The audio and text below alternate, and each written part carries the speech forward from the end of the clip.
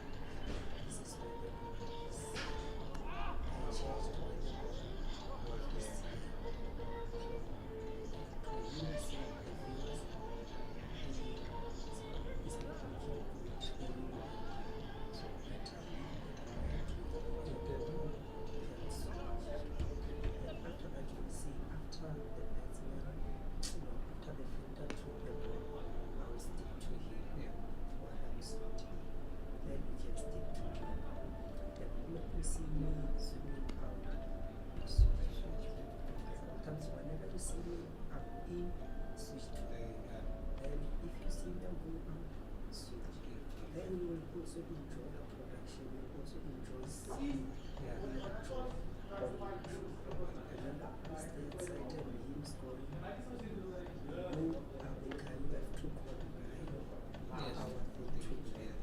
Imagine if it's a wicket, they are celebrating here and players are celebrating the same celebration and so the viewers they need to hear see what the commentators are saying as well as your vision. So if you are following a batsman is going out, you are still here and they are talking about you. I saw Matt is throwing bats down and you are still here. Then you don't blame the cameraman, you don't blame the commentators, you blame the guys who is. So you just help us, three of us, you combine us in one step. And we'll see.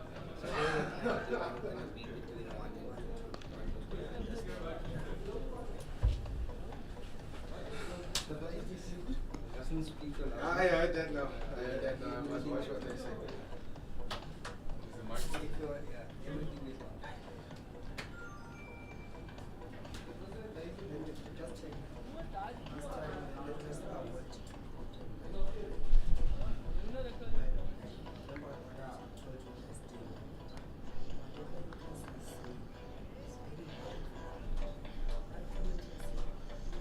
What is it? You must show me where's the Wi-Fi password now.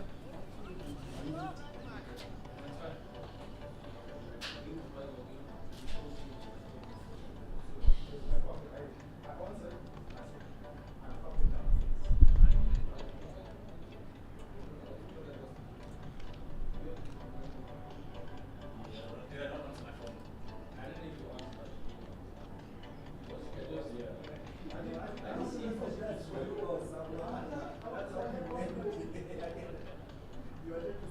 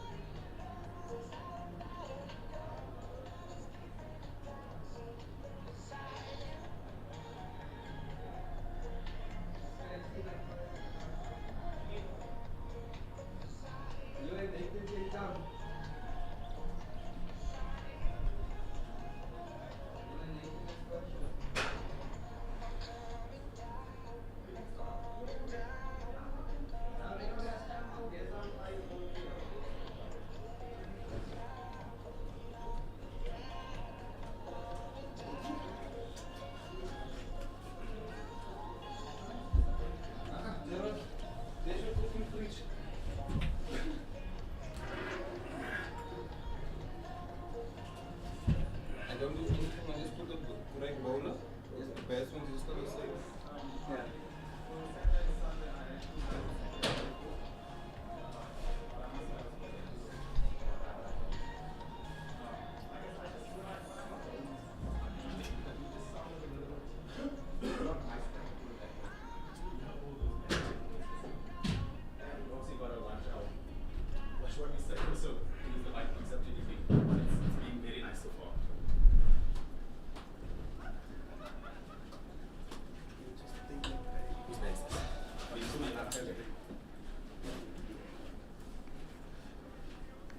You see? So when you whisper so you can see this, but then the blade is going like Steve.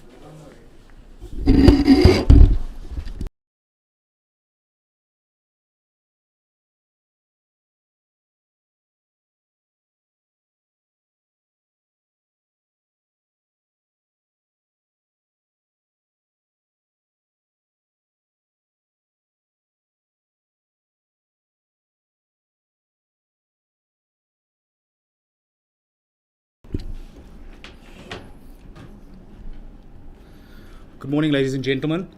Welcome back to the Kimberley Oval, the home of the Northern Cape Heat, where we bring to you live day 3 of the 4-day Division Cup final, 4-day Division 2 Cup final. As things currently stand, we have the Northern Cape Heat on 309 for the loss of 8 wickets. Current batters are Jonathan Bandia, who is continuing on 54 not out from 80 balls. He is joined by Bashir Walters. For the ITEC Knights, starting us off this morning, we have Dane Pitt bowling from the country club end.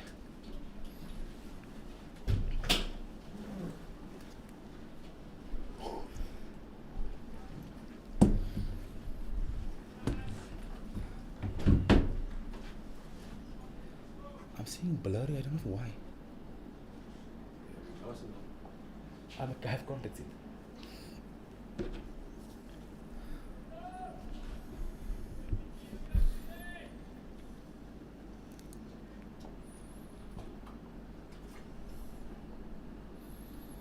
Dane picked with the first ball to Jonathan Bandia. Punch to the deep cover boundary. No run taken. Jonathan Bandia obviously being the set batter, looking to protect Bashir Walters, seeing that he takes majority of the strike. Second ball of the morning. Same thing. This one punched down to the deep point boundary. Still no run.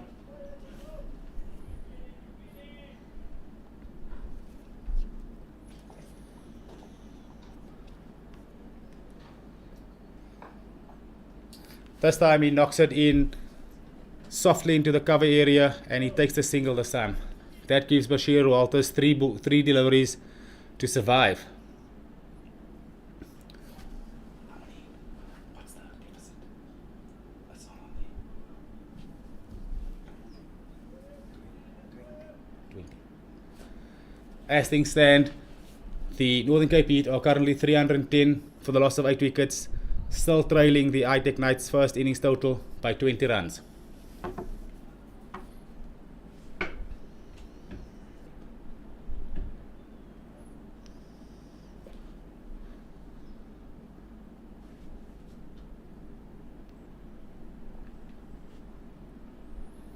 Bit to Walters. That one floated out it off. Bashir Walters has a huge heave. Doesn't make the contact he's looking for.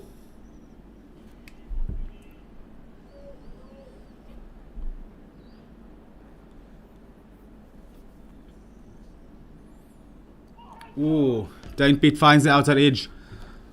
Sharks Neyman chasing down. Batters meet each other in the middle for a fist bump, but turn right around and go back to their normal ends again. No run this time.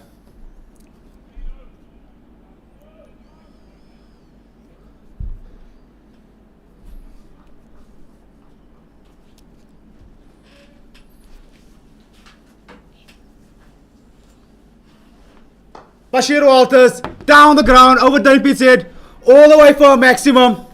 What a statement made by Bashir Walters to start the morning of day 3. As things stand, The Northern Cape Heat are currently 316 for the loss of 8 wickets. I am joined this morning in commentary by Nathan Plaikis. Welcome, Nathan. Morning, G. Lovely day here today. Enjoying day 3, moving day as they say in a 5-day game. How are you doing this morning? I'm very well, thanks, Nathan. I trust you are well as well. I'm very well, very well. As Thanks things for having stand, me. Nathan, thank you for joining us.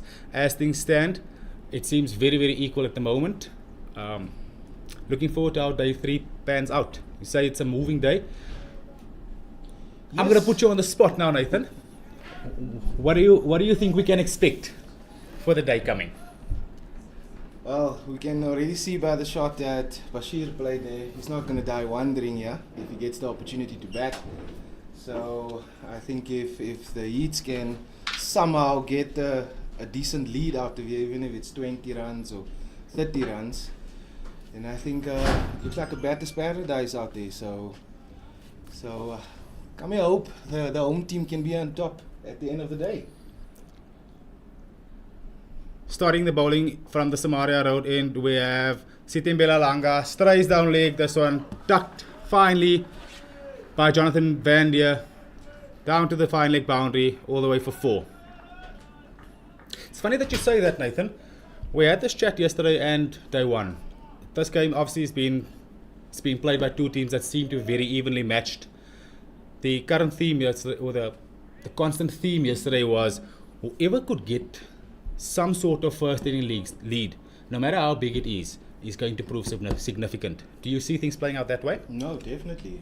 Hence what I'm saying. I mean, Jonathan seems to be in good form. So if the Knights struggle to get his wicket and the 2 batters that must come still from the other end, if they can master out a 20 or 30 run lead, that's going to be crucial at the end of the day. Very good point.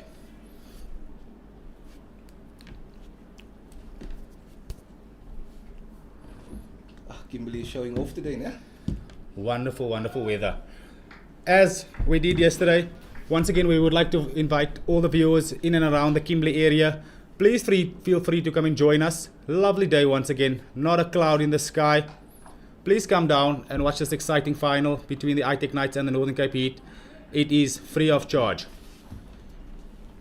Jonathan Van Dier pulling this one down to the deep square boundary for another single. Oh, Bashir Walters back on strike. 4 balls. Let me see how exciting this can go. Steve, look here, man.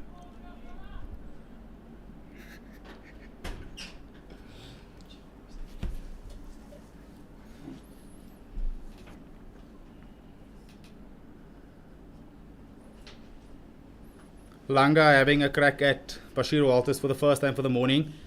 He'll definitely look to strike early here and hopefully end things very soon for the ITEC Knights. I believe that was a no ball, G. So another run on the board.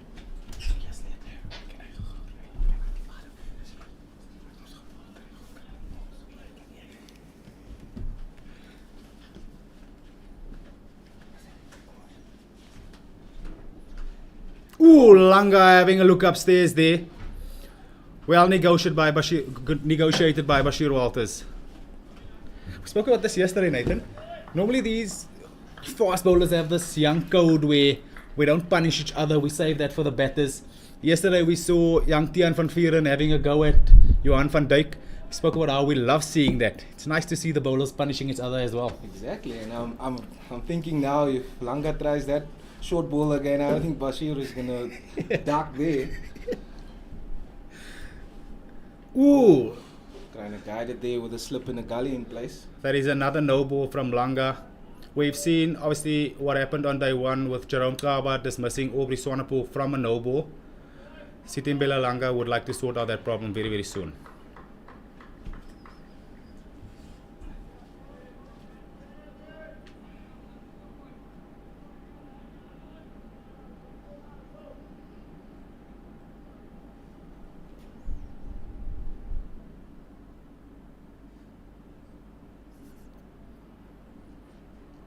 This one a little bit straighter tucked away to deep square by Bashir Walters. The batters settle for a single. With that single, the Northern Cape Heat are currently 324 for the loss of 8. How many more? Deficit? 6. Still trailing the ITEC Knights first innings total by 6 runs. Are you interested?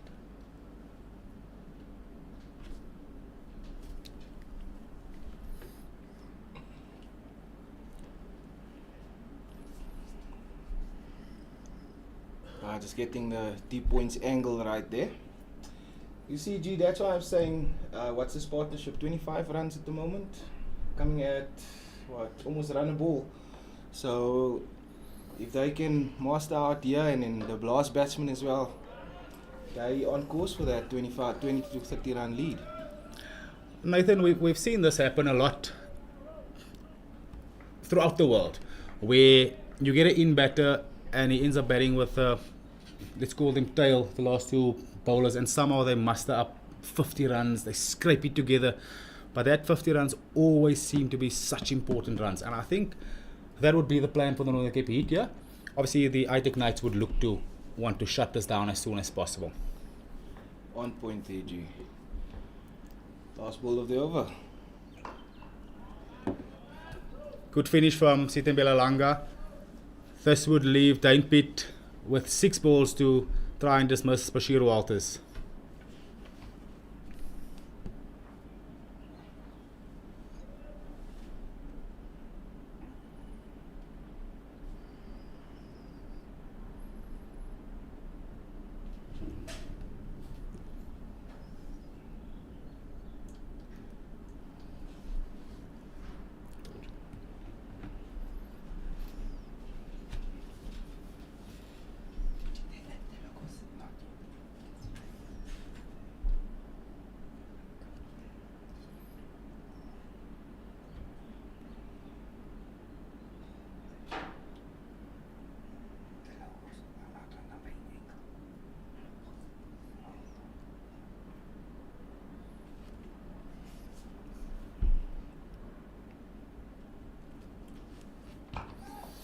Bashir Walters going for the big shot again. This time just squirting this one over point, and he tickles away to the boundary. That is another boundary for Bashir Walters. The ITEC Knights are currently only 2 runs behind the Northern Cape Heat, are currently only 2 runs behind the ITEC Knights. Exactly what I said, G. He's not going to die wandering here. There's only 3 out on the leg side. Nathan, but if you see what they did now, they've gone and they've put 2 long ons in. One extremely straight, and then one quite straight as well. But that one almost carries to Isaac Dikgale at short mid wicket, because they know Bashir Walters is one of those guys. He hits straight. He backs himself against the spinners and he always goes straight. So good plan here by Dane Pitt. As Bash tickles this one down to short fine leg, they scamper through for a single. The Northern Cape Heat currently only trailing by 1 more run.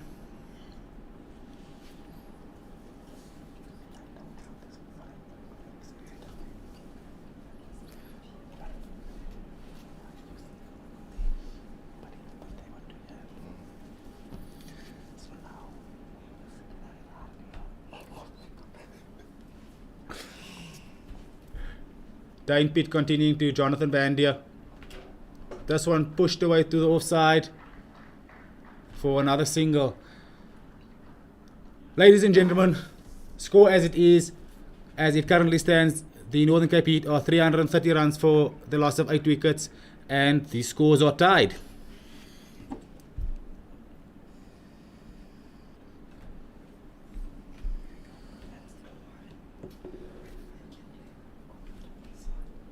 Trap is set. So let's see what Bashir does. This one tickled down to 45 again. Scampering through. Walters coming back for the second. Well fielded by Young Mundi. And that brings up a 2-run lead for the Northern Cape Heat. We've spoken about how this final is all about small margins. The Northern Cape Heat, even though it is slightly or currently very much in control of the game.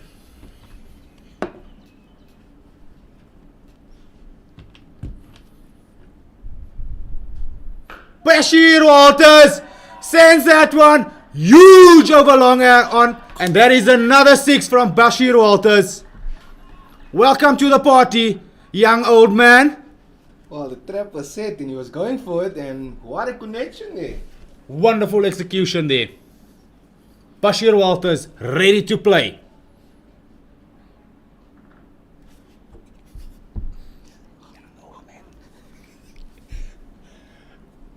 We were laughing.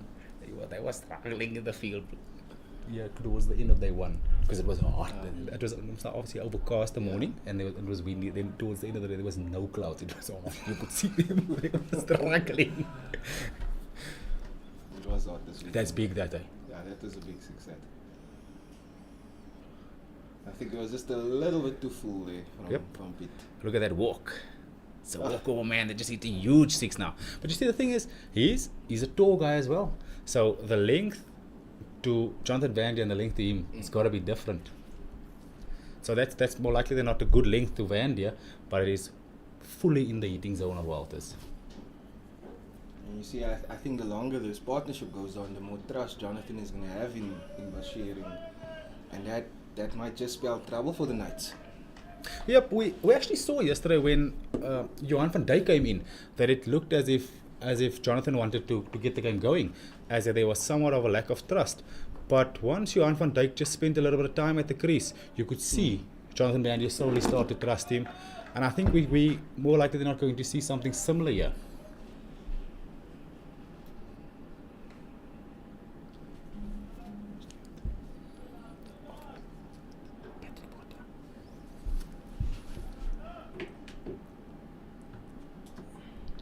The field is spread for Jonathan, obviously forcing him to take that single.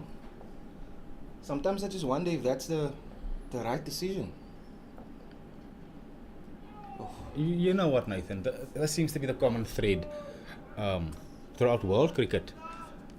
I just feel like let him make the play as well, man, because you're giving away free runs. And that total keeps building and building and building. And eventually when you see all of a sudden we have a 50-run partnership, you're 20 or 30 runs behind with no effort whatsoever. I see it as giving away free runs. Like you say, let the in-batter make the play. You never know, you might just get him out in that manner. Because, I mean, that's an easy single. Yep. You see, they want Bash to be on strike the whole time. But Bash is the one causing the damage at the moment. Yeah. See. Look, I'm sure they're happy that he's playing shots, but because they obviously want him to play shots, knowing that he's a bowler, he's obviously not going to execute all the time. But he's executed thus far, and it's 19 runs in a flash. Gee, if you were now Patrick Botha, what would you be happy with? Obviously, if you knock the 2 wickets off over as quickly as possible, but I mean, what would your plans be, if I may put you on the spot? That is the ideal thing to happen, Nathan. I would have wanted to come out here this morning and get those 2 wickets as soon as possible. Things haven't panned out that way. It's all about damage limitation now. Can't set up. Can't give you a proper total that I'll be happy with. It's just about damage limitation now. Let's get Bashir Walters out as soon as possible. I don't even think they've got to worry about Van Der. Let's get the guy doing the destruction out now.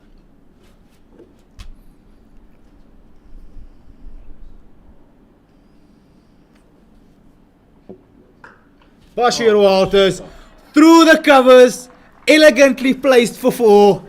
What a shot. Bashir Walters showing that he's not just about the power play, he is all about a little bit of elegance as well. Like we've been speaking now, G, in a flash, they went from being 20 runs in deficit to being 13 runs ahead. All the damage being done by Bashir Walters.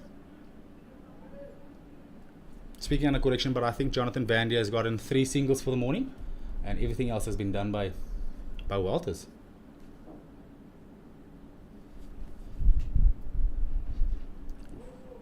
Langa going upstairs again. Bashir Walters up to the task. That brings about the end of the 96th over. The Northern Cape Heat are 343 for the loss of 8 wickets.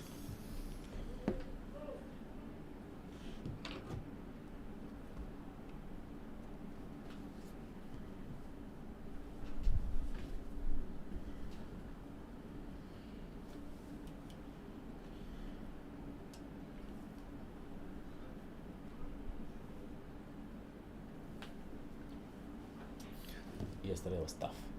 Yeah, towards the end of the day, because there was like nothing happening in the game. It was hot. The game looked like it was standing still. You could see the guys were struggling on the field. We were struggling upstairs. Yeah.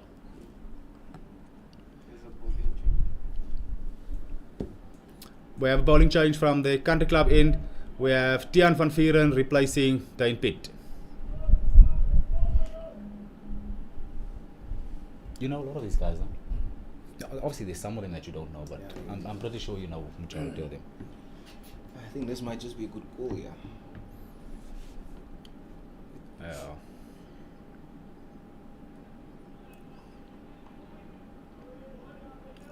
He bowled very well from that end yesterday. So early on in the day, got the ball nicely, hit a nice area, angling across the batter.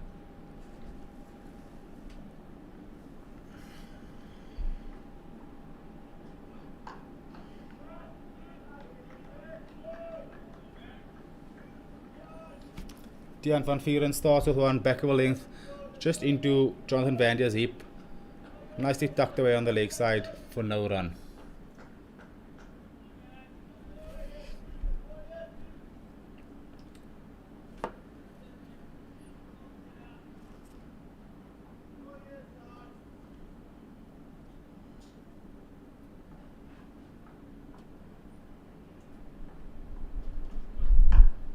Well bowled, well played.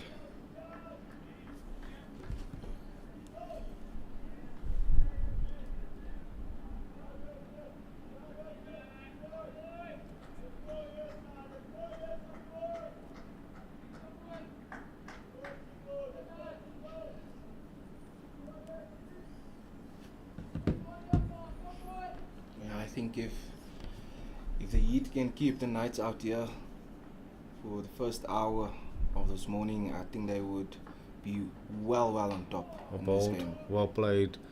Single to the leg side. That's spot on that, Nathan. As I've said before, this game has been extremely tight between two extremely good teams, two very well coached teams. Anyone who gets any sort of advantage are definitely going to feel as if they're in control of the game. At this moment, the Heats are well on their way to that. There's a reason why they are two-time defending champions, Mr. Plaikis. We spoke about it being somewhat of a David versus Goliath clash, being as though the ITEC Knights are the current team that got demoted from Division 1, playing against the defending Division 2 champions. Seems as if the defending champions are well in control at the moment.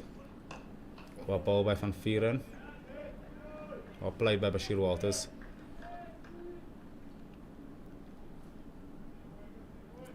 Bashir is striking the ball so well, but I think this is a good field this for him. It is. I also like the angle. I like the angle from Van Vuren coming around the wicket. I actually wanted him to do this yesterday already to the guys that batted high on, but he didn't do it from that end. He tried it from this end, it didn't work from this end. But if you see, there's a slight slope that'll just naturally take the ball away from the right hand batter. So I think if you can find a spot there, that's the way to go. And there we go. See, so because he's a lefty, obviously they have that natural angle so in, and the slope will then just allow it to leave the batter. So I wanted him to do this yesterday because you can then exploit that. The batter, especially the right hander, feels as if you've got to play the whole time, and then the slope just gets one to leave you. I think he's in play here. If I was Jonathan Vandier, I'd say to Bash, listen, next time when Van Vuren is on again, let me face all 6.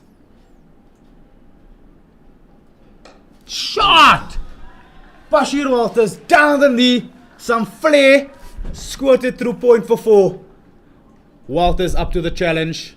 I take my words back, Mr. Plakies. Now he's up for the challenge today. And that takes the partnership to 49. It's absolutely brilliant by these two. 49 from 48 balls, consisting of 6 fours and 2 huge sixes by Bashir Walters. That is quick. That is quick.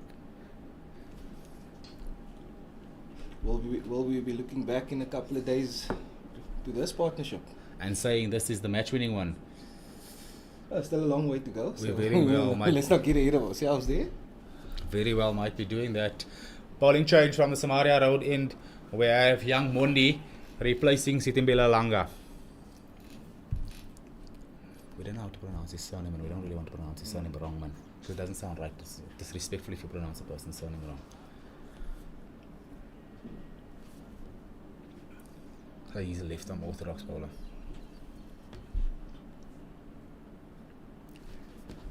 That mic picks up that vibration. Can you believe it?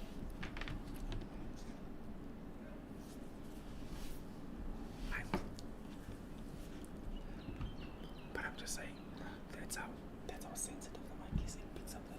That's also it picks us up. I heard that yesterday. I couldn't believe it. Look, I was very happy for them. Obviously, being a school team, but now I'm hearing there might be a situation because they have no players of color in the team. It's sad for them because I feel like they've done extremely well for a school team to do that. They hammered our club. Jonathan Bandia tucks this one into the leg side, settling once again for no run. I tell you what, Mr. Plakies, if I was Jonathan Bandia, I'd give Bashir Walters the strike. I agree there with you. I think he's been proving it so far. But then again, maybe Jonathan just feels that if I give Bash 5 balls, he might just get a little bit too excited. As we see Walter standing on the non-striker's end, standing and that shoulders just swagging around. He's definitely in the mood.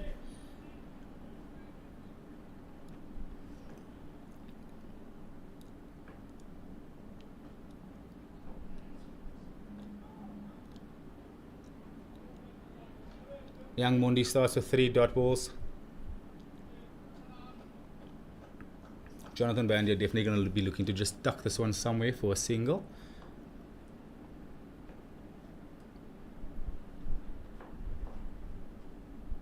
Yep. Easy one. You see, so I just feel that is too easy, and that with that single it brings about the 50-run partnership between Walters and Vandia. 50 runs coming in 38 minutes, consisting of 52 balls, 6 fours, and 2 huge sixes. Yeah, I just feel like that's too easy because now there's only 2 balls left. Exactly. Whereas you could have cut that out, and if Vandia wants to make the play, let him make the play then. But it's way too easy at the moment. And like I say, all majority of teams throughout the world, international, domestic, club teams, everybody does this. I don't know if you can pick this up, G. Just check the field now. It's also sort of spreading out for Bashir as well. Yep. So this is where I think the Knights probably missed a trick here with Vandia being on strike. I agree with you.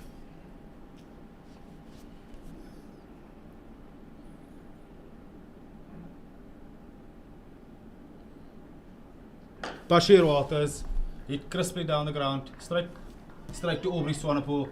This time settling once again for no run. That brings about the end of the 98th over. The Northern Cape Heat are currently 349 for the loss of 8 wickets with a lead of 19 runs. That lead is starting to grow quickly. Yep. You see, I like this. So Vandia, in my opinion, must face everything here because Van Vuuren wasn't that effective against the left-handers from that end. So Vandia should let him face everything. And if Bash has to start the over on that side. I think he should back himself. As we saw, the field was spread. So if that was first ball, they could have taken a single easily and it would have been off strike, and Vanya could still have faced the whole over. Or the rest of the over, I can put it that way. Yep. See, dot. See, they have a slip in a gully in place and bowling it a bit straight. And the third man.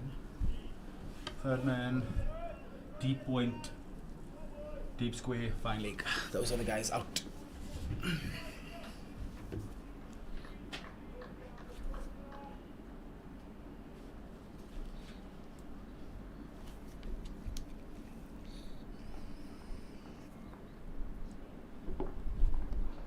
Van Vieren, once again into the hips of Vandia.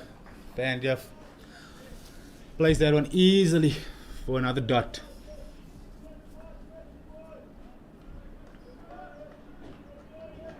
He looks very, very comfortable. It just looks easy for him, and if they're going to continue with it like this, I don't see how they're going to get him out. And Bash facing 2 balls and hitting a boundary every second ball doesn't really help much. It's up to the Knights to make the play here. So you ask yourself, do I settle in like this and allow them to slowly build that lead, or do I take the risk and let them make the play? With that pull down to deep square, that brings up the 350 for the Northern Cape Heat, coming in 426 minutes off of 602 balls, having hit 43 boundaries and 4 sixes. Like, gee, they're going at a good rate as well. They're going at 3.5 and over, so the Knights aren't stopping them from scoring. Yep. Hey! Tiaan van Vieren looking to go short there. That one just looked like it just kept a little bit low, hitting either the glove of Walters or the handle of the bat. There's no fast bowlers union here. As I was saying, Nathan, it obviously becomes once again a catch-22 situation. Do I take the risk and go a little bit more of an attacking field? Well, not attacking, but giving nothing away to Jonathan Vandy as well, and say, okay, you make the play as well? Or do I continue going as things are at the moment with the spread field, where Vandy can go 2 dot balls, third ball, get off strike, and control things like that? What do you do? I think is one of the questions that Patrick Botha should be asking himself at the moment. Good question, Nat. And I think if you could rather look then bring the field up, don't spread the field for Vandy, and rather see if you will take the risk in going through the covers or going over the field, and never know if there might be an opportunity there. Yep. But at the moment it's just too easy for Vandy and the Heat.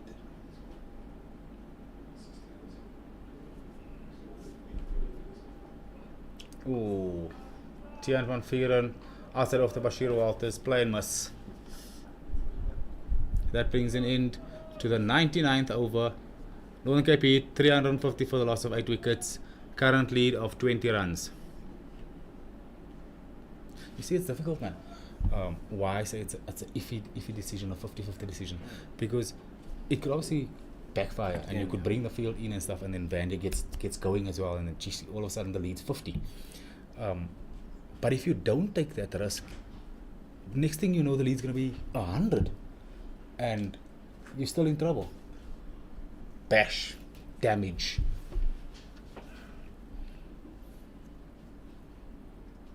He hit 2 huge sixes. He hit one there over those trees there. Pit up, back. Monday continuing to Vandia.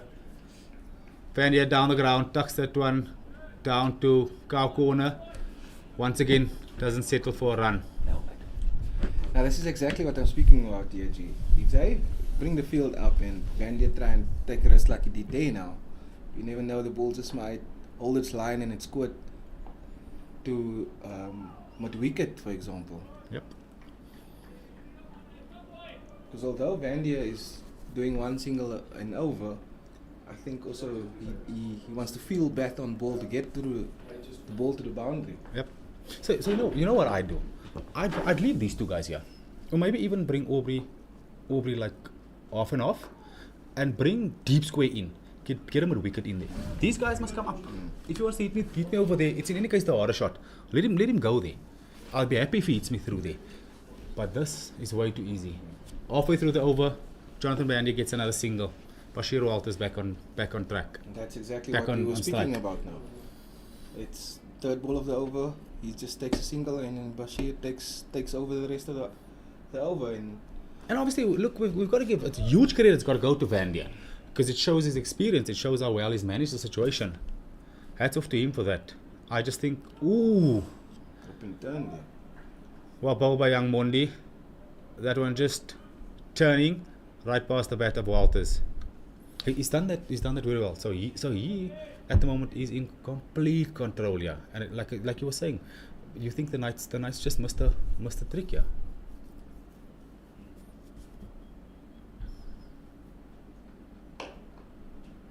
Walters down the ground. One more time, settling for nothing. So every over like this, even though the over goes for 1 run, in my opinion, is considered a win for the Heat, because it's 1 run added to that lead. Ooh, young Mondi firing that one in, well kept out by Walters. That brings an end to the 100th over.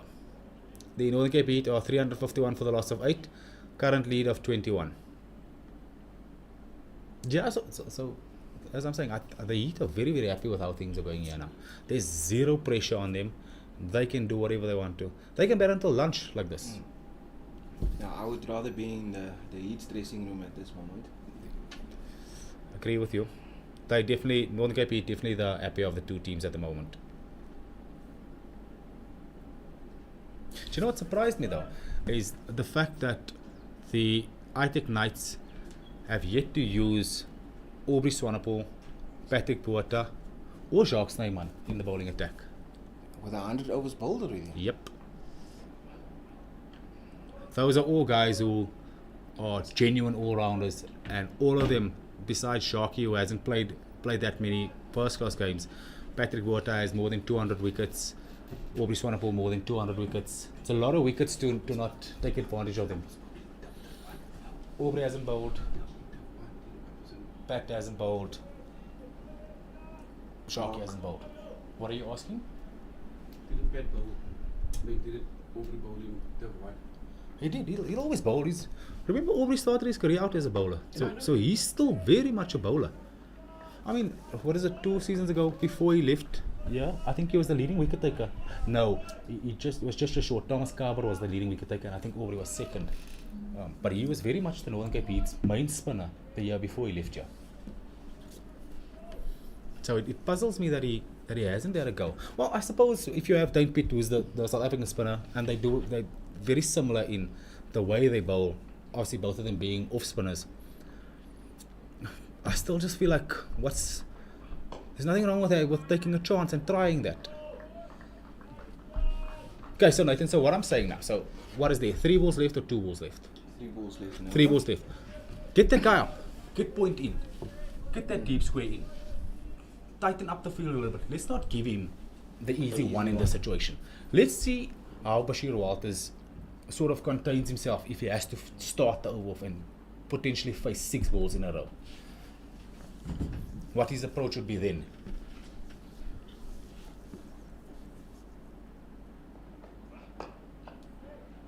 Yeah. That's just too easy that at the moment. It's too easy. Jonathan Vandia in complete control of this game at the moment.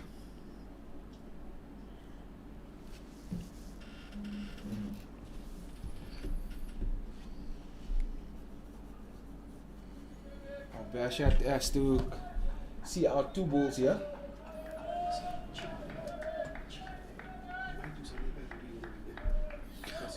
We've seen Van Vieren go past the bat a couple of times here. This is the matchup the Knights would want. They want Van Vieren bowling to Walters. Oh, and just as I say that, Walters up to the challenge again. Once again, what a lovely shot. This time we see a cover drive over the top of cover from Walters to bring up another boundary.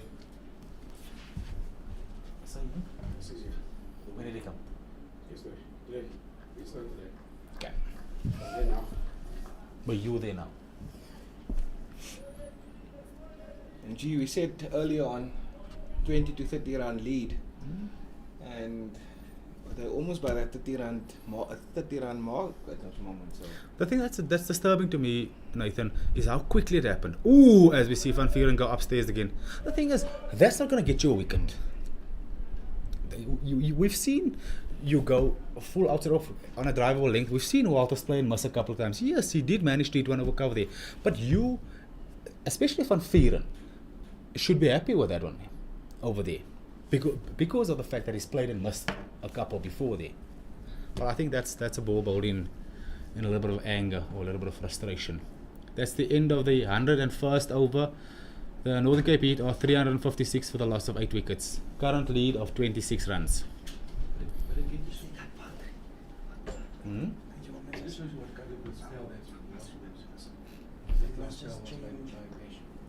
Yep, Emil, you make a valuable point there.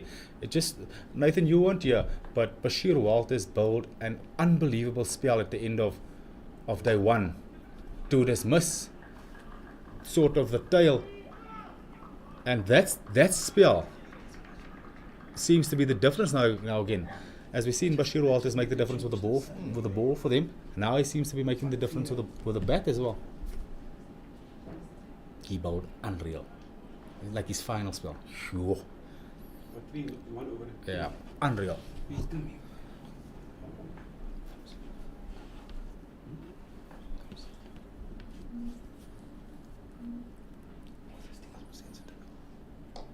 Mundi continuing to Vandia.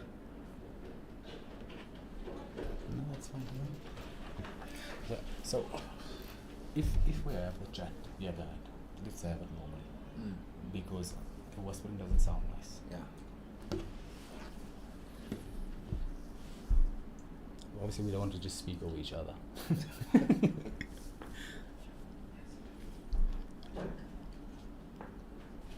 Mundi continuing to Vandia. This one tossed up there. Vandia punches it down to long on. It's another dot. See, this is where I would now bring the field up. And then not be too easy for him. Like I say, you don't even have to bring the whole thing up. Take that deep square out. Put the deep square in at mid wicket. Just take that soft one option away. Because all he has to do now to get a single is just bat on ball, single. Bat on ball, single. Easy cricket. As I said before, Jonathan Vandy in complete control of this innings at the moment. But gee, don't you think the Heat of message, like getting maybe those singles that they can get, putting Nash on strike and let him just go full guns blazing. I mean, there's a quick 30 over the top. Look, we did negotiate this a little bit. It's obviously a little bit tricky. Do you want him to just go the whole time, or do you drag this out and potentially get, because the partnership's 60 now with no effort, with them playing the way they're playing now. I mean, you could possibly take on Monday and hit the Monday for like what? But he could possibly get out team as well. That's what I'm saying. It's one of those things we were negotiating. But what is better, a slow death or?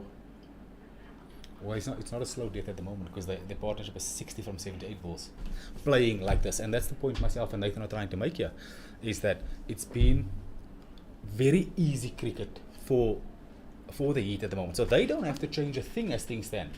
The ITEC Knights have got to make a change now, because they're the ones that are a little bit toiling at the moment. As we see another change in bowling, Matthew Pollard replacing Tiaan van Vieren from the country club end. I like the question Emil was asking about the slow death, but it's like you say, it's not a slow death, because that quick 30 is already, Bashir is already on 31 from 38 balls. Yep. And no effort. Partnership is 60 from 78 balls with absolute no effort. So the smart thing to do is just to continue the way we're going. If you are the Northern Cape Heat. That's what I'm saying. Vandia has controlled this situation that they're in extremely well. And it obviously shows his experience that he has.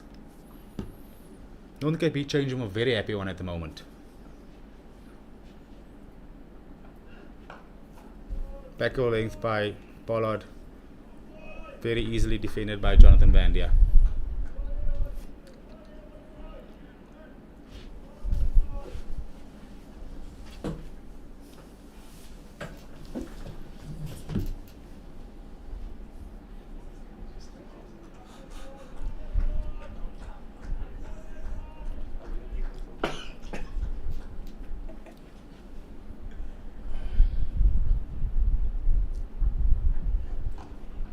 That's a good line from Pollard.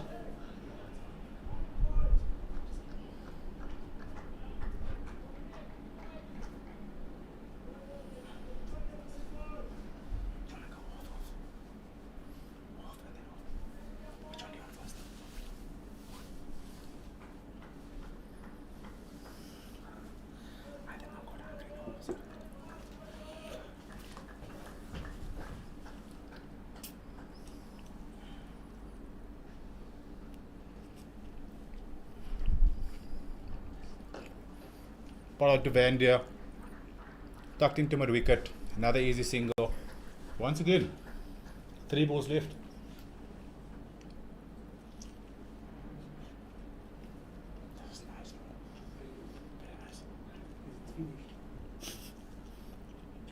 Doesn't like to go to school.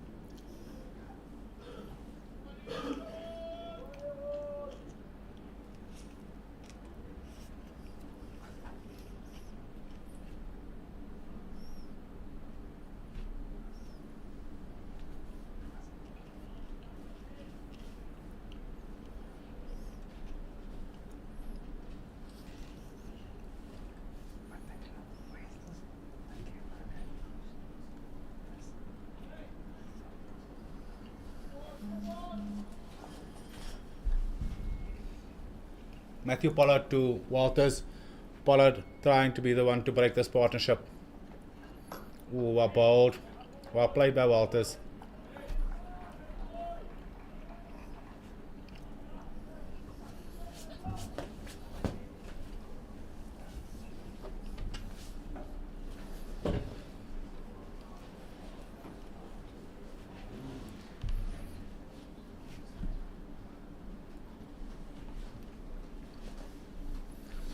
Nathan, I think that the other important thing to note here is the longer Walter stays there, the more comfortable he's going to become. And as we've seen, he's the one that's been doing the damage. So the longer he stays there, the more damage he's going to do. And all of a sudden, we're not going to be talking about a 30-run lead. We could speak of a lead close to 100 here. So Knights need to make the play here. Because that's clearly what they've been trying to do is not working. Yep.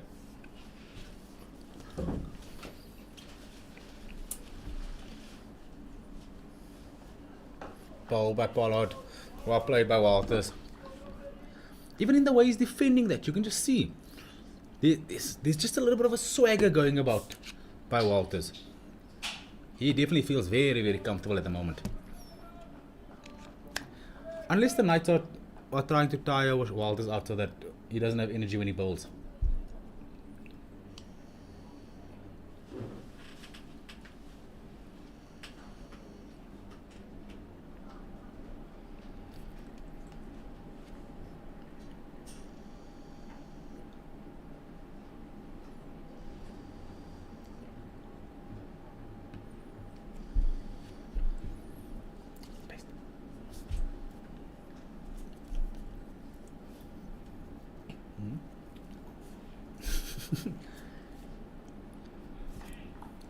Mundi to continue from the Samaria Road end with the 104th over.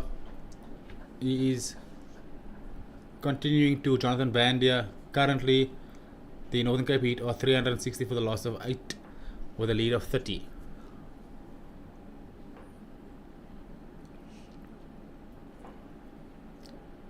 Little full toss punched by Bandia. Initially thought he hit the gap perfectly there, so looking to go for 2 runs, but well fielded by Tian van Vieren there to make sure that if they do decide to run, they cannot get back for 2. Vandia settles then for nothing.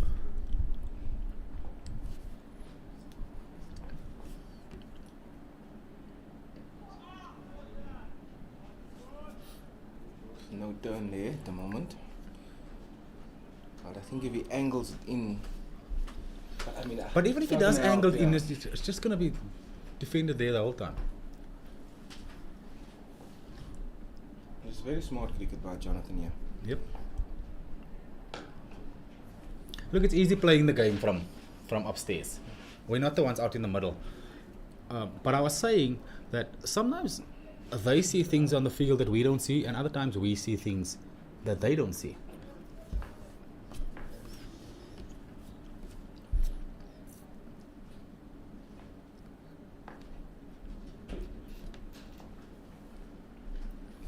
Vanja, let's that one go through.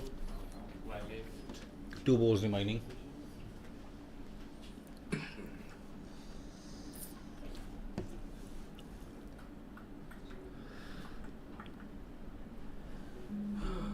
Okay, as we see Isaac come from the offside into that mid-wicket area.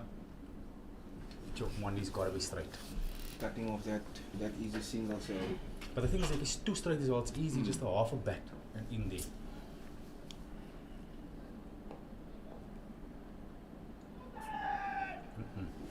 Looking for it now. Come on, guys, get somebody in there.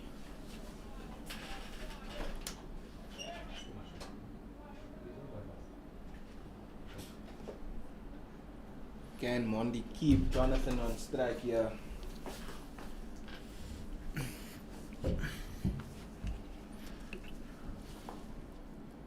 One. Oh, Very job. good by Jonathan Bandia. That is the end of the 104th over.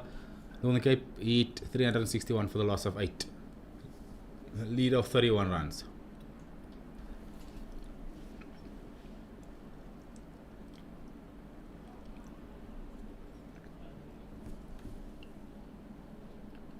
See, they just seem to be labouring along now, as if they don't have a clue what they want to do. And it sort of puzzles me, because there is so much experience in this Knights team. They have Dane Pitt, current South African player. Jacques Snyman has played for South Africa. Gian Kluter has played for South Africa. It amazes me the amount of experience that's in the team, and nobody can pick that up. Everybody's just content with what's happening at the moment. It's almost as if one team woke up this morning and decided we're coming to play, and the other one is still stuck in the hotel room. I think the Knights will be looking forward to this drinks break just to regroup.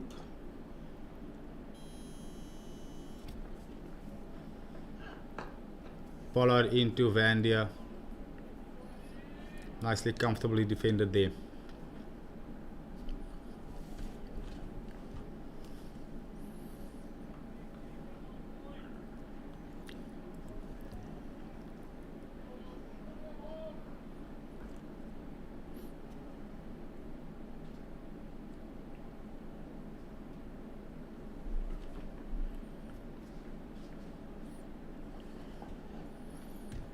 That one slightly fuller and outside of Vangelis. That one go through to keep a Kluter.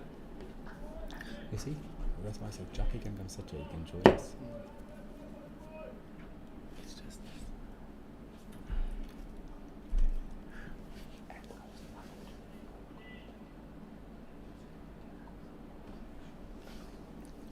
That's why I wanted to find out first.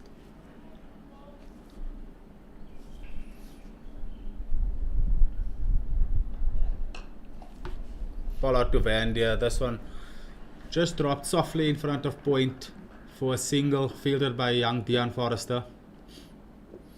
Walters back on strike. 3 balls remaining of the 105th over.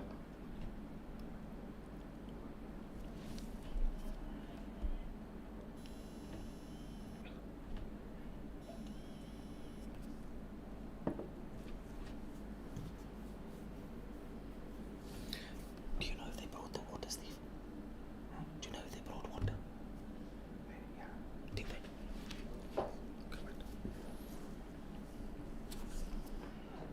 Oh, a bowled.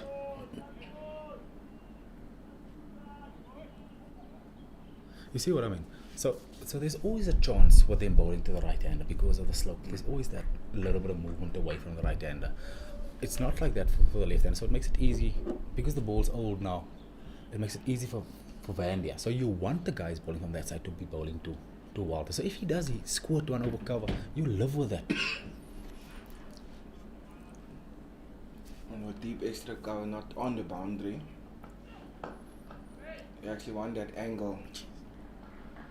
And Oh, by Bash takes a single at the second last ball of the over. so now he's got to bowl a bumper, but like over Vandia's head, or go a negative line there, close to the wide line, to try and keep Walters on strike for the start of the next over. That should be the play now. But you see, they put that deep extra cover there, and he's not all the way on the boundary, and it's actually a nice field placement. But then you've got to bowl for him to drive it, because it is there for the one, like the one he did the previous over. He just squirted it over there. But then bowl there.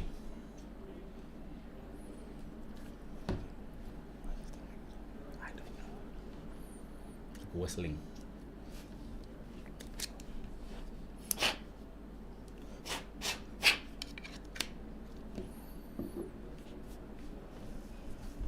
Yes, keep him on strike.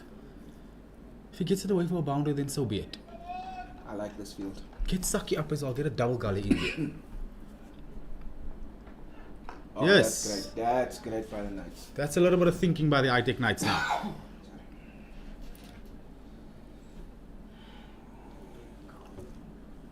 Are we going to see Aubrey? It looks like him. And yes, there we go. We have a bowling change for the first time into the attack. We have the hometown boy, Aubrey Swanepoel. I can't believe we waited so long to see this. 105 overs.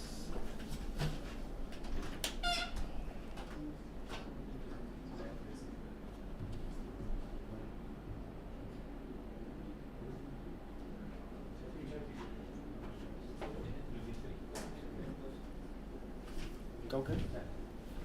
Cans. Do this. I will just do it for now. But Bash is going to look to take him on as well.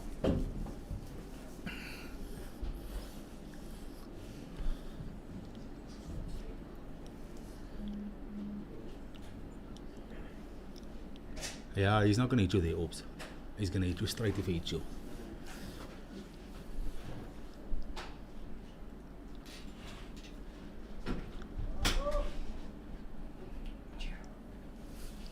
Yep.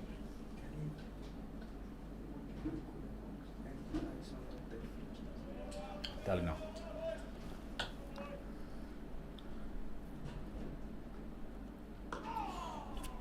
No, that is a googly. That is a googly.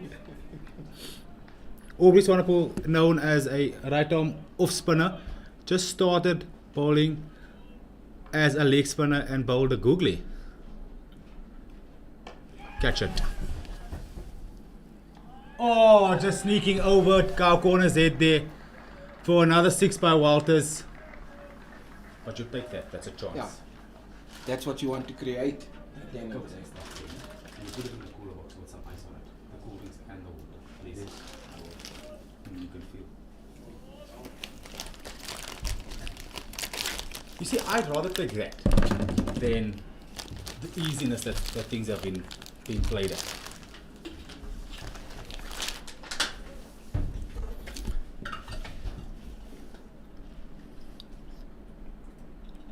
Bold. Good comeback by Swanepoel. So we spoke about seeing Walters handle 6 balls. Because I think that's the test. How he constructs an over. Ooh, that one dying. Well fielded by Dane Pitt.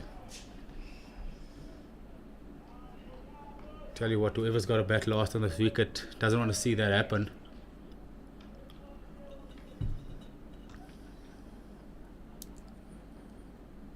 Ooh, Aubrey Swanepoel, from what seems as the flipper, the elusive flipper, Aubrey Swanepoel full of tricks here. Bashir Walters as a bowler definitely doesn't want to be seeing all these tricks. He definitely wouldn't know how to pick them, that's the thing. Ooh, Swanepoel. Great line there by Swanepoel. It's a very good set from Swanepoel, only conceding the 6 runs, which could very easily have been a dismissal as well. The Northern Cape Heat are 369 for the loss of 8, current lead of 39. See, that's over 6 events. There was nothing that was just defended easily. You sort of felt like everything was going to happen. Something was going to happen. Each ball, something was going to happen. See, you want that. You don't want this easiness at which things. Well, obviously, as the bowling team, you don't want the easiness at which the game has been played the whole time.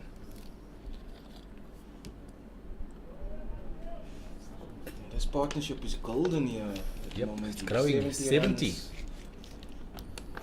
70 runs, 70 minutes, 102 balls. Quick time, quick time.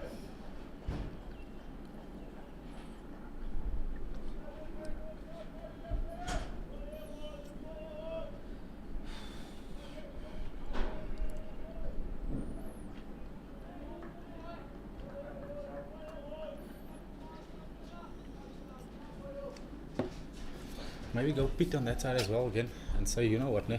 Yes, you have hit me for 2 6s, but go again.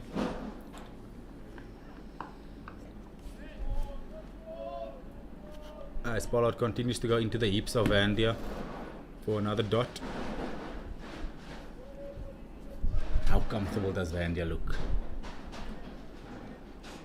He is in full control.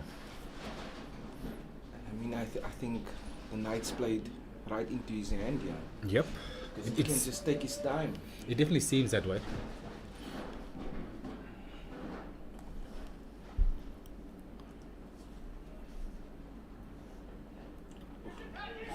Oh, Is it?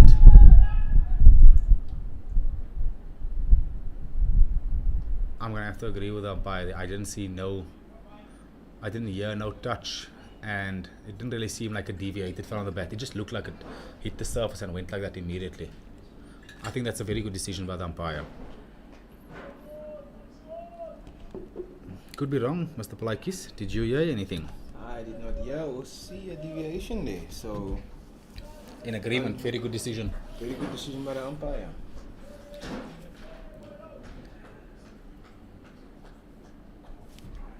There wasn't also much excitement from that, apart from the bowler and the keeper.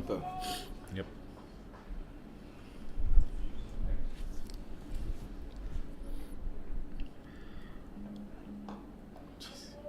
It's just too easy.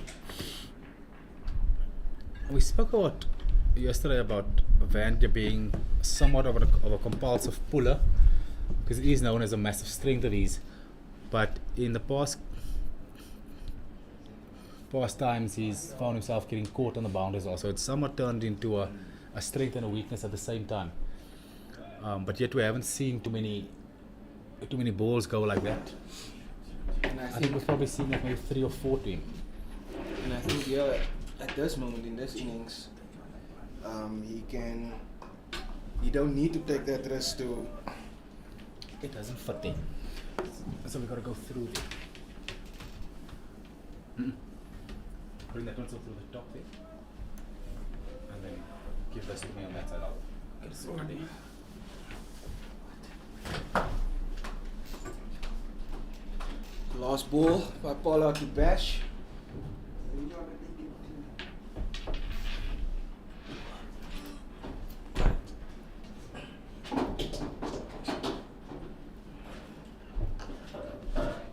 Well negotiated there by Bash.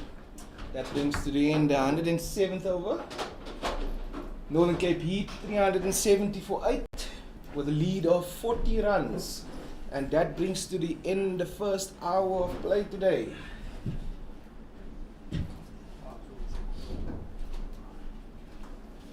I would say that the Heats are well on top in this game, G, after that first hour of the morning. Fully agree with that, Nathan. That overnight deficit, should I say, having vanished quite quickly and turned into a nice little 40-run lead for the Northern Cape Heat. Throw some ice on top of it. But you must throw on top as well. Thank you, Jones. I think any runs from here on in the Heats will feel as bonus runs. And Walters is tickling nicely on towards his 50. Yep. Okay, How Aubrey. quickly has that happened? I'm just trying to think what Aubrey is trying to do here.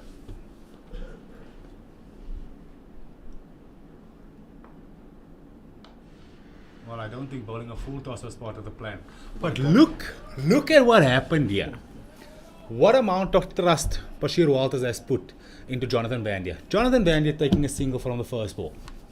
And that's what we said early in the innings. Is as soon as Vandy starts trusting him, then he will take that singles, and then that scoreboard will tick even faster over. Bashir Walters obviously seeping with confidence at the moment, finds himself on 38 from 51 balls, having hit 4 boundaries and 3 maximums. Aubrey Swanepoel, Bashir Walters down the ground for another massive 6. What trust shown by Vandia to Walters. Walters up to the challenge, repaying Vandia for that trust.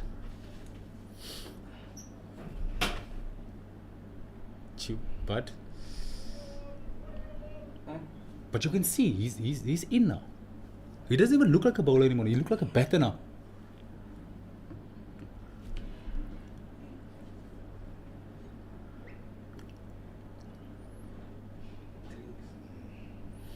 And with that massive strike, the teams are going to take drinks.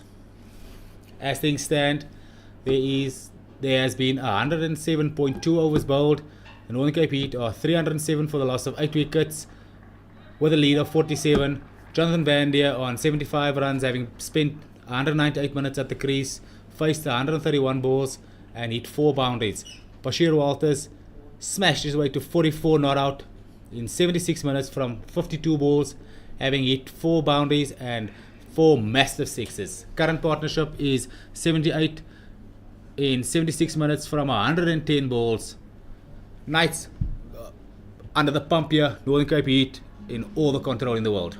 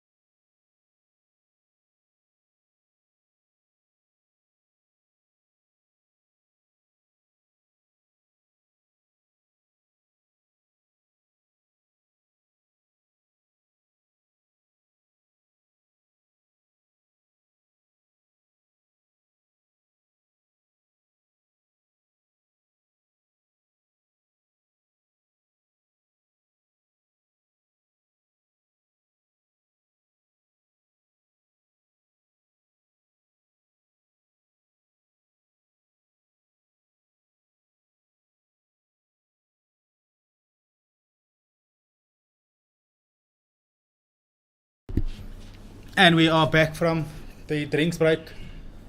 Aubrey Swanepoel continuing to Bashir Walters. This one tossed up there again. Another googly by Aubrey Swanepoel. Walters playing around this one. Good take by Kluter.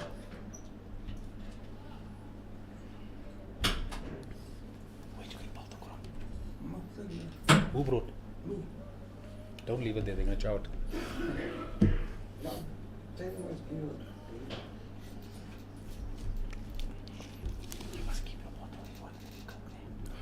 no glasses. Swanepoel tosses this one up again, hitting the pads of Walters. No run. You see, Nathan, I think this is an interesting battle. And if Walters hits him for 1-6, but sort of off struggles to negotiate the others, I think Aubrey feels that it's a battle he's winning. Because once again, 5 balls have been bowled so far. It seemed like there was 5 events. Yeah. Every ball is something happening, and I think Aubrey is in it here. And that's what we're speaking about. Taking that chance. Don't be scared to take that chance, because runs are coming easy in any case. So you might as well take a chance in order to get the wicket. Ooh, that's a good shout from Aubrey Swanepoel. Think he did just a little bit too much. But once again, another event to end the 108th over. As things stand, the Northern Cape Heat are 377 for the loss of 8 wickets. That lead has crept up to 47 now.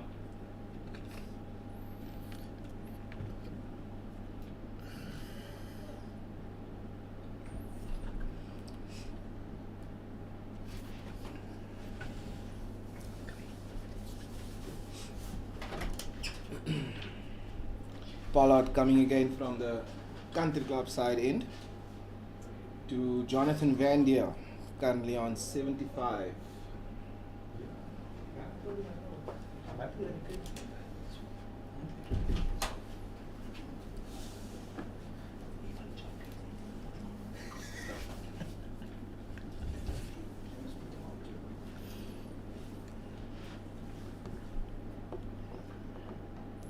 This one on the hips of Van Dier. Tickle down to fine leg. Square, deep square coming around, collecting it in front of fine leg. No run. And I think what I'm seeing here now is that Jonathan is more comfortable with Bash facing Aubrey Yep. than what he is facing The seamers. Pollard. Yeah.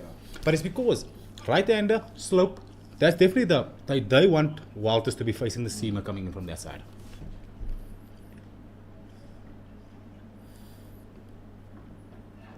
So once again, smart by Van Dier. Having identified that immediately shows you the amount of control he's in. The other day I caught him smoking. I said to him, boy, what are you doing? You like 13. He said to me, no, I'm big. Oh, I was like, oh my goodness. Oh, where did this come from? Thank you. Where'd you buy this? This is nice and soft.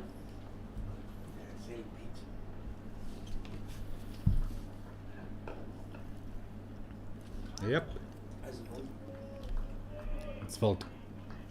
Next time we go again, I'll give you some. I gave Garant last time. When we went. We went. I think it was the last week of the season. And then we had. So I gave Garant. I don't know if he gave Cindy.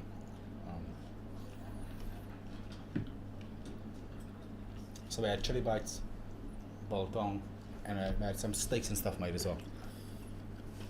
Tickle down to fine leg for 1. See Nathan? He's always going to take that short ball on. Gian Kluter having a shy there out of anger. What a throw by the keeper. Unfortunately, Jonathan Van Dier comfortably in this crease. That's what the Knights need. They need somebody to make the play here. Even if it be the keeper. Somebody's got to bring some energy to the party for them.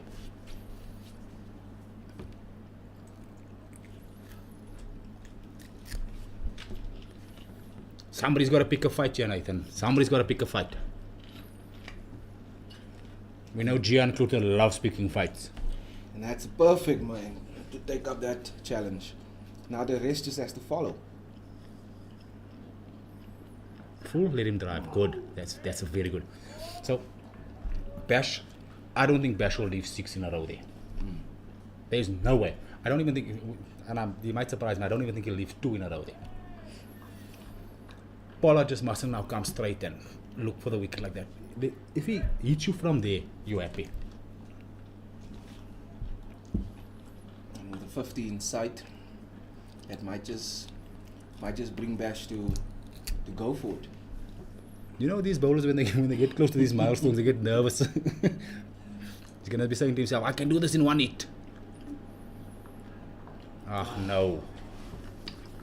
And once again, they take that single. Current lead of 49. Partnership is 80 at the moment. Total for the Northern Cape Heat 379 for the loss of 8 from 109 overs. He's going for that big hit now. I guarantee you, he's not going 5 singles. He's going to look to have a go at Aubrey Swanepoel now. I'm calling it the first couple of balls.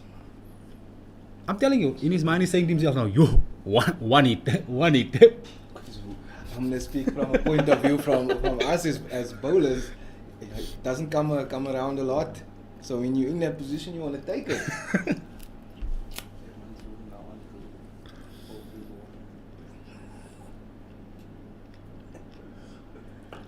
Oh, Bash taking a single there. Walter's first proving us wrong in the commentary box. Tucks this one down to long on for a single. And that brings up the 50-run lead. Gee. Very, very quickly. Bash playing like a real batter today, yeah? Walter's hearing the commentary and deciding he's going to prove the commentators wrong.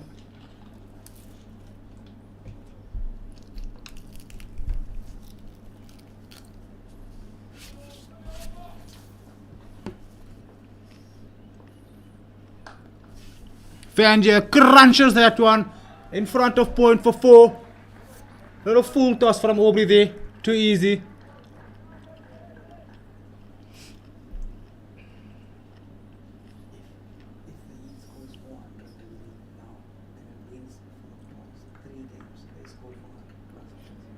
Isn't it 4? I think they got 500 if I'm not mistaken. They've been batting well.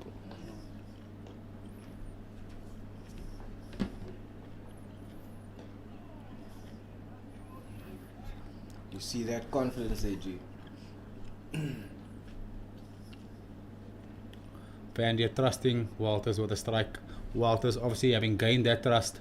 Currently on 46 from 59 balls. 1 stroke away from a half century.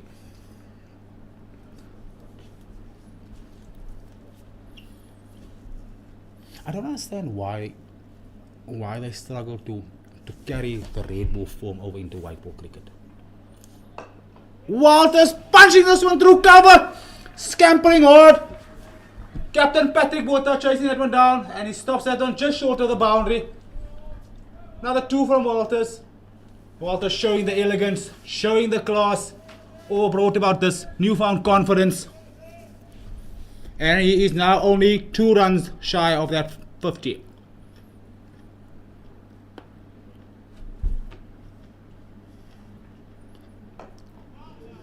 You know what? He's nervous now. So he's bunking over the big shot and then he hits it straight up. He's saying, it's only 2, I'm going to go 2 singles now. He'll take 2 singles for his 50. He'll do whatever it takes to get there. Oh wow. Bashir Walters launches it for a massive 6, and that brings up the 50 for Walters. What a knock. What an absolute knock. Gee, that's absolutely brilliant. Once again, proving us wrong here. Pure class from Walters. He is currently on 54. That 50 coming from 62 balls, having hit 4 balls and 5 massive 6s. What a knock by Walters, putting the Northern Cape Heat in a commanding position here. That's gone. That is gone. Oh, and the partnership has also moved along to 94. Yep. Current total, Northern Cape Heat 393 for the loss of 8 wickets. What a display of batting from Bashir Walters. This is fantastic to watch.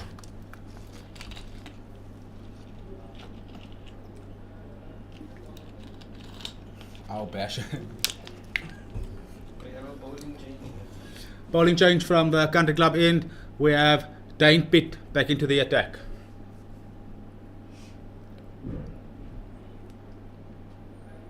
Partnership is 94 from 90 in coming in 91 minutes from 126 balls. Make that 95 from 127 balls, having struck 8 boundaries and 5 massive sixes, all coming at the hands of Bashiruddin Walters. We just saying here that we were first saying no, he's going for 1 hit. Then he went smart, 1 and then 2. We're saying okay, no, maybe he's nervous. No, but He's gonna do it in singles. Sure, all of a sudden, bah. I mean, you should be able to trust the batsman that's sitting on 54. No, you can see Vandia. There's full trust now. He's playing it so smart. So he's giving him. He was giving him obviously nothing from the seamers and maybe like 1 or 2 balls. But against the spinners, he's said to himself, no ways, Bash can take them down. That's exactly what I said. Go guys blazing against a spinner and against a quick, kind of consolidate the strike. Dane Pitt continuing to Walters. First one, crawling and teasing Patrick Porter, and Dane Pitt sneaking through for an easy single.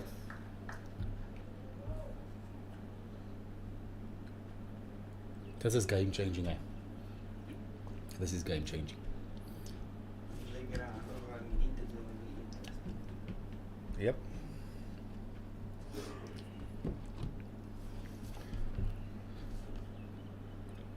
Dane Pitt to Vandia. A little punch into the offside. Vandia scampering through. Ooh, sent back by Walters. Walters saying, no. I can face the last ball as well. I've earned the right to be on strike here. It's 2 balls. One of his balls.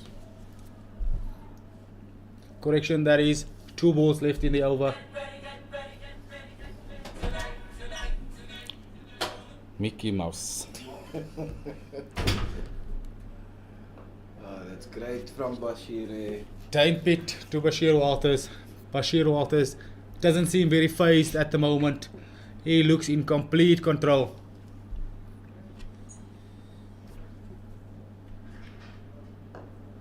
Walters keeping the last one out. That brings an end to the 111th over. Northern Cape Heat are currently 396 for the loss of 8 wickets with a lead of 66 runs. Current partnership is 97 from 132 balls.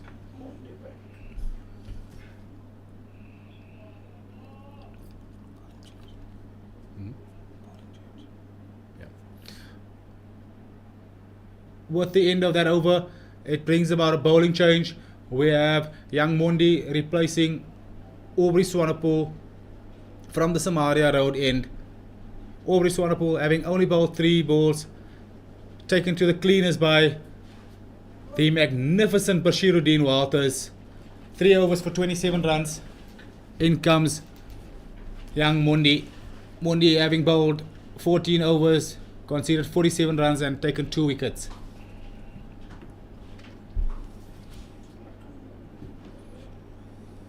I think Bash was a bit comfortable against Aubrey there.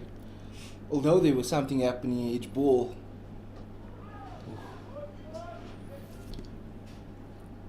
I think like the next job for Walters is there's 2 spinners on at the moment.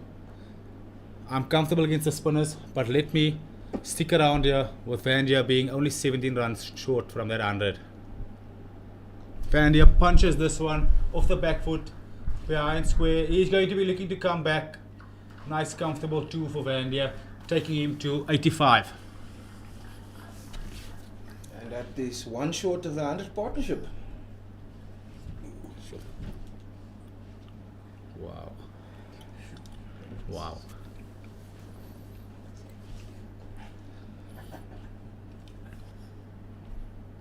Mondi to Vandia. This one a little bit straight. pushed into the mid-wicket area for an easy single, and with that single, that brings about the 100 partnership between Jonathan Vandia and Bashiruddin Walters. That 100 coming in 96 minutes from 135 balls, consisting of 8 fours, 4 extras and 5 massive sixes. All 5 of those sixes coming at the hands of Bashiruddin Walters, who seems to be the star of the show at the moment. Vandia on 86 not out, but Bashiruddin Walters stealing the spotlight a little bit with this wonderful gem of a knock.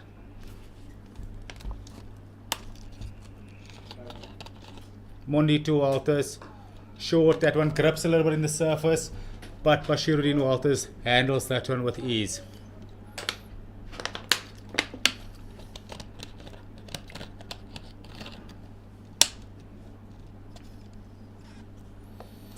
Mondi to Walters again, a little bit fuller, big weight by Walters, this time on the ground, straight to cow corner where Langa fields the ball. That single brings up the 400 for the Northern Cape Heat.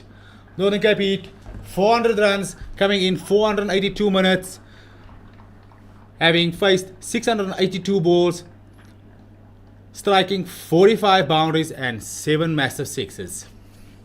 Lead currently at 70 runs.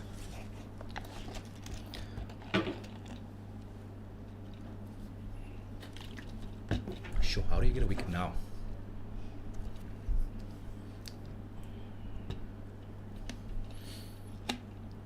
Look, you can slow this down.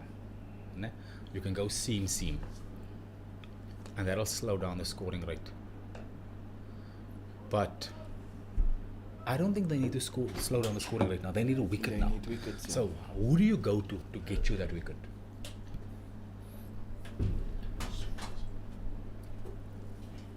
Dane Pitt's certainly the man that you think about being the international spinner, but it's just hasn't been going his way so far this morning. Bash completely up to the challenge. As we see once again, Vandia trusting. I don't even know if I must say trusting anymore. It's not about trust anymore. Vandia seeing out the over, so Walters can get back on strike. Let's The put it roles have that way. changed. The roles have changed now.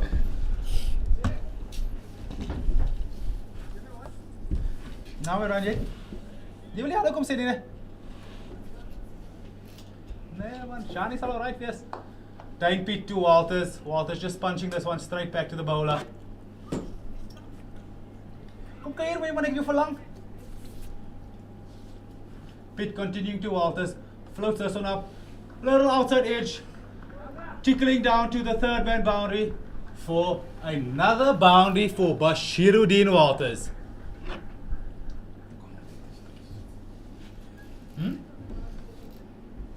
Ja, jy sê miskien die bees is wie? Dis reg my bra. Of jy kan kom sit by my huis ook. Nee, is jy mal. Jy lyk nou nog vrou jy.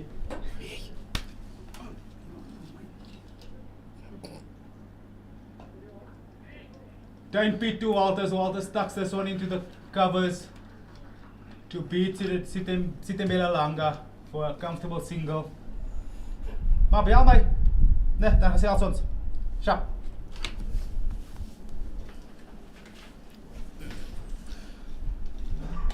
Unfiltered. Commentary unfiltered. Vandia ducks that one down to a deepish third man. A bad throw by Mondi goes over Gian Kluter, and they sneak through for a second run. Things just getting a little bit sloppy for the ITEC Knights at the moment. And this is what we've been doing, what we spoke about earlier. It's now 7 runs, 4 balls coming in very easily. Yep. Knights has to make the play here. Vandia just punches this one to the cover boundary for another single. This is the most demoralizing situation to be in as a fielding team. Yo. I think they had like a 30-something run lead, if I'm not mistaken, when Bash came in. So they were in control when he came in, and all of a sudden it's changed massively. Walters tickles that one down again to the third man boundary.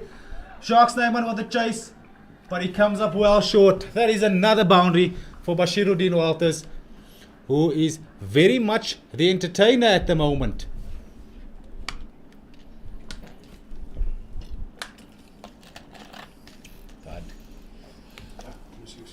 Sharp. The ITEC Knights are currently 400. The Northern Cape Heat, are currently 412 for the loss of 8 wickets in 113 overs.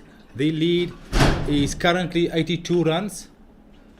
The two batters in are Jonathan Van Der on 89 in 225 to 223 minutes, having faced 145 balls, hitting 10 boundaries. His partner is none other than the entertainer Bashiruddin Walters, who is on 65 not out from 101 minutes, 72 balls, having struck 6 boundaries and 5 massive sixes.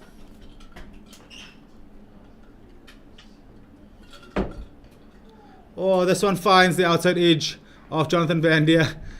Seems to be running down to third man again, cut off by Sharks Naiman. Everything seems to be going the way of the Northern Cape Heat at the moment. Current partnership is 115 from 145 balls. Nathan Plykes. Somehow we always see when teams find themselves in this situation how the batting team just gets all the momentum and all the luck goes their way. As we've seen, 3 find the outside edge within the space of 10 deliveries, 2 obviously going for 4, and this one tickling down for 2. No, you're quite right. And if you can look at the rate achieved as well, it's now moved up to 3.7. So the runs is just coming more easily at the moment for the Heat, and this does not spell good for the Knights. I agree with you, Nathan. With that single, Jonathan Van Der is now well into the 90s. He is currently on 92, needing only 8 runs. What a supporting role by Bashir Walters. Would you say a supporting role? That is a great question, Nathan. I say a supporting role because he is the bowler.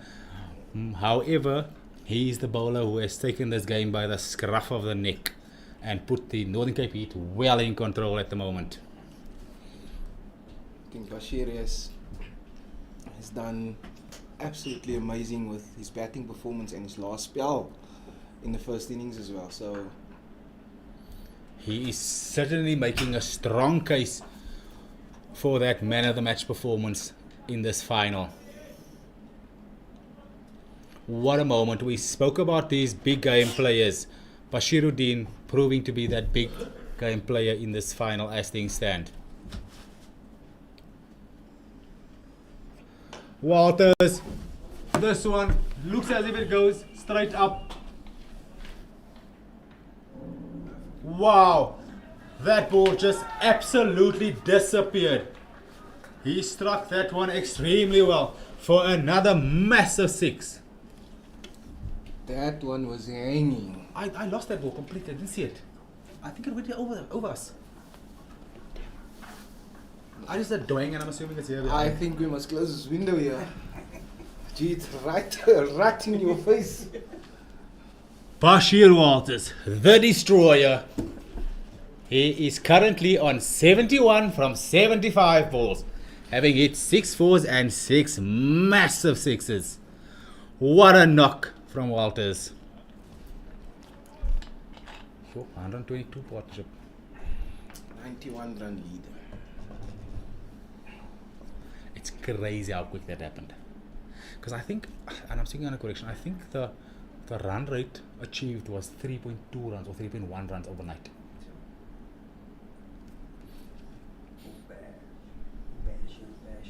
So what, they bowled 23 and a half overs for the day? They've bowled for an hour, né? And the Heat have scored over 100 runs. A little bit more than an hour and a half, and they scored over 100 runs. So what is that, 23 now? Or they started 90, ended on 90 yesterday. So what is that, 24 overs, 110 runs. That's massive. Bashiruddin punches this one down to Captain Patrick Botha for another comfortable single, and that ends the 114th over. The Northern Cape Heat are currently 422 for the loss of 8 wickets with a lead of 92 runs. Sure, this is a gem, this. You know what, I like this. When I used to still play, when our bowlers would get the runs like this, it's the most satisfying feeling as a batter when you see your bowlers get the runs. I'm sure those guys in that change room are duck excited. What do you think is going through Chepo's mind at this moment?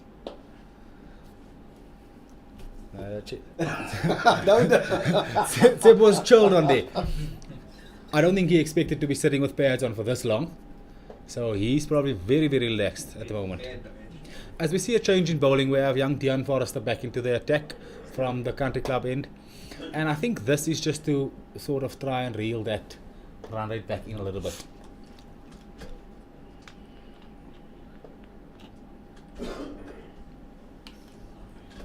The tactic to bowl spin and spin in order to get the batter to take some chances to bring about a dismissal has once again not paid off.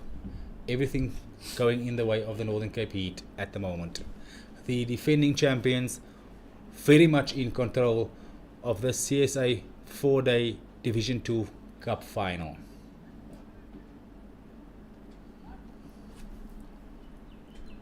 Imagine he gets 100.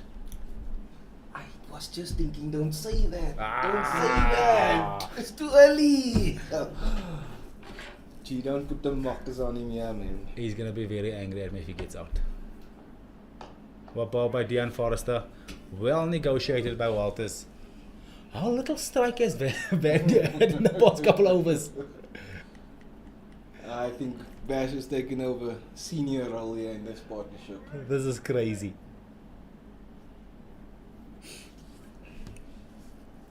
Do you think we need to continue that conversation, or you'd rather leave it? No, I don't. It's just not really jinxing. Let's rather leave it. I'm going to keep quiet about that now. Bash Walters guiding this one elegantly down to third man, beating Langa on the boundary for another boundary for Bashiruddin Walters.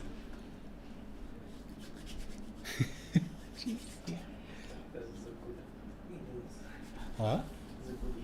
Scandalous. And the lead is creeping up to 100. What? We started speaking about 20 to 30 runs, then How mentioning far we've 100. So How far we have come. This might just be one massive innings for the Heat here.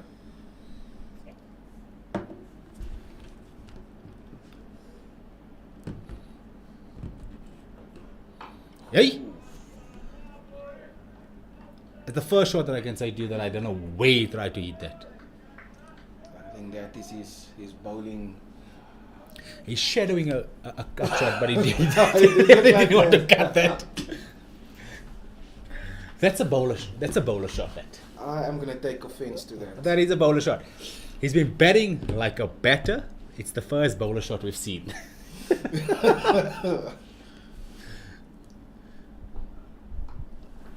Guided down to third man again, this time straight to Langa, beating the outstretched ITEC Dikale, this time for a single. Gee, you as a batter opening the batting in the top order. When you when the Knights had the Heats, what is it, 293 for 8? Yep. You were already thinking about the start of your innings and now. I'm standing on that field, getting my legs loose, getting my mind right. And that was about 25 overs ago. Yep. And you're still fielding. All of a sudden, batting is out of the mind of Jacques Snyman and ITEC Dikale at the moment. They've got to think of fielding here now. It definitely hampers, sort of, can I say, your approach a little bit. Because you would have been ready to bat, what is this, 15, 20 overs ago already.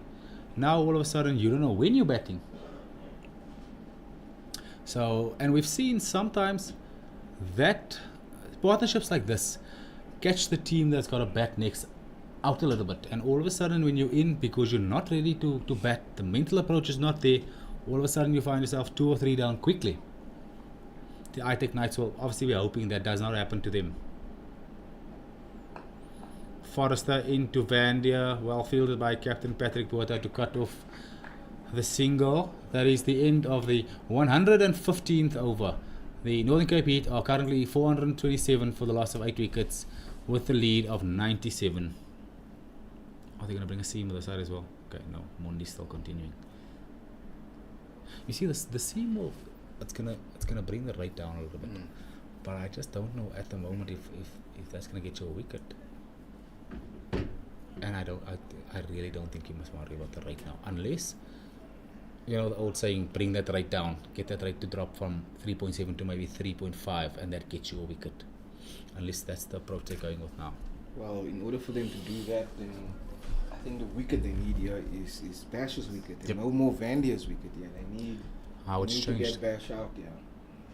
Otherwise, that lead that's about 3 short of 100 can just grow and put the Heat in a massive position. Not that they are already not. They are in a very strong position at the moment. Yep. Young Mondi to Bashir Walters.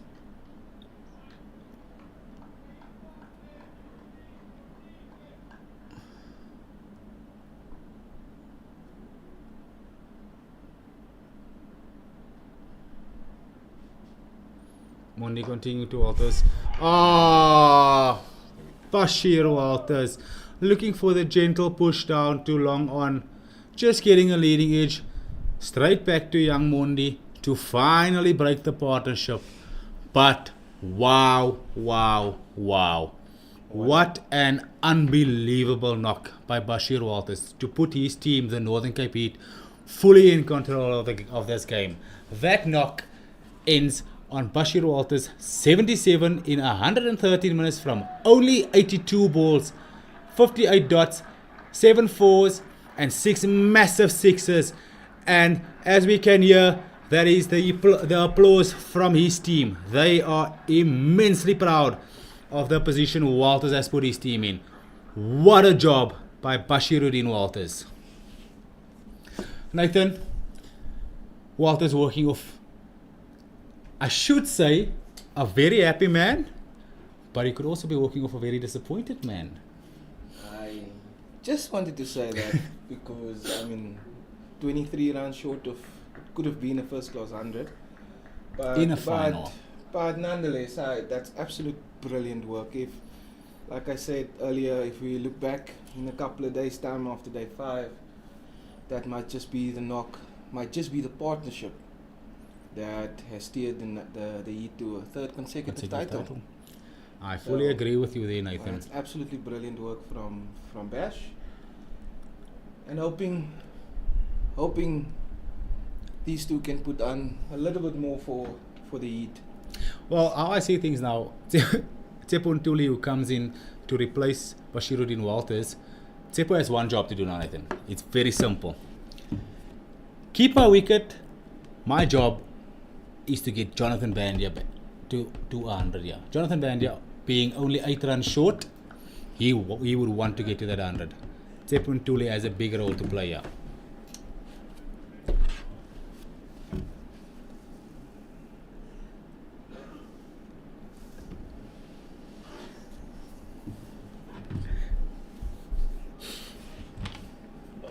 Now, can we see that is if Chepo can do that job? Fully agree with you, DG.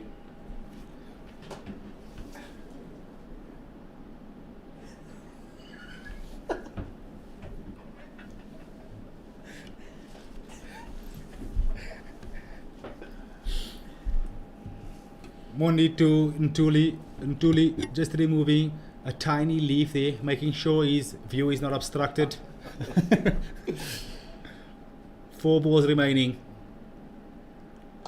Oh, Ntuli saying to himself, if Bash can do this, why can I not do this? He's got 3 balls to negotiate to make sure that he can get Vandia back onto strike. Yeah, Gee, I was just about to say that the Knights have gone a little quiet just before that wicket. Those partnerships tend to do that to you, Mr. Plykis. Mondi Ntuli defended confidently. Like I say, you don't want that. It's the law. As a fielding team, it's the most annoying thing. Normally how it plays out is Vandia would be the one doing all the scoring and Walters would be the one on 10 from 100 balls. Oh, Tsepo Ntuli chipping that one straight back to Mondi. As he does that, Mondi takes the return catch. We could see Jonathan Vandia just throw his head up. How unfortunate for him. He has controlled this innings superbly. Unlucky to miss out 8 runs short. However, should still be walking off the field a very, very happy man, having seen to it that his team gets a comfortable lead of 97 runs. That dismissal of Tsepo Ntuli brings an end to the Northern Cape Heat innings. That innings ends on 427 all out. Mondi's ending with figures of 16.5 overs, having gone for 61 runs and taking 4 wickets. What a position for the Northern Cape Heat to find themselves in. Stay tuned as we get ready to watch the ITEC Knights come and negotiate these 97 runs and then look to set a target. This final is still up in arms. Northern Cape Heat having put themselves in a commanding position. Time to see if the ITEC Knights can fight back.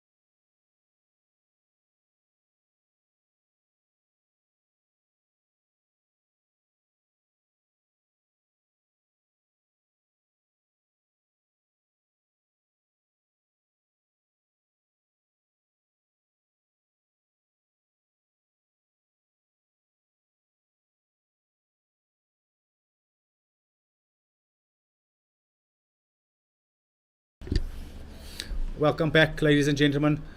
We have the change of innings now. The ITEC Knights are back into bat. We have Isaac Dikale and Jacques Snyman looking to fight back here for the ITEC Knights. Currently, how things stand, Northern Cape Heat well in control of this game with a lead of 97 runs. It seems as if they will be starting from the country club end with none other than Johannes van Dijk. Joining me in commentary at this moment is Ulrich Haasbroek. Gerard, we saw yesterday, late in the afternoon, the Northern Cape Heat struggling to get that deficit down. And at one stage, I think we in the commentary box were thinking, were they going to make it? Were they not going to make it? And as we saw today from that explosive, last bit of innings from the Northern Cape Heat, they did get that deficit and extended it to the lead for them now from 97. Obviously, that will put the ITEC Knights under a bit of pressure, hoping before lunch to make a dent into that deficit. Will we see a bit of pressure from the batting side here? Well, Ulrich, a lot of credit has got to go to Bashiruddin Walters with how he negotiated that. I think him being the aggressor of the partnership and Jonathan Van Der obviously controlling the partnership wonderfully have given them a fantastic chance. There is definitely going to be a little bit of nerves around for the ITEC Knights, as they currently have 15 minutes to negotiate before the lunch break. So this is nervy times. They want to get through to lunch without losing a wicket and then reassess from there. I wanted to say, Gerard, and you put it perfectly, definitely not looking to lose an early wicket. That will play in the minds of these two, seeing as Jacques Snyman is the aggressor between the two. Isaac Dikale, obviously the cool, calm mind at the crease at the moment, having hit that 100, looking to put onto that and make a good total here once more. Oh, Johan van Dijk steaming in, and that is the first runs for the ITEC Knights of their second innings. Yep, somebody's going to want to stamp their authority on this game nice and early this morning. We spoke about this a little bit earlier on, Ulrich. Guys like Jacques Snyman and Isaac Dikale who would have thought this morning, okay, let me stay loose, I might be batting soon, and then all of a sudden you get this long partnership, how that could just play a little bit of mind games in your head as a batter. Jacques Snyman finds the outside edge, or should I say Johan van Dijk finds the outside edge of Jacques Snyman, chased down by Tsepon Thuli for 2 runs to the total.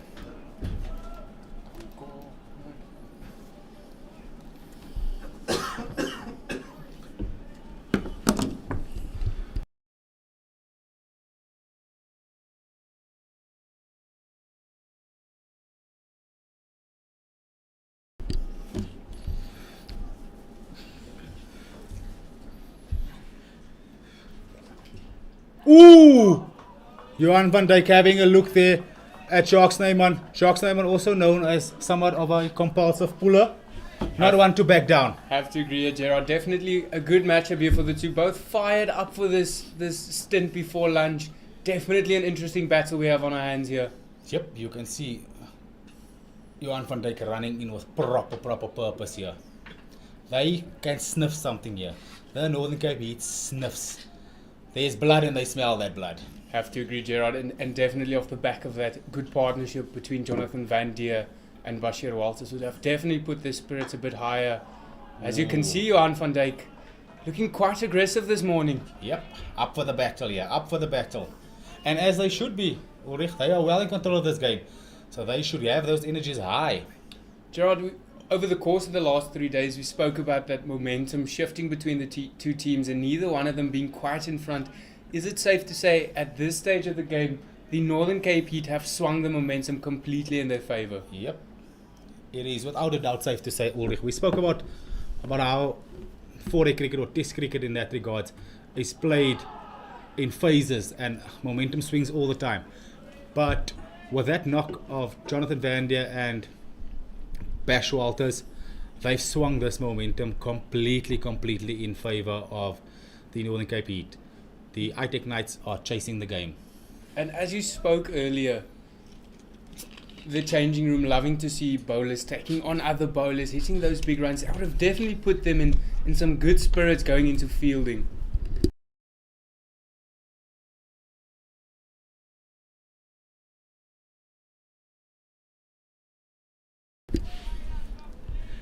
However, this is going to be interesting to watch as well. Bashiruddin Walters being the star of the ball and of the bat of the Northern Cape's first innings. Interesting to see if him batting so long is going to affect him here, as we see him take the new ball from the Samaria Road end. The end which he did all the damage in the first innings from as well. Gerard, I have to add that I think this might fire him up that tad more, just to, as we see, just Isaac de Khale leave that one. Bashir definitely looking to exploit what he did in the first innings, and this as well is going to be a great test for him to see if he once more puts up his hand and says, I'll lead the attack as I did with the previous one, and as he said during that last stint of batting, I'll put up my hand, I'll get us there. Definitely big moments here, and Bash has stuck up his hand when needed. Yes, I agree with that, Ulrich. As we see him start there on the money first up. We spoke about this on day one. Big games are made for big players, and big players come and bring about big moments. Bashiruddin Walters definitely proving to be that big game player at the moment. As it should be very interesting to watch this. Isaac de Khale having batted wonderfully in the first innings. I'm sure he would love to replicate that first innings now in the second innings again.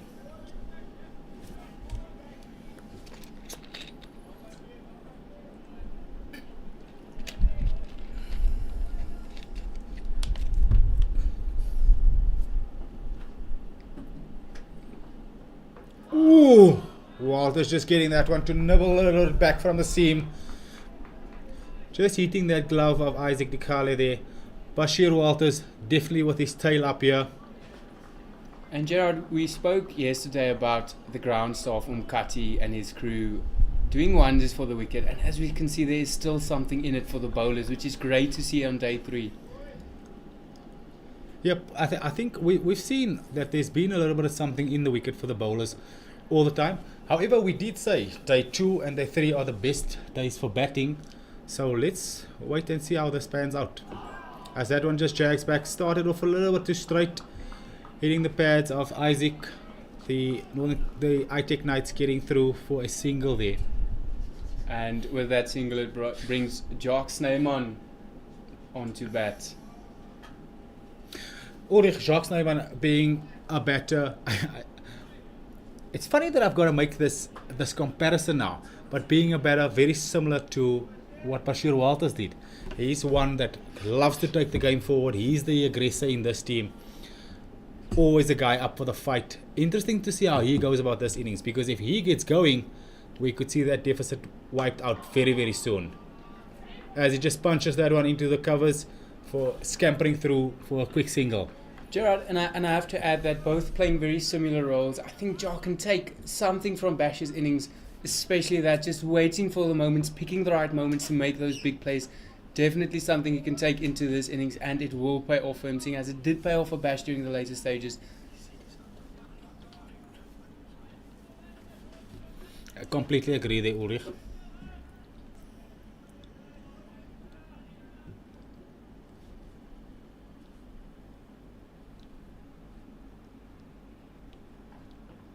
Ooh, Bashir Walters getting another one to jag back there, just cramping Isaac a little bit, looking to play the back foot punch. That is the end of the second over of the ITEC Knights second innings. So they are currently 5 without loss, trailing by 92 runs. And as we know, Gerard, Isaac de Khale, the calm person, likes to bat for extended periods of times. At this stage, a very similar start to the previous innings, and we hope for his sake that it does pay off in the end. Yep. So ideal situation for the two batters at the moment. Isaac pretend to be Jono, and Sharky pretend to be Bash. Straight to the mid-on region there. Good wheels from Johan van Dijk there, looking to attack those pads of Jacques Snyman. Jacques Snyman up to the challenge. And Gerard, you have to note that comparing this starting period for Jacques Snyman, comparing it to the first innings, a much more comfortable start from here than in the previous innings. It does seem to look that way after the first 6 balls he's faced Ulrich, but I suppose only time will tell.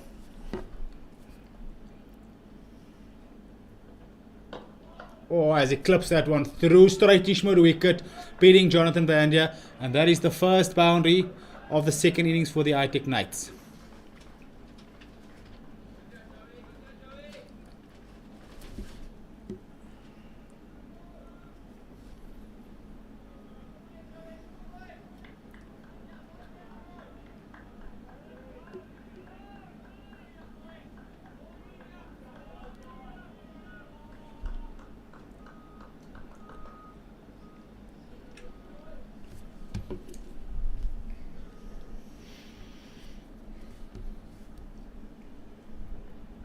Oh my word!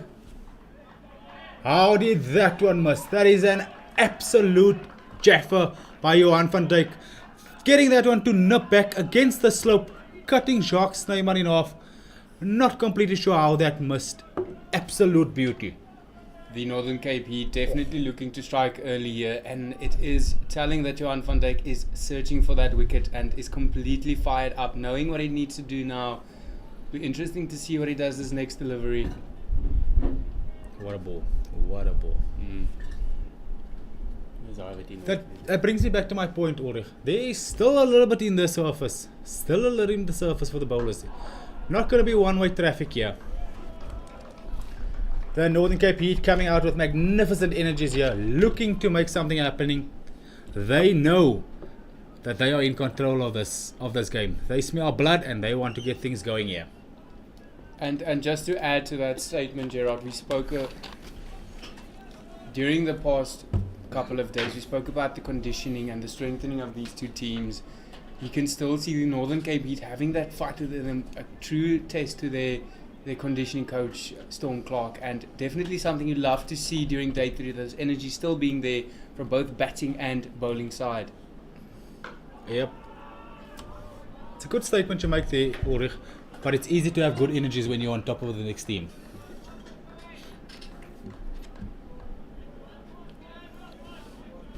Northern Cape Heat with,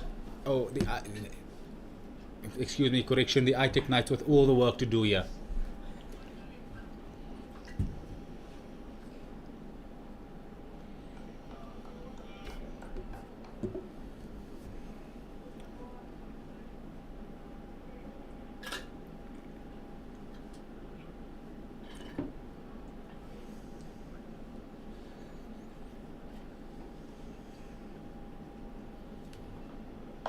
Ooh, Jacques Snyman pulls that one away to the deep square boundary, all the way for 4. Jacques Snyman looks like he's up for this fight. Great sign shown there. As things currently stand, the ITEC Knights are 13 without loss in the pursuit of that deficit of 84 runs. There is 3 overs bowled. This should be the final over before the lunch break. Have to agree there, Gerard, as we see Bashir Walters continuing from the Samaria Road end to Isaac de Gale.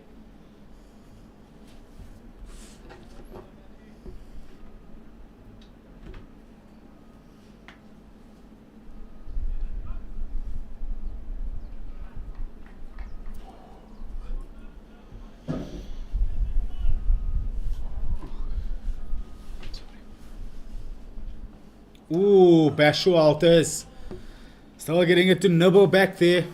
Wonderful leave by Isaac. Definitely the experience coming into play here. There just seems to be a little bit on the offer here for the Northern Cape Heat bowlers with this new ball.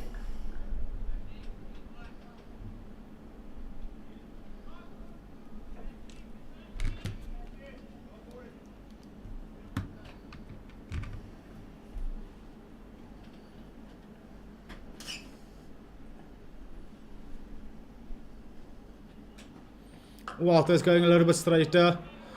Well bowled. Well played by Isaac de Gale.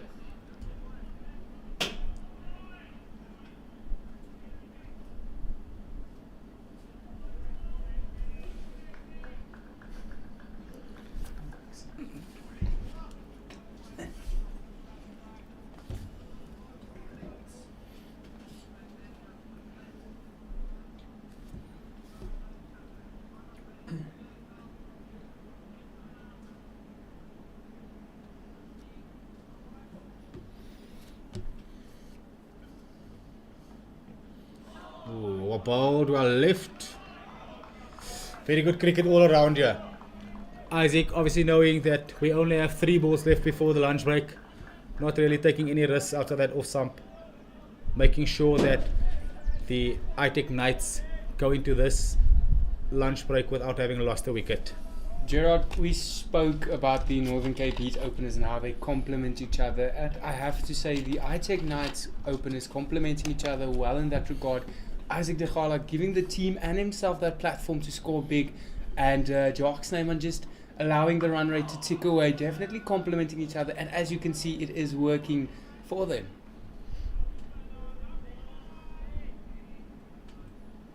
Yep, I think it's key for the Knights that they don't lose any early wickets. We spoke about this before. Today being in our opinion and opinion of a lot of other people, probably the best day to bat. The ITEC Knights want to make sure they capitalize on that.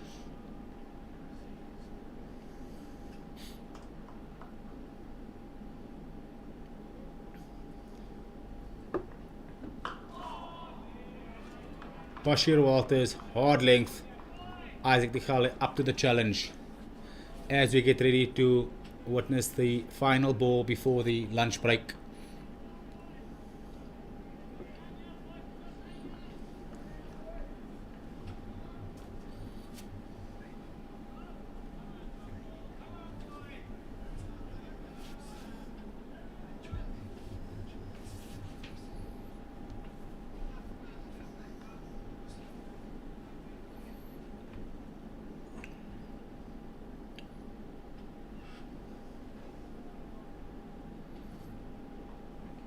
Oh, well bowled, well played, and that is lunch here on day 3.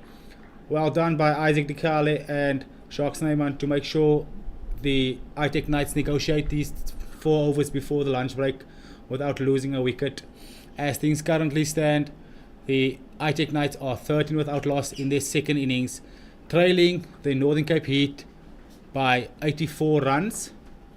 Star of the show for the morning, none other than Bashiruddin Walters, who bludgeoned the ITEC Knights attack, setting a very valuable lead for the Northern Cape Heat. Northern Cape Heat very much in control of the situation as things stand. Please join us in 40 minutes time again when we return from lunch.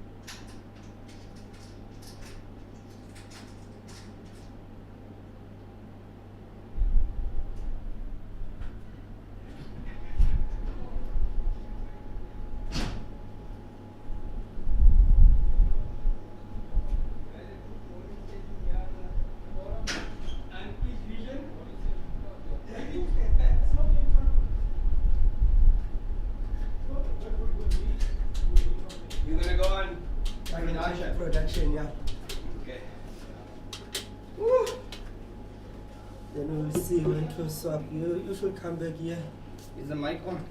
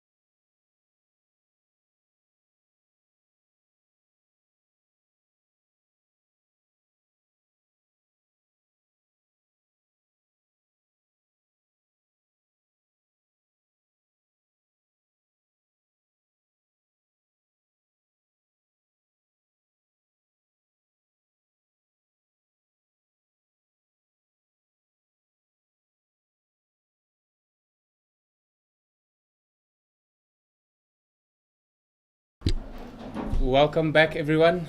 After lunch, as things stand, the ITEC Knights are 13 without loss after the fourth over, as we currently see the players walking onto the field.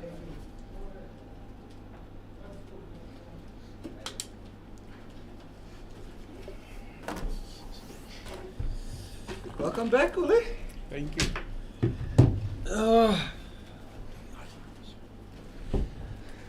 Second session of the day, here we go.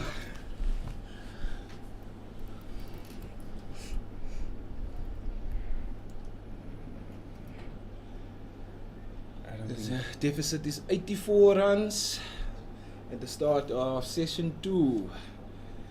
And looks like it's going to be Joe continuing from the top.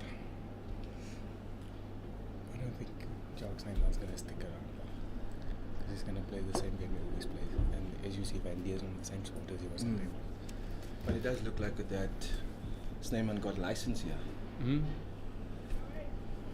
But I think they know that middle stint here is a batting wicket. So think they're all going to give each one a license because the deficit is so.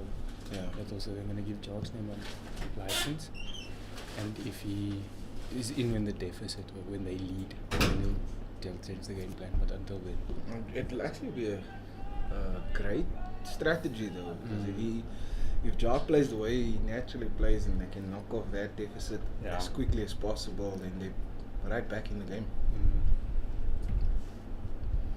But it's a good thing they didn't lose a wicket before that. As we see Joe van Dijk running in from the country club end to Jock's name on that one just being kept out to Van Deer on the mid-on region.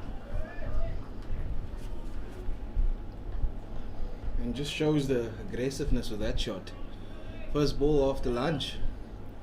Jock's name on definitely looking to make a statement here after lunch, showing Joe van Dijk, I am here and I am willing to take on anything you throw my way.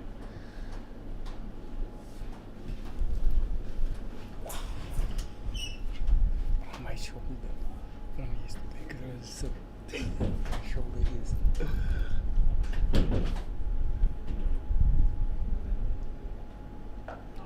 Oh, what a ball. Aggressive short ball there by Joe. Well played there by Jock.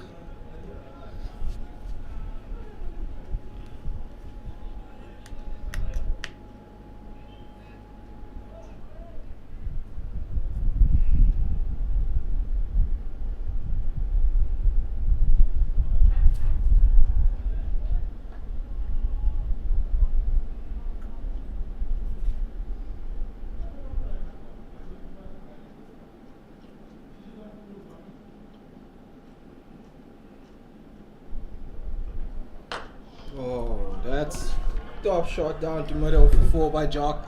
Very aggressive. Third ball after lunch. Now, Ula, I think you're right here. I think he's received his license.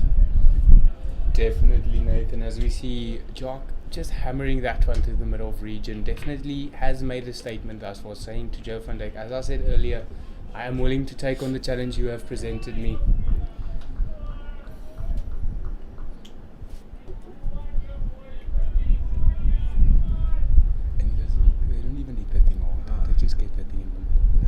Like I told G earlier when we played against club cricket against Bobby's last year. Jock absolute back foot punch that ball. Like I'm trying to swing as everything I got. Oh, what a shot! As that one's worked away to the leg side, to the deep-ish square leg region, and they will come back for 2. That's great running. That's aggressive running. Nathan, this might put Joe van Dijk off his rhythm a bit with that previous boundary, and this one not unsettling Jock's name on. I think the important part here for Joe is just to, I mean, he's got his 3 catches in, he's got his point in his cover very close, so I think, what is that, extra cover. Just to stick to that line, not going searching for the wicket. Oh, yeah, I think you're right there, Uli. It's a bit unsettled at the moment. Definitely, as you said, maybe searching for that wicket and that breakthrough. Definitely not ideal at this stage. Looking for things, just as we saw throughout the previous 2 days, those bowlers that keep to their processes and keep to the game plan that's been given to them tend to take the wickets when needed. Exactly.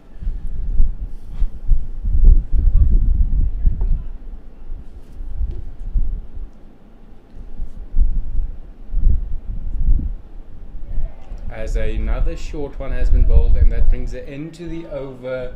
The ITEC Knights currently standing on 19 without loss after the 5th over, with Jock Snyman having hit 17 runs off of 17 balls. That man has license. Yeah, you can see. As Bashir Walters continuing after lunch from the Samaria Road end, he will be bowling to Isaac Dikhale.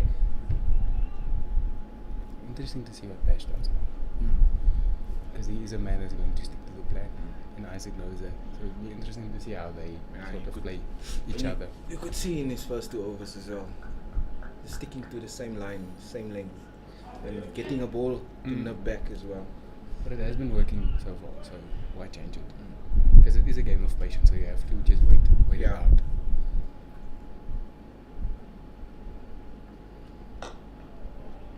As Bashir Walters keeping to that line in length that he did before lunch and on the previous days, definitely looking to stick to his game plans here.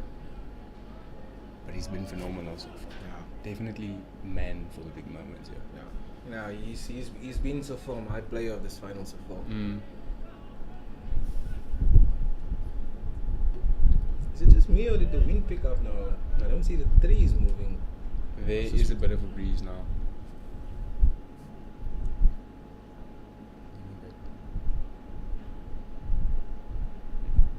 But one thing I want to see, especially from either of the bowling sides, once that ball gets a bit flat, because it is a batting wicket, just bringing the field a bit more straighter, forcing them to hit more square. Because when they go searching for that square boundary, that's when that slips comes into play. Because they didn't do it. I think the Knights tried it, the Heat didn't do it. So those slips never came into play. So just putting that field a bit straighter, forcing them to hit square. Right. I think you're right there. And they're giving him the gap there as well. Because you don't mind him hitting you square. Because that just basically That brings that yeah. support And that you as bowler know that there is going to be an opportunity later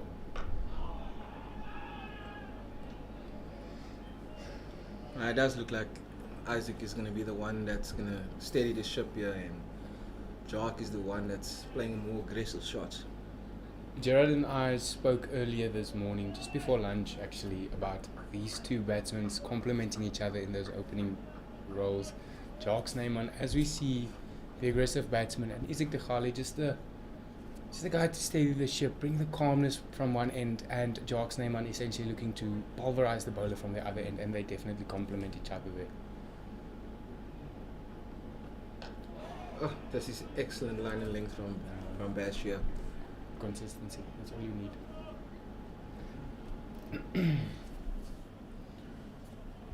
But it's like any player, let's say for example you're a batsman there, you see you're not getting runs there, you want to change something, instead of sticking to that, one is going to be either going down leg or too far outside off, so you can either cut it there or, and I don't know if that's just a human thing or you're so fired up for the moment, you want to make that statement early on. It can work against you as well. Most times it does actually. Because you either get hit 4-4 or you nick all 4. Just look at that, Uli. That's that consistency, yeah. But that's the consistency you need from it, especially the opening bowlers.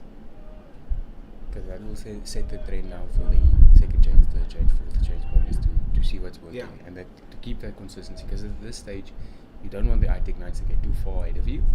And you want your seam bowlers hitting those areas, not giving them the chance to actually assess where, because it's weird, batting is a weird thing, your scoring options change from time to time. So it can go from one innings you're hitting brilliantly through the covers, and the next innings you can barely make it through the covers. So they're not giving themselves the Knights the time to sort of assess, where am I scoring now? So that's why this consistency is going to be a key role now. And that brings to the end another maiden over by Bash. So the ITEC Knights currently 19 for no wicket after 6 overs. It'll be interesting to see if they do continue with Joe here. I would have brought in Tomo, give him one over, see what he does to Jock, because he did play Jock's wicket.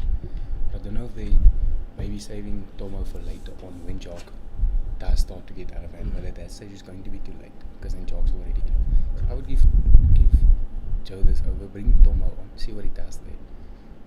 If he's looking a bit, if he's not getting the wicket or forcing something from Joe, bring Joe back into the attack, because that's why this has worked.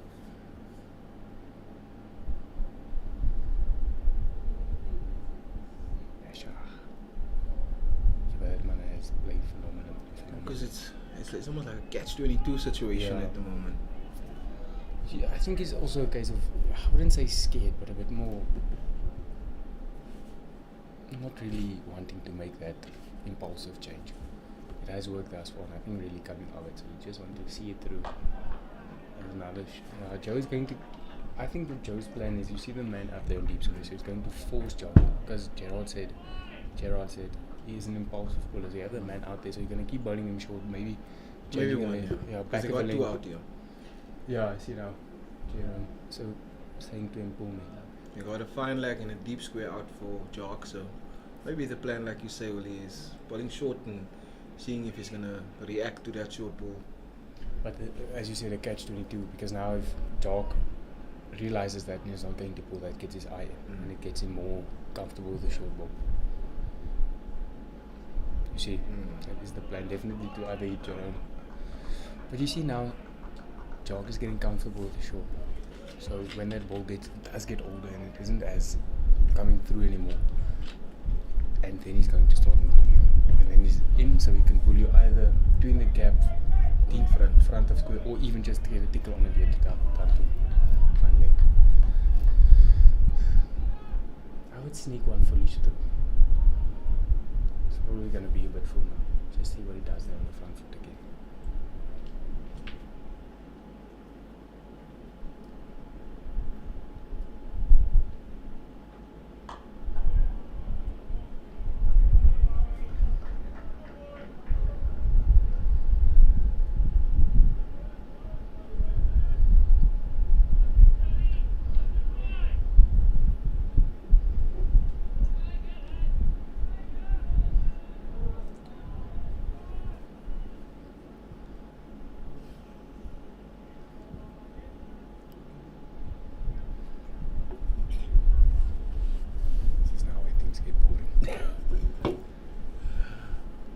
Session yesterday was tired.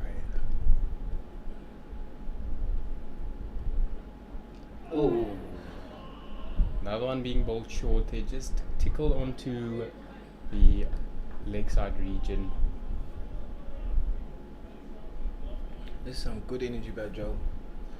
And the thing is, the slow ball come into play, because the one that just jags back, getting you on the ribs. I think Jock has assessed that and said to himself, listen, if he's bowling anything to my body, I'm going to keep it out. And if he bowls a one short outside off or one down leg, he's just going to get the hands to it. As we see a field change being made here, Jason Oakes being brought into the leg slip region for Isaac de Gale here. He's going to keep going short to them. Oh, okay. Oh, is that one a close call there? They will make it home for one. Bit of a miscommunication there out in the middle between the two opening pairs. I think Jock might have been ball watching there. I didn't notice. He didn't look so confident in taking that single. Look how close their control is. So I wouldn't expect the one to be taken there. But Zeppel, Isaac is quite quick to knock it.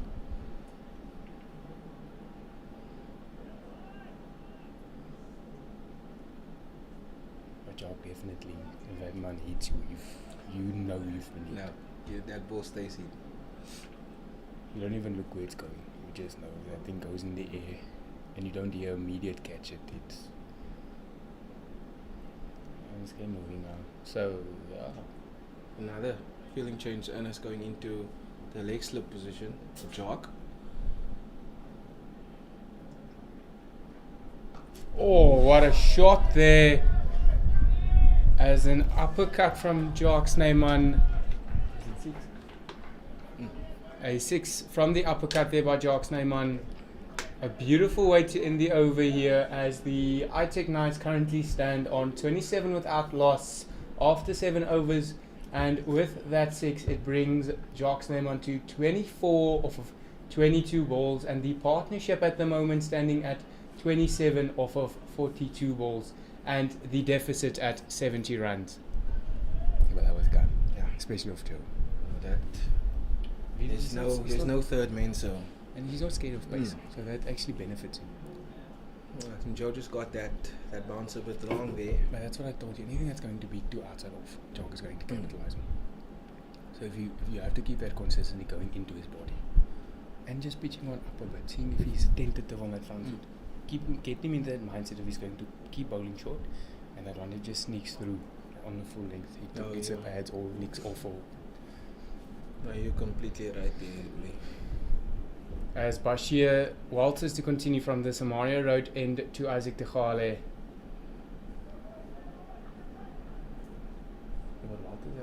You see, that's the consistency that comes into play here. We need for only one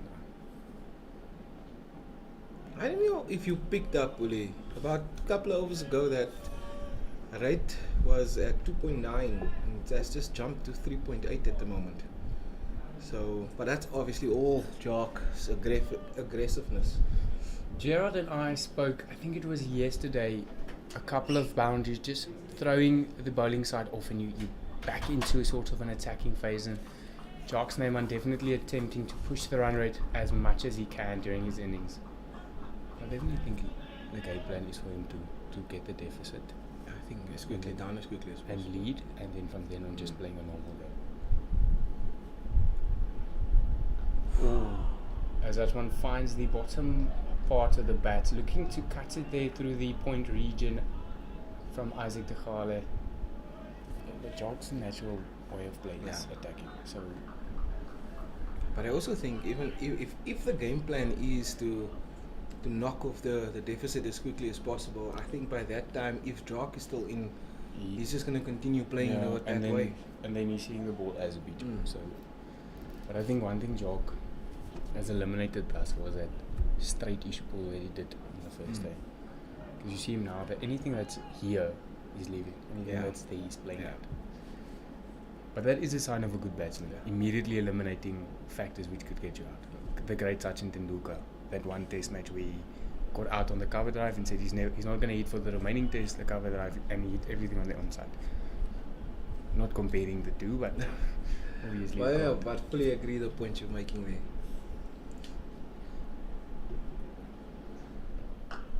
Good defensive shot there. Let's see, you just can't buy experience. This is absolutely brilliant by Bash. Good hard cricket all around.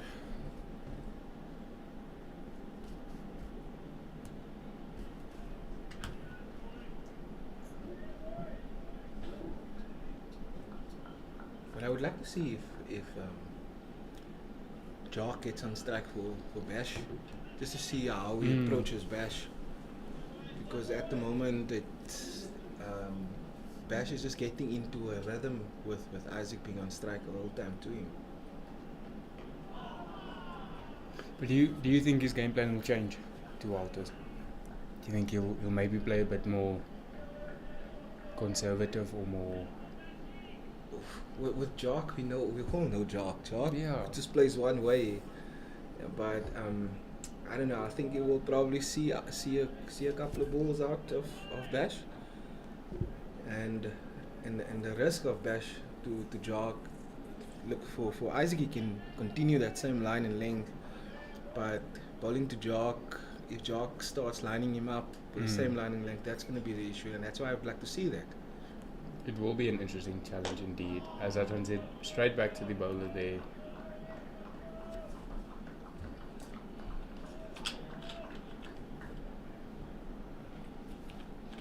I would still give Grant an over.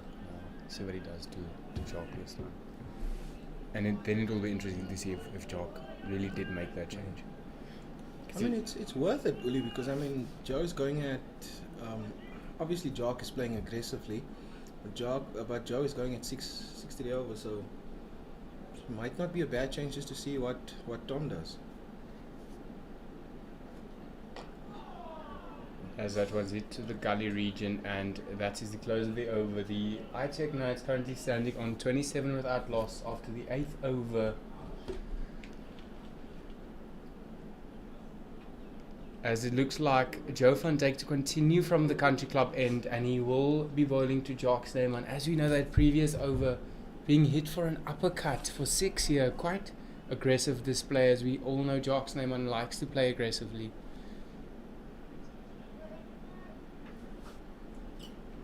First one's going down leg, by the way, mate. What, first one's going down leg? Can't do it, yeah. He's going to push you, he's going to go for it. He is going to, I think that's the game plan. It's out there, getting it into the body of Jock and getting him to play that pull shot. As the leg slip appears to be taken out here, Going into what seems to be the cover region. To cover there. So they took out the extra cover, put him on mid off. Why mid off? As that one's worked away on the leg side, they will get home for one, bringing Isaac de Gale on to face Joe van Dijk from the country club end. But the thing is as well, Isaac wasn't troubled with Joe's bowling the first day, so for him I think Isaac has found the blueprint to bat here. Just keeping calm, applying no risk. And as you see, both the deep square and the fine leg or deep fine leg has been taken out. Oh no, the fine leg is still Yeah, fine leg is Can't still see there. from Yeah. here. The deep square. But the deep square is taken out. He's been brought sort of into a catching position. Oh, as that's once tickled away down the leg side for 4. And they just took the slip out, or the leg slip. Probably different game plans to different batters, but probably could have been an opportunity for the heat there. And with that, Isaac de Gale moves to 5 runs off of 27 balls. Definitely the patient batsman between the two here. I don't think the leg slip would have gotten to that, because he was standing a bit more wide-ish. I think that is just too jog for this. Yeah. The tickle that comes off the glove. Maybe put a man under the helmet. Well, if he's pulling, I don't really want a man under the helmet there. As you can see here in the slip, Gordon, seems like Tommy is loosening up here. Maybe he's replacing Bash. Would you replace Bash or would you replace Joe? I would give Tomo the over from the country club end to see what he does there. Obviously Bash has thus far only gone for 1 run, so give him at least 5 more overs, see what he does. Maybe he gets the breakthrough. We all know Bash is the man for the big moments, but you don't want to give away your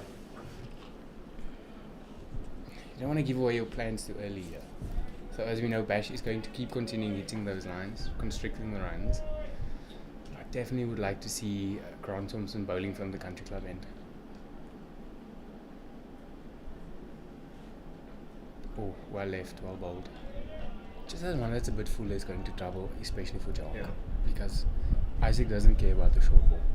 He's completely cut. Pulling here is completely cut out of his mind. But for Jock, that fuller one could be the one that maybe gets him a bit late onto the shot. Try to drive. But Jock is experienced enough to know this now.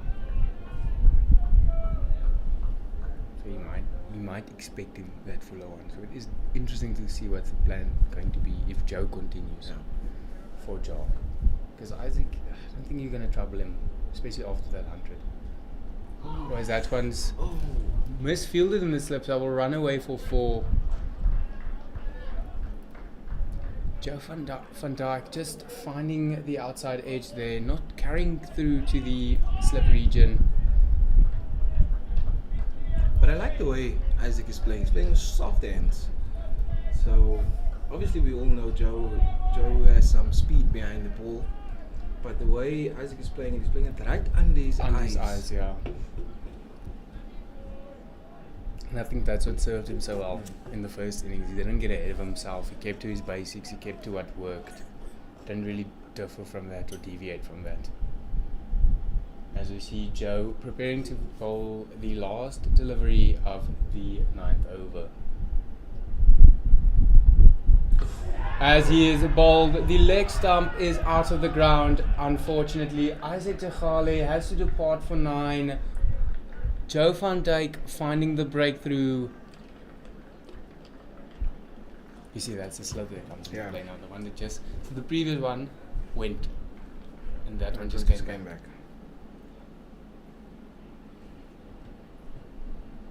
Geez, that was actually quite unfortunate. I'd actually like to see Isaac at least make it to 30. Just as a batsman, you like seeing people continuing that form, batters continuing that form. But he's done his part in the first innings. Now it's up to someone else to step up. And as we speak, Dion Forrester coming in now. The young Dion Forrester coming to the crease, obviously making his debut season. Had a bit of a shaky first innings. Definitely interesting to see what he will do here in the second innings for the ITEC Knights. See, this is now going to be the battle for Dion. Facing the speed of Joe van Dijk and the experience of Bashir Walters from the centre. This should be a good battle, this one. But this is the battle I'm actually looking forward to. That's gas that I think getting back, Jack back hectically. We watched this little. That was quick. That was quick. But you see the previous one went, and that one just jagged back. That is proper. And that leg stump went rattling, man. Maar so nou van ek wil sê vir Dion. Ons het agter hier vir hom gebeur. Of hy nou kry of honderd. Die experience wat hy uit hierdie innings, die eerste innings obviously, maar hier uit met die speed wat Joe van daai kant af in experience, hy gaan net baat hier uit. You see, this is a battle I was telling Uli about.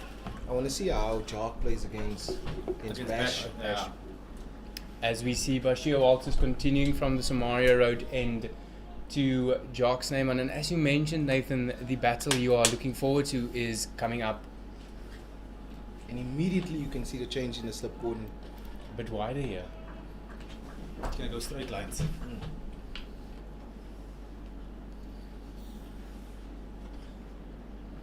Oh. Ek wil nie Jock moet begin draai want as ek eers voor bys gaan begin draai, gaan ek seker roof kry. Maar dis wat ek net gesê het. Ek het mos 'n diep skoor en 'n diep van leg uitgehaal. So obviously was die game plan van die begin af. Voor Jock Jacques om en te kort te gaan, pull. ja. Maar as jy gesien het met Isaac, daai voller ene gaan dalk die een wees wat hulle Jock moet probeer kry. Gaan interessant wees om te sien wat die But that is quick. Shoot. We slowed it down there. It looked quick slow down as well. as a bit of a chat seems to be going on between the two ITEC Knights batsmen. Jock Snyman just giving a bit of advice there to his batting partner. Obviously the young Dion Forrester on his debut season, batting with an experienced campaigner in Jock Snyman. Seems to be an issue with the ball at the moment. That ball hit the stump so hard. That's what is the issue with the ball. But we've been seeing issues with the ball. Yeah. But that's quality balls. Quality of the balls in Kimberley. Even on professional levels we're complaining. Imagine how us at the clubs will now feel. Exactly. I think if we play club cricket with balls like that, I don't think we would. If probably a seam complain. pop, you might just say it's fine. It's eh, fine. Bowl on. My pluck it too. As Bash from the Samaria Road into Jock's name on. As that one hit the stumps of Jock's name on. Bashir Walters finding another breakthrough here for the Northern Cape Heat as Jock's name on departs for 24 runs. A destructive innings comes to an end here. Must I say what a call to you as well, Mr. Plakies? Yes, I It's a gun believe call that there. is a call that I was looking forward to see. And Bash comes out on top there. Bashir Walters is the player of this game, gentlemen. It's absolutely brilliant. Great call there from Nathan Plakies in the commentary box. You said you looked forward to that challenge and you definitely saw a bit of it. Obviously we would like to see more of the challenge, but definitely Bashir Walters with the experience of his coming through here. They have the papers here with this long ground. Does look like the hometown boy here. I don't think it's Aubrey. Aubrey comes in at 6. Is it Like Gian? Gian, looks like Gian. As Gian Kluter comes to the crease. I thought it was Aubrey for a moment because of the way he walked on. I had swag of his. But this man has quick hands, everyone understands. Gian. Yeah. And his feet move so well. But also with Hanu. You see the feet and the hands moving in sync all the time. I think the Heat is properly on top, yeah? Still with a lead of 61 runs. And the Knights are 2 wickets down already, so... Definitely have to agree the momentum swinging bit more in the favour of the Northern Cape Heat, with the experience of Bashir Walters benefiting them. Is that Romano? Yeah, Romano. Hanzo. Over that man holds gun there. Is he still injured? I think so. I think he got injured again. He was injured, came back, got injured again. So I think he's taking a bit longer rehab time now. I think they want to get him ready for the T20 comp.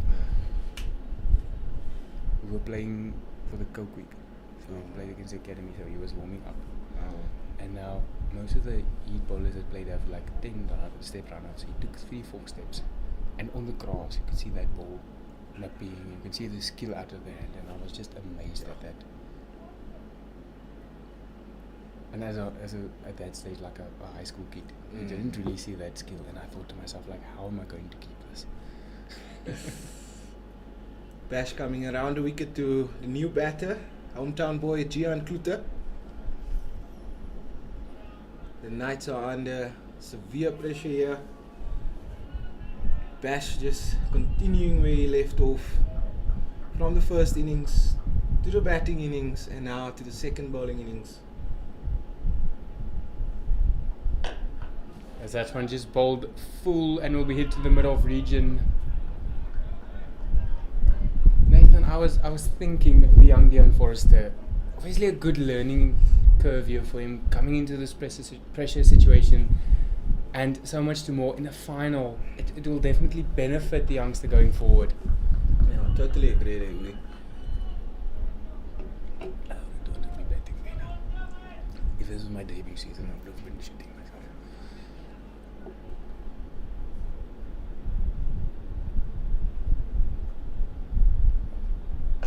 As Bashir Walters continues with his lines and his length, not looking to change anything, and obviously why should he? Has been working for him. Gone by experience. He's asking exceptional questions from the batters here. There's no replacement for experience. I think as a fast bowler, as a seam bowler, you just absolutely need to look at this demonstration from Bash here. I have to agree there, Nathan. I mean, Jacques Neumann didn't come off, but he at least made a mark in the deficits. And Jan obviously can bat long periods, so I think for him it's obviously none of the openers being there might be a bit of a sticky one. Ooh, right question stop. Because we saw Gian, I think it's Gian yesterday. It wasn't yesterday. Or the first innings. He went after that one that was outside off. So that's still something to look at here. See if he is going to keep continue cutting the wide outside off. And I mean, obviously Bashir has seen what the bowlers does. He's going to look to implement some of the other things that the bowlers does. I agree with you there.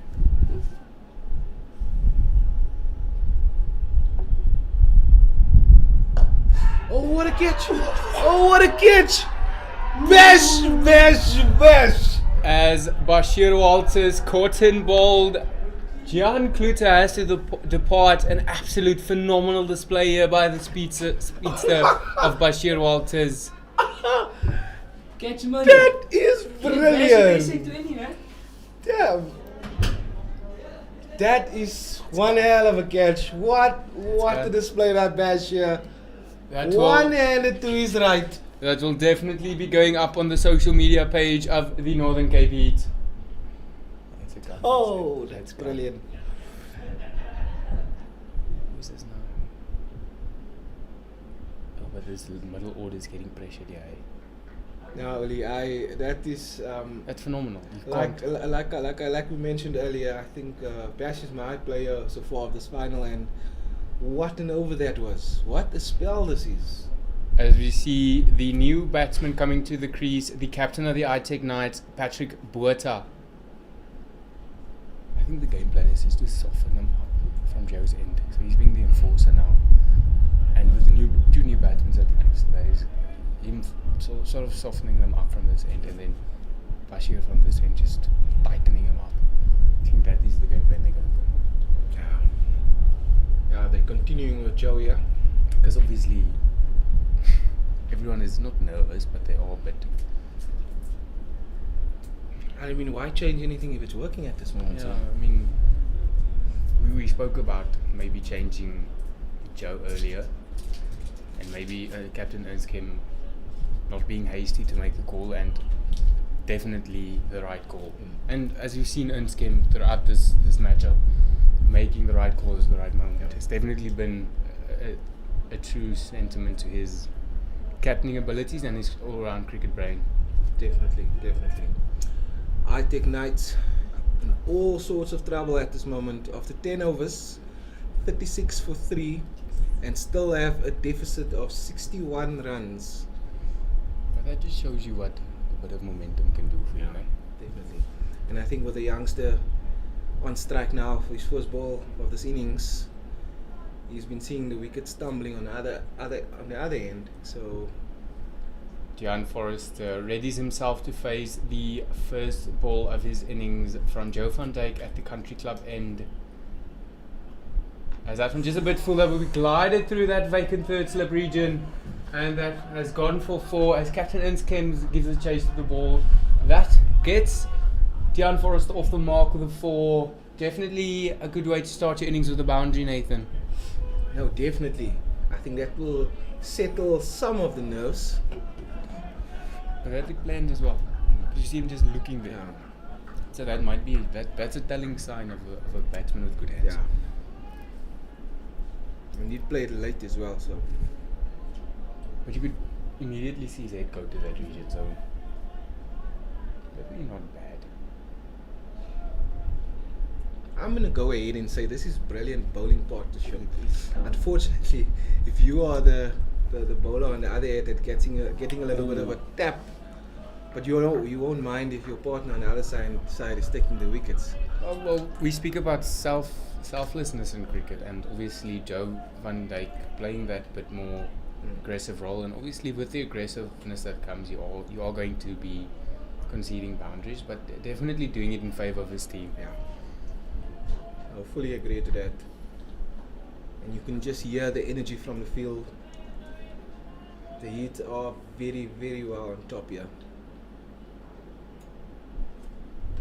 But you also invite you to hit him for runs, Yeah. because he knows the moment you start hitting him, that once he just sneaks through, either hitting your ribs or hitting the helmet like he did with Aubrey.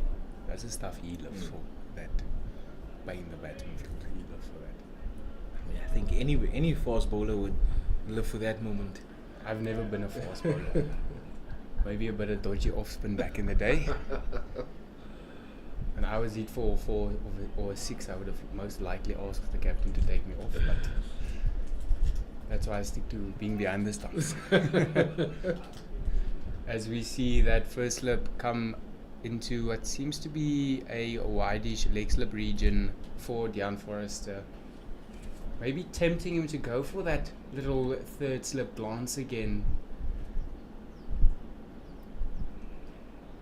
As that is bowled down there. Good movements behind the stumps from the young Hanu Viljoen. Nathan, I have to say that from both the keepers of the Northern Cape Heat and the ITEC Knights, there is some good keeping on display. Definitely something that youngsters can take and look at this and see, I want to implement this. Obviously both moving very fast down leg, very good keeping on display here. No, definitely great anticipation as well. So they move well with the ball, not wait for the ball to pass the batsman. So it's like I have to agree with you. It's been great keeping by these two wicket keepers on display in this final. Oh, that might have been a big moment in the game as Dejan Forrest makes it home for 2. Just looking to maybe sort of just punch that one through that point region, and it looks like Tsepo Ntuli is at the point region. Bit of a tricky catch that, had it stick, would have given the Northern Cape Heat a bit more momentum. Can definitely see the nerve still in play here for Dejan Forrester. I think solidly. No, but I must say, I give big credit to Dejan Forrester. Yeah. The nerves in this moment gives. Because you don't want to be the ones basically letting the team go. No, agree. As that one's caught, will it be given out? It is not out. Looks like it's off the thigh pad or the hip here. The leg slip, definitely the good move here for the Northern Cape Heat. As that over comes to an end, the ITEC Knights standing on 42 for 3 after the 11th over, with the deficit at this stage being 55 runs. That run rate hasn't came down yet.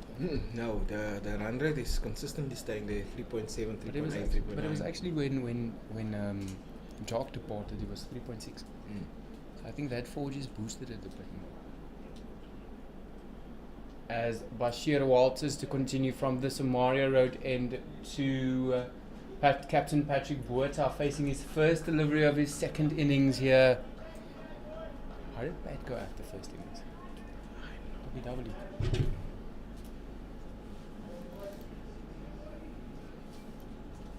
Is it also going to be an interesting battle here? This one.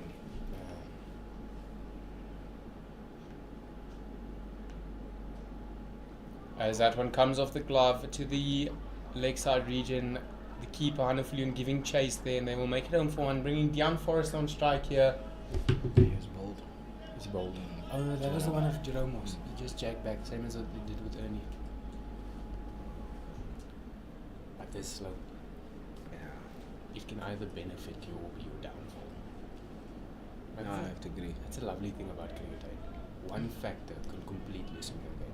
Whether it be a slope or it be a certain bowler or a certain batsman, or in like with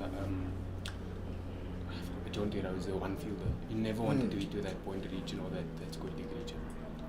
And also, if there's a factor that can benefit you as a fielding team or as a batting team, it's the ones that uses that the best. At the end of the day, that will come out on top. Yeah, well, Gerard and I spoke about that self-awareness as a player.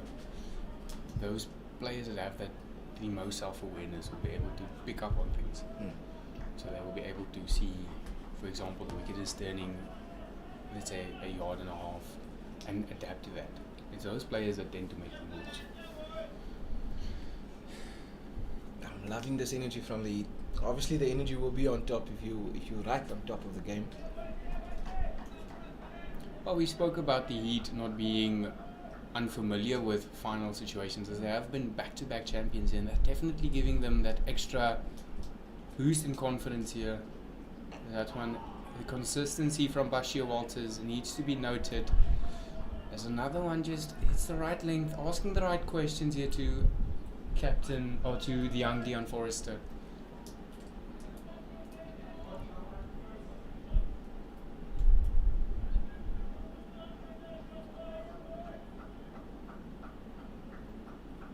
I think you're going to struggle taking that ball from Bash's hand at this moment. I have to agree, he's definitely sniffing that third wicket of his.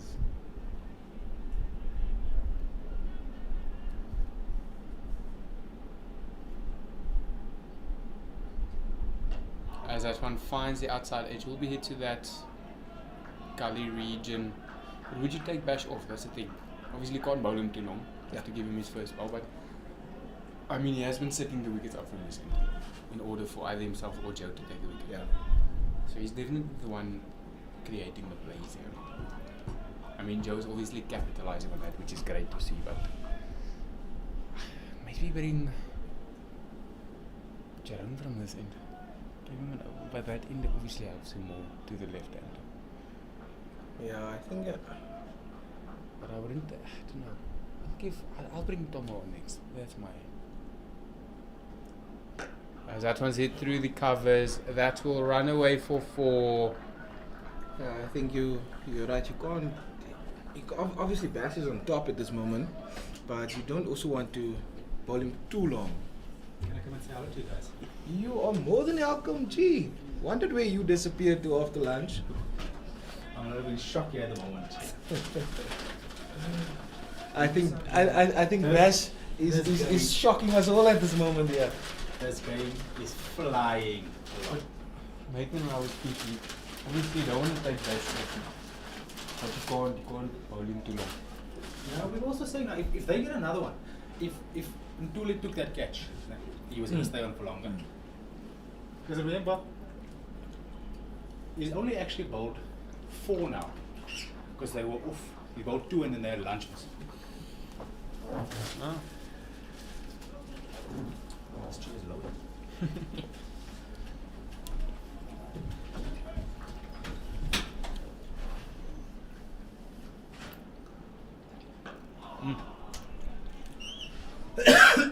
Sorry. This is the one to play. If they get one of these 2 guys now. So daarin van Dean Forrester was op die werk. Ja, ons kan nie so lekker sê dat dit like hard geklink. Maar dit lyk so sterk hè. Maar dit klink ook so hard omdat Joe 190 bom. And that's now ITEC Knights on 47 for 3 after 12 overs, and the deficit is 50 runs. Actually, I had a look at in the other room now. The last 3 guys for the Knights went note from 2, note from 3, note from 2.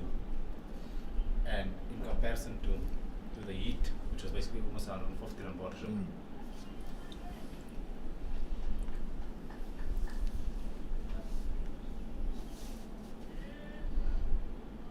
Who is the Shaw 07? It might be. Who's Shaw 07? Isn't that good?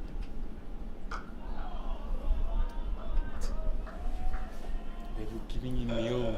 My comedy so and say is working today. Okay, I'll try my best to not whisper anymore. Getting some heat, yeah. But they were abusing Emil there. When was it 2 days ago? All he is Even that person was abusing us also. He was saying something of very good English. Mr. Cameraman, please show the commentators. Oh, classic stuff. As that one's worked away, fielded in the square leg region, and that will bring the young Dean Forrester onto strike here. It's a bit more like The people love you. People's champ. that's probably something we know. Has to be. I am not gonna put it past it. Or they just took an educated guess that Emil is working today.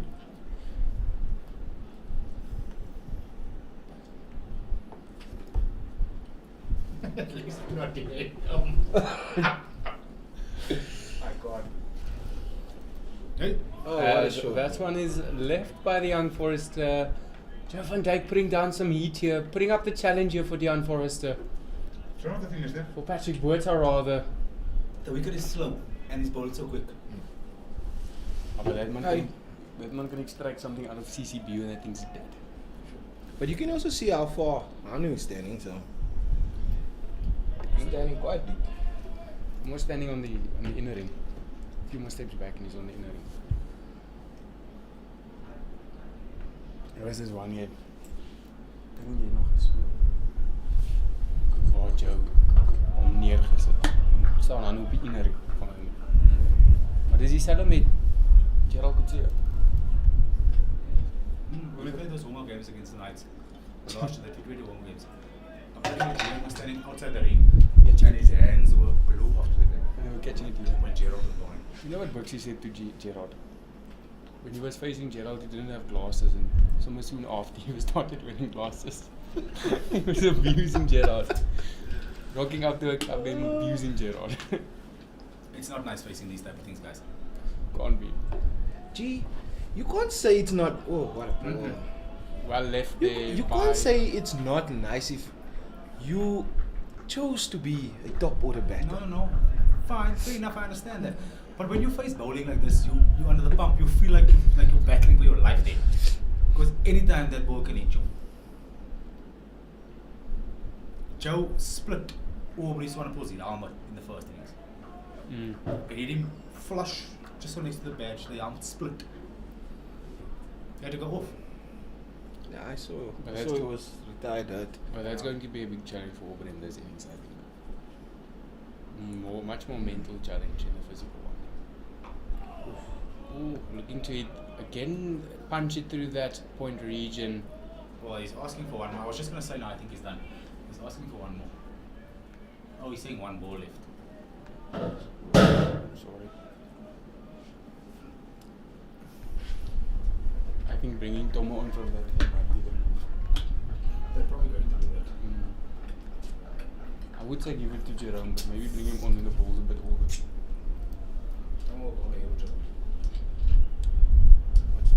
Oh, That's the end of the 13th over. The ITEC Knights currently standing at 48 for the loss of 3, with the deficit being 49 runs. The run rate still hasn't dropped, eh?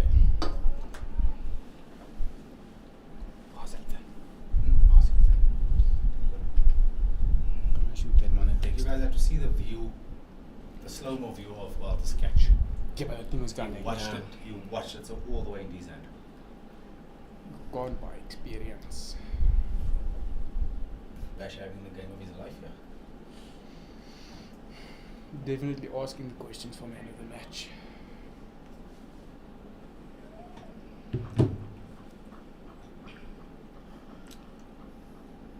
Bash the experience.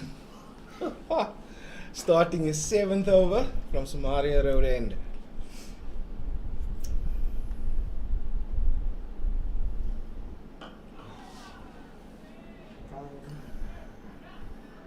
That's I think that's actually perfect. That's what Bash wants there. He wants him to play through that area. Taking a couple through extra cover. And that brings up the ITEC Knights 50. 50 for 3, 13.1 overs. It's quick. And we were speaking, it looks like Jock received license because he was very aggressive in the opening phase. So ITEC Knights 50 runs, 67 minutes, 79 balls, 7 boundaries, and 1 maximum. Probably you can do. Maybe for Ethan for what's up. What do you want? What do you want? Kijk, even de Inventor. Good for me, please. Appreciate you, buddy. This is some great expedition here. Absolutely love a fast bowler that can hit the same area, ball after ball, ball after ball. But it's a nice compliment because the one is steaming in from the other side, the other one hitting an area the whole time. What's important now though is whoever follows them has got to carry on like this. That's why I said Tomo and maybe you bring from this end then. Because if whoever follows them up can do the same job, you can basically kill the game now already. As that one's worked away to the leg side region, they will make it home for 1. Or it can go the other way and they don't follow up like this and momentum transfers back to the Knights. And we've obviously seen what momentum's done. Because this is that same momentum that they took in from the batting this morning, brought back in here as well. And that's why I actually told Uli earlier that it's great partnership this because Joe is banging in from the other side, and it's just been unfortunate that it's just a little bit more expensive than what Bash is on the other side, but they're complementing each other so brilliantly. But you see, that's the thing, you don't mind. Joe's job is to run in there and bowl quick in order to settle, well, not settle, to allow Bash to do the striking on the other side. But That's why it's a very good partnership. Joe from that side is softening them up. So making them a bit more nervous to play, and then from this end, Bash is constricting them, forcing them to play. Yep. And that is a compliment to each other. See, I think that's what Bash has done well. They haven't left a lot of balls. He's made them play.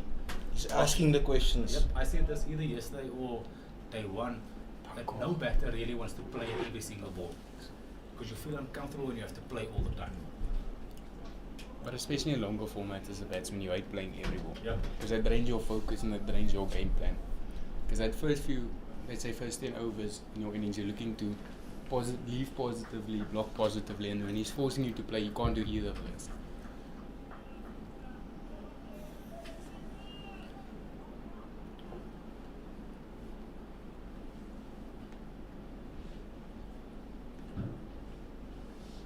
Oh. It looks like he's just coming in with a bit of an angle. The ball rather is coming in with a bit of an angle. I think the slope also has something to do with Does, that. definitely. He's bringing it, he's angling it in, and when it pitches, it just And then holds it its just line. squares away. I was telling Nathan earlier, that's the wonderful thing about cricket. One factor can completely change how a game plays out. So in this case, the slope has played a big factor in how It things. has. Especially from that end. I think the slope from that end with Jerome and then also. You see, Bash has Matthew used it Pollard. very effectively on this side. He's kept this end down nicely throughout this game.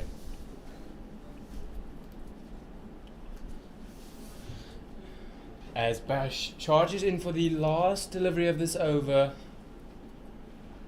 That one just being left, coming a bit back into him, and at the end of the 14th over, the ITEC Knights stand at 51 for 3, with the deficit at this stage being 46.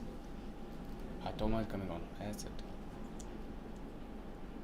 And a bowling change has been made. Grant Thompson replacing Johan van Dijk from the Country Club end. He's like, Nathan, please be born laughing, but it is. Yeah, you I see, saw that. the thing is, because you're asking Joe to bowl such a fiery spell, you don't want him to bowl 7-8 over spells. 5 is enough.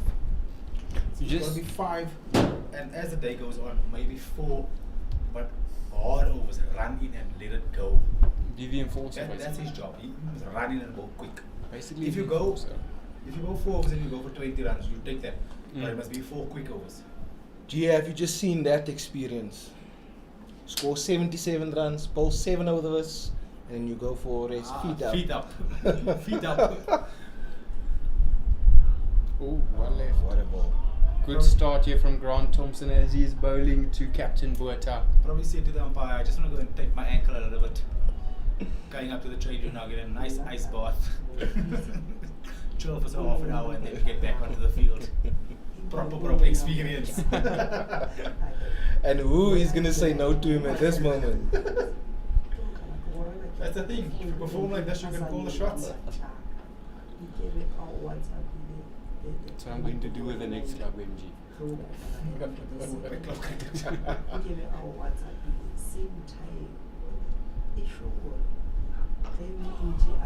As that's worked away to the leg side, cut off in the deep. They will only get one run off that ball. But it's interesting to see them bringing a leg slip every other over.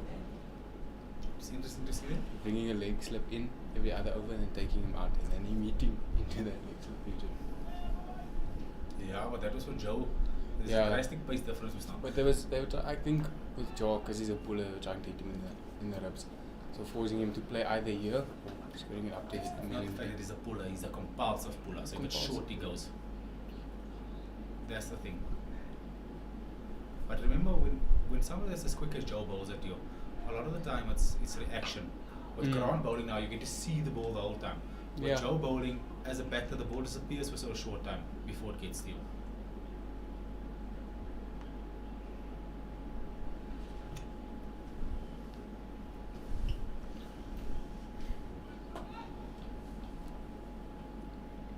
Dion Forrester currently standing on 10 runs with having faced 19 balls and having spent 33 minutes at the crease, having 2 fours in his innings. It's actually a gun start from him. Gun start from him. Van wie? Van Dion Forrester. High pressure moment. Ek dink dit het goeie jaar gehad. Yeah, he's decent. Average 70. He's definitely one for the future. Leading run scorer for the Knights. He was when he was on 0, he was 1 run behind Gian Pluto who was the leading run scorer. So he's currently the leading run scorer for the Knights for the season. And he fought a combo overall. For the competition. As a youngster, Jason Oakes, second leading run scorer for the entire competition. 600 and something runs, almost 700 runs. Nice. He's got the But Pat Waters in the top 10 as well. stats man behind us here. Yeah. Knows the game in and out here. Crick info. And Quick info. leading wicket taker, can I put you on the spot? Jada Klerk. Joe van Dijk is now 5 wickets behind him. So Joe van Dijk second leading wicket taker. Mr. Cricketer. I can only answer that question because I just checked it 10 minutes ago. That's why he said cricket info. I looked for interstate because I wanted to know exactly how much trouble the Knights are at the moment. I would say they're in a heap of trouble. Deficit of 45 runs. Last ball of the 15th over. But just to add, one partnership can swing it again. So I think in there it's obviously feeling the pressure, but knowing that if one partnership sticks, they're back in it completely. As that one squared away through the cover region, they'll get home for one. I think that's the thing we've seen, that how the momentum has swung the entire game. 1 minute the Knights were on top, then the Heat was on top, then the Knights were on top. Currently the Heat is on top again. And one partnership could just get the Knights back on top again. That's why it's key that they strike soon again. As we see a bowling change from the Samaria Road end, Tsepo and Tuli will replace the experienced campaigner of Bashir Walters. Yeah.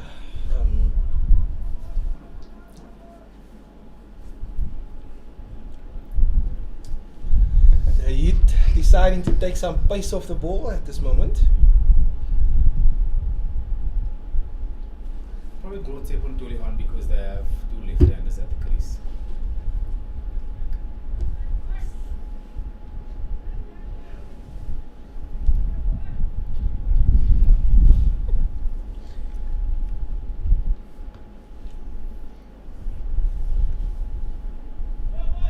Do you think Tsepo and Tuli, obviously we saw him darting it in the whole time, that he's going to maybe outbowl this partnership?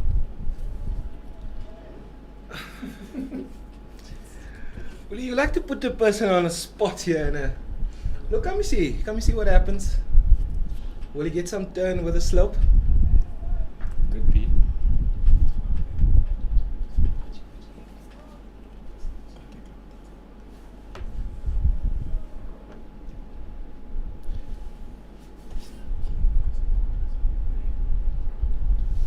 Oh, he's getting some turn there. He bowled that one with a little bit more loop than what he was bowling in the first innings. Maybe he made these changes as well. First innings was very flat and quite quick.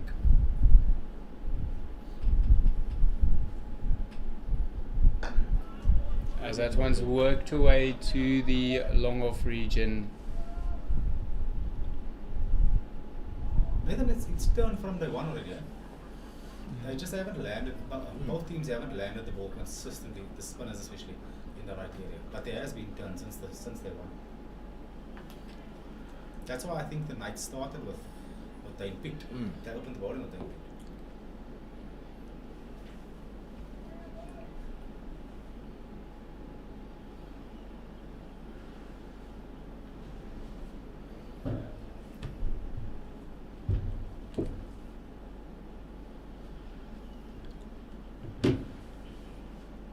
Oh, good turn there. Definitely tempting the batsman into playing there. Gentlemen, this last hour has flown past us. This is absolutely great cricket at this moment. As that one's worked away down the leg side, they will get a single off it.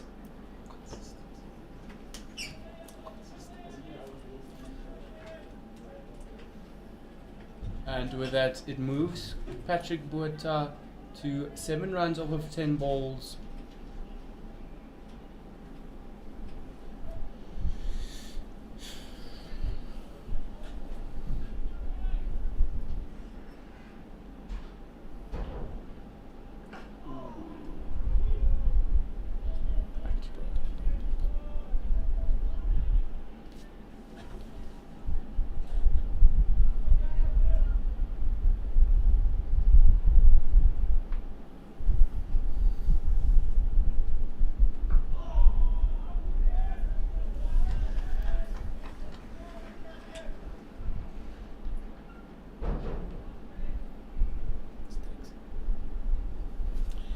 And that brings to the end of the 16th over.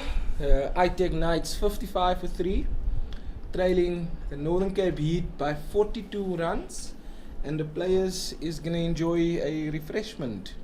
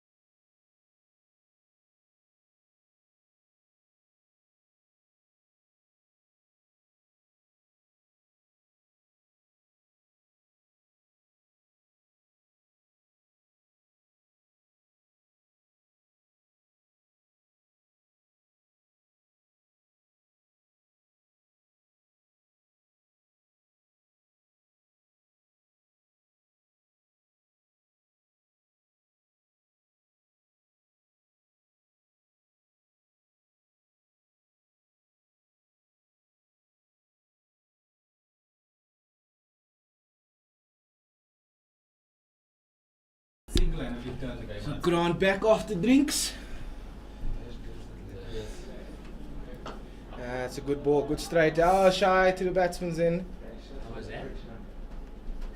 No, he's in his crease. Let's watch my stuff. ITEC Knights 55 for 3, 16.1 overs bowled. As the boys are back onto the park here, Grant Thompson to continue from the country club end.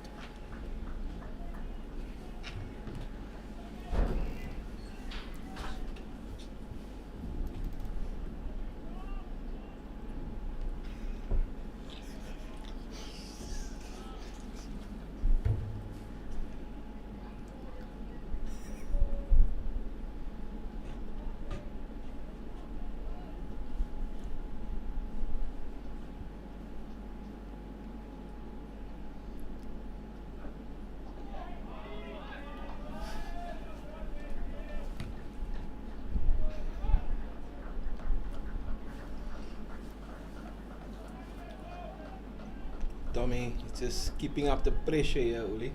Have to agree there, Nathan. Definitely another experienced campaigner coming to the attack here.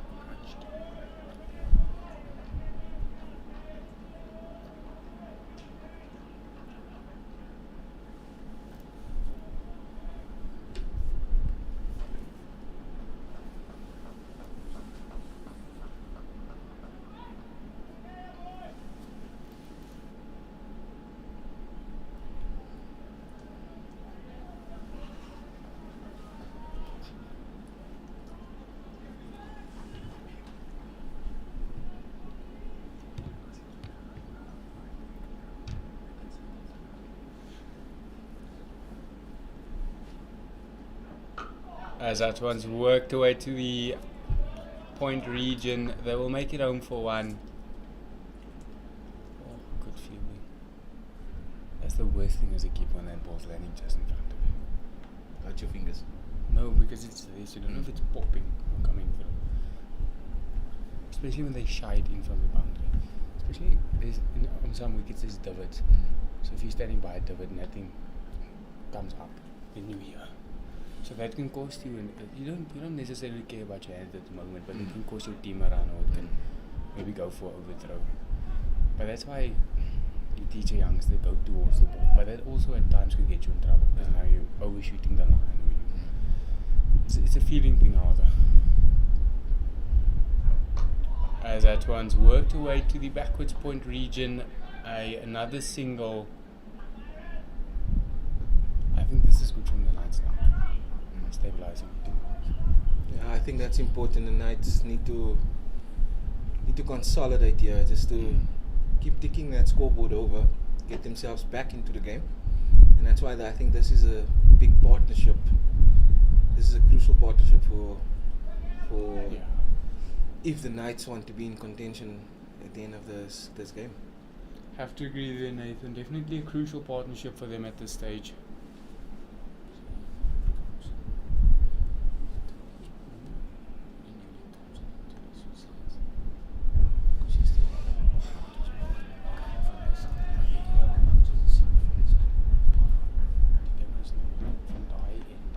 And that brings to the end the 17th over.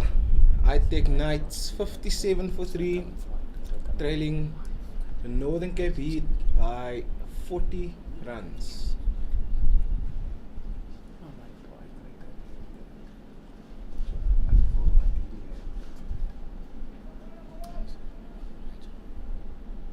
Ideally, settle over layer.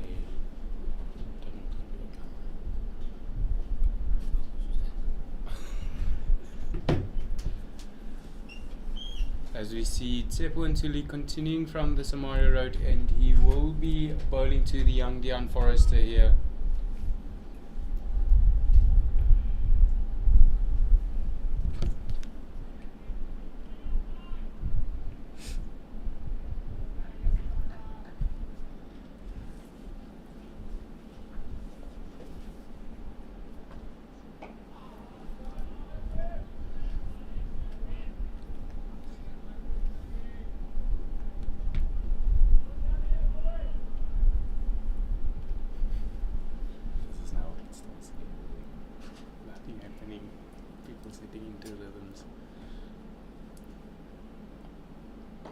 That one just, batsman just squaring himself up there, but I think if Tsepo can give the ball flight like those first two balls he's been giving, I think he'll keep on asking the questions here. something in there for him then. As the partnership between Deon Forrester and Patrick Botha currently stands at 21 runs off of 44 balls, and as we said previously, definitely a crucial partnership for them at this stage. As the wicket comes here, Tsepo Ntuli middle stumped. Deon Forrester unfortunately has to depart. And his innings comes to an end for 13 runs, and that is the fourth wicket loss for ITEC Knights. However, the partnership at the start for them. Yeah, I think that. But it is safe to say at this stage the Heat are No, they are they're in squarely front. on top, yeah. But they must still knock off that deficit. But the thing is as well, they have got until, let's say, 2 more wickets to establish that partnership that goes deep. I think I just don't understand that shot he played. Yeah, that was a release shot. That has to be a regular shot. So at the moment we're seeing coming to bat the another hometown boy, Aubrey Swanepoel, trying to save his newfound team here.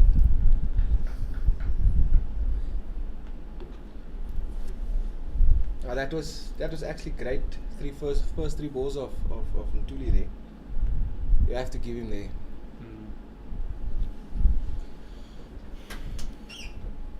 and probably inexperience. Not obviously. Forrester had a brilliant debut season for the Knights, but I think just that moment there. Bit costly for them, I have to say. But definitely an experiencing year for Deon Forrester. He will learn from this. He will take it forward. And obviously, as a youngster, you never like not cashing in and helping your team when needed. But we all know he is the youngest in the team and the most inexperienced. But that definitely will be a lesson for him learned. And taking it forward, it's interesting. It's going to be interesting to see what he does during the following season in the 4-day competition. Definitely, as I said previously, one to watch for the future.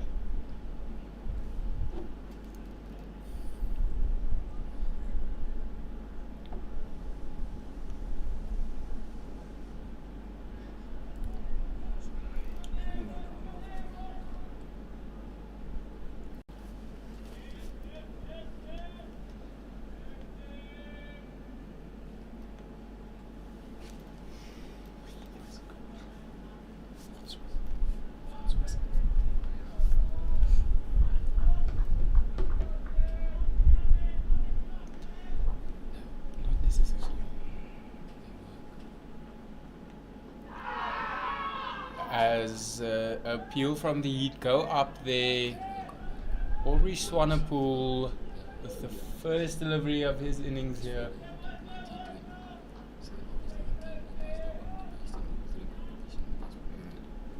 So you work on the point system basically. That one into the cover region, well played and well bowled there. Good cricket all around here. Why is this Spanish animal? Why is this Spanish animal? Don't you want it here? So I don't need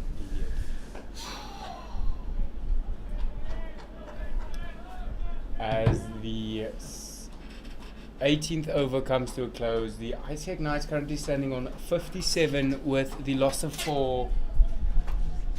And the deficit standing at 40 runs with Grant Thompson to continue from the country club end here to Captain Patrick Botha. We had when I was playing FPL, we had Ziad. He organizing everything. It was sort of his tournament. So they have no draft system, so they call your name. So he says Botha. I love it when he does it. It's a different take on the name. Because as an Afrikaans person, you used to Botha. Yeah. Botha. It sounds much more foreign. It does. It sounds like it's got a twang to it. Because the Afrikaans, you hear that. It sounds more aggressive that way. In van vuur. All those things. It sounds more aggressive. And then when they put that bit of twang on it, it sounds exotic.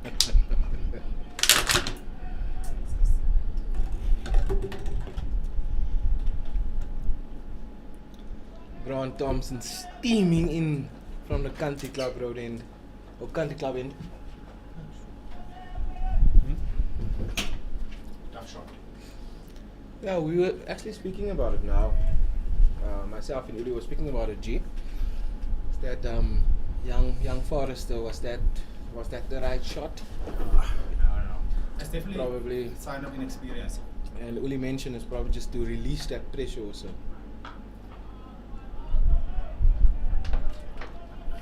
And maybe making, I'm going out on a limb here, maybe making a statement saying I'm going to take on the spinner. Just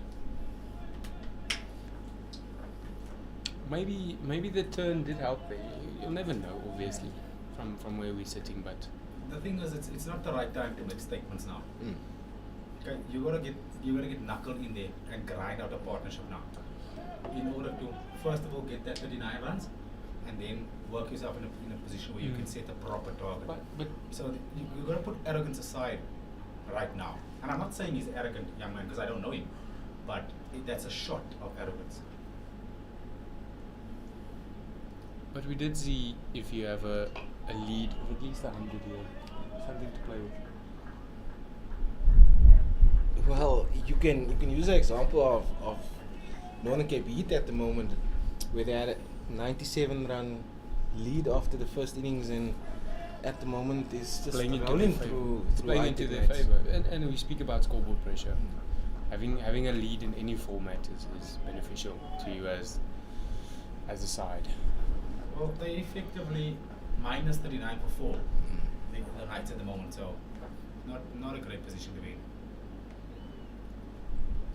And I think I will hammer the whole time on it that my current player of this match is Bashir Walters. Big bash. How important was that innings? Without a doubt. Big bash. And I think he's still feet up, no? I don't see him on the field. Experience. Experience. Oh, one day when I'm big. One day when I'm big. Mr. Blake, unfortunately, you've got to earn the right to be able to do things like that. Doesn't just mean because you're big you get to go and sit feet up. No man, apologies to Bash. I think I do see him on the field. I think he just took a quick break, but I do see him on the field. But nonetheless, he's like you say, gee, you have to earn the right.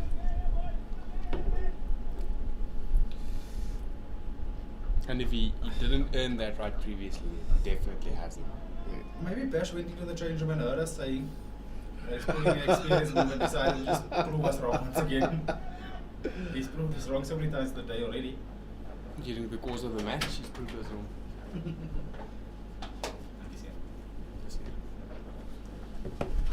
As another one steams down the leg side, good But this movement is- there by the keeper. This is the posture. Because this is the two most experienced guys in the team. You want to get one of these two at least out. And if you can get one of them soon, I think it's over. We could potentially see this game ending on it. Obviously, no disrespect to anybody, but just it's difficult to see one guy doing it alone. Mm.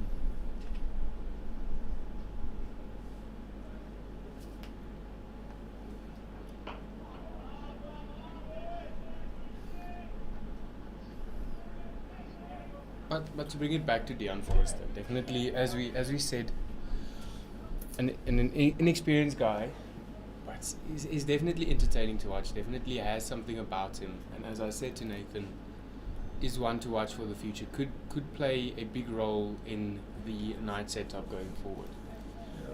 It's interesting because we spoke about moments and identifying those moments. This would definitely have been a learning curve for him now. Identifying that, you know what, yes, it might not have been the right moment for that shot. Sometimes you've got to learn the hard way. What I can tell you is the next time he gets into the situation, he's not playing that shot again. Definitely a fan of Gerard myself, I must say. Chepo and Tuli starting the 20th over.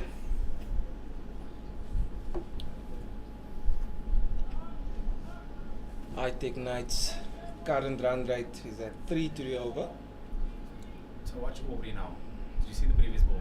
Go like right across his stumps and take WW out of play. He's standing on off stump. And he's not moving. See that? That's hitting like 6 stump. But that's experience as well coming into the game. Yeah. We spoke a lot about experience in the past couple of sessions.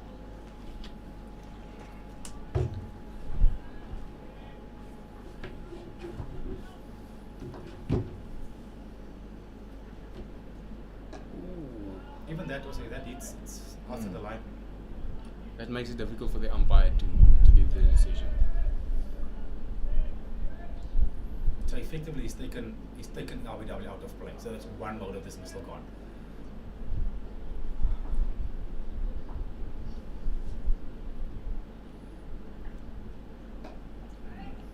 Quite possibly he's quite possibly taken bowl out of play as well. So he's got to just worry about that short leg now. So Right. change the angle from tempo, so now everything pitches in line now. Or he's definitely going to Changes his guard as well. So that's clever thinking from in actual fact from both of them. But they obviously have spent a lot of time together. So they know what the other one wants to do. Yeah. Yep. chance put down. Who's that? Many.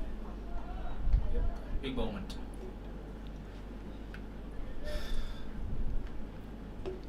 He stood there when we played in Ports as well. So they hit him square from the chest. So he sweat. So Yesterday in the club game, I was standing under the helmet. Gio. So I swore back when I was Party. going short Who under barked? the helmet. Jeez. Who barked, you know? It's Mm. Yeah, that man. It's actually a quiet brother. Always has energy. I stood there when I was like, what, 19 years old. I played in that. It used to be like a Colts tournament, under 23 thing. So I played a 4-day game and I stood there because I didn't. We had 3 keepers in the team, so I didn't keep that game. So they hit me flush on my shoulder. To this day, I think my shoulder still hasn't recovered. I don't think that short leg was under the helmet. Huh?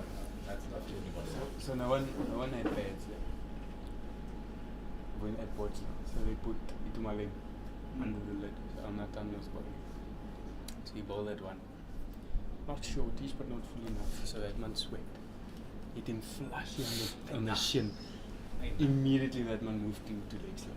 He told him, I'm going out here. Yeah, but the short leg is definitely not everyone's cup of tea. The thing is, when you stand there, even if you have pads and if the ball hit that pads, it's soft. And when the ball is there, when you get hit there, for some or other reason, it always hits the side of the pad or just above the knee. It's always hitting something. But the thing is, I'd rather take on that position with the pads than without it. Of course, yes. As that one's worked away through the leg side region, will be cut off and they make it home for 1. Somebody's got to knuckle down here. Mm. Preferably for the ITEC nights, should be both of them.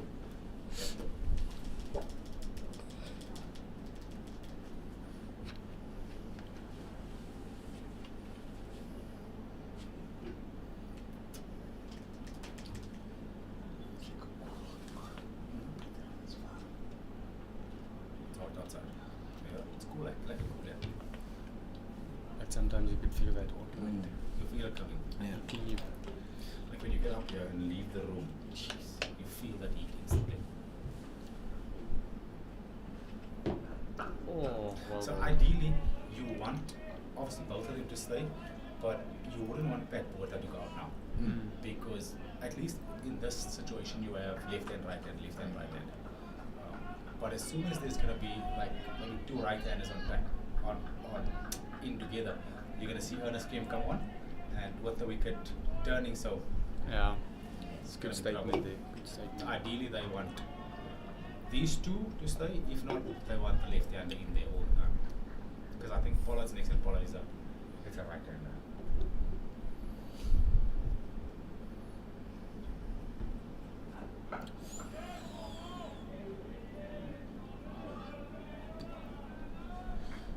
See the leg slip now and play again.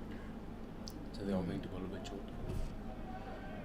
So this end from the Somalia Road end, we can assume that fuller length from the seamer especially is going to come into play, and then from that end they're going to look to strangling down the leg.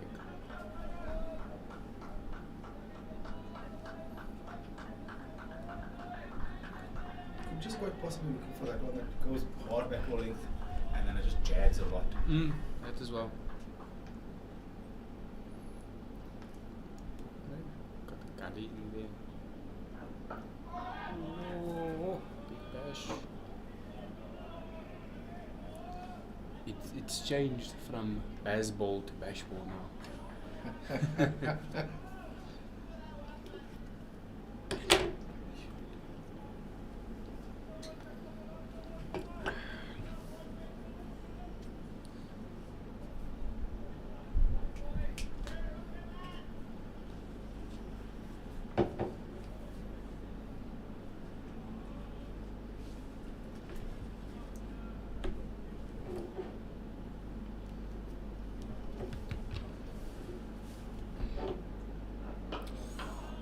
Handling in there.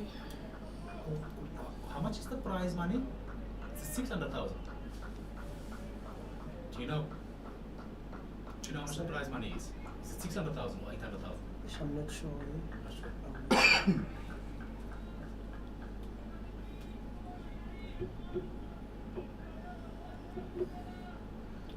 As Grant Thompson readies himself to bowl the last delivery of this over. Just one for our viewers at home. The match between the Northern Cape Heat and the ITEC Knights is not for any sort of promotion. The final standings have already been decided. The ITEC Knights in second on the log, and the Northern Cape Heats, as it stands, they end on top of the log. The game being played currently is basically for prize money and the 4A Cup trophy.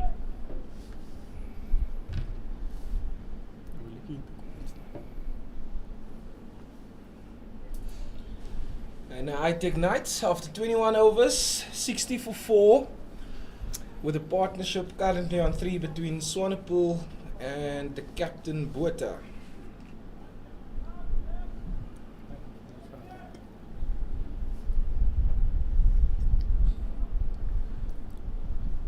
As Tsepo Ntuli continues from the Samaria Road end, that one down the track, hits it to the Lakeside region, getting the one there for Aubrey Swanepoel.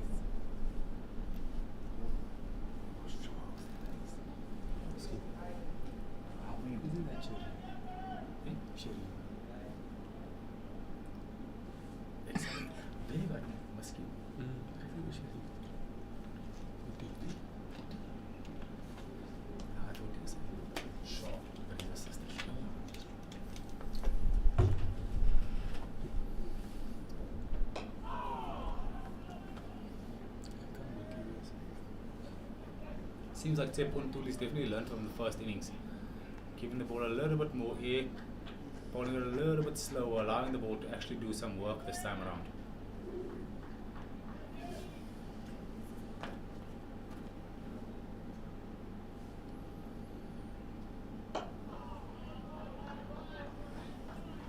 That one hit down the ground for a single. See, like that. That is also uncomfortable because you can't get there and you can't go back. So your automatic instinct would be to go back, but obviously on some wickets it pops. Yeah. So as you go back, it goes over your head. You can't go forward because you'll catch it too late. I see. So they obviously experience comes into play there, but also the feeling you have at that moment. And what some keepers do, they tend not to trust that feeling. So depending on your keeping philosophy, you see there and went back. So that one came a bit more flat, the other one a bit more higher. So depending on your keeping philosophy, for me personally, it's instinctive. So you train your instincts to be right and your habits to be correct. So when you get in those situations, you sort of not switch off, but you lean more on your instincts. Another.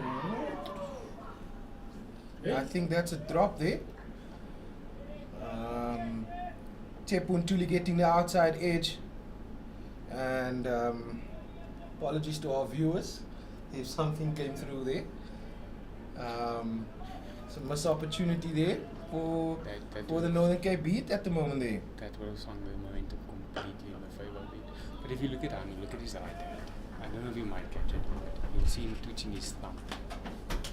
Having spent some time with Anu working in the nets, the reason he twitches, and the viewers also won't be able to see it, but if they look really hard now, they'll be able to see him twitching his thumb. So the reason for that is when the ball is being bowled, it's just to sort of focus his mind to get ready for that. So you get taught as a young keeper, expect every ball to come to you, and that just gets you in that mindset of getting ready. So if that nick comes in that case, or the stumping opportunity, that you're present in the moment. So if you, especially to the keeper, to the spin bowler from the other end, to see him twitching that one thumb, that's just sort of a trigger, as you might say. Some great insights here from Uli. Now I wanted to see if I could see the chance. That's my bit of experience coming through here. As that one's hit to the mid-wicket region.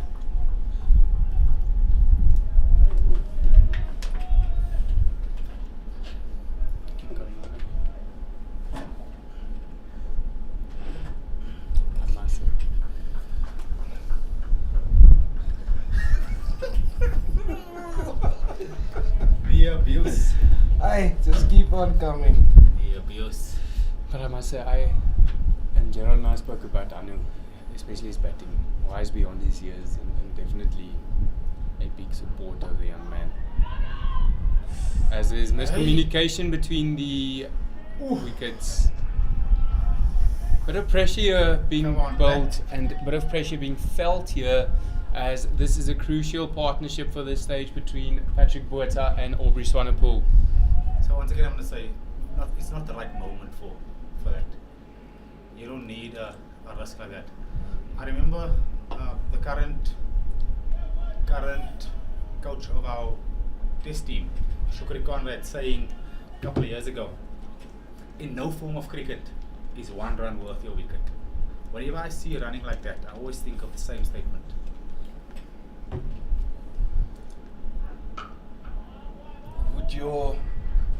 Would it differ if you're on 0, trying to get off the mark?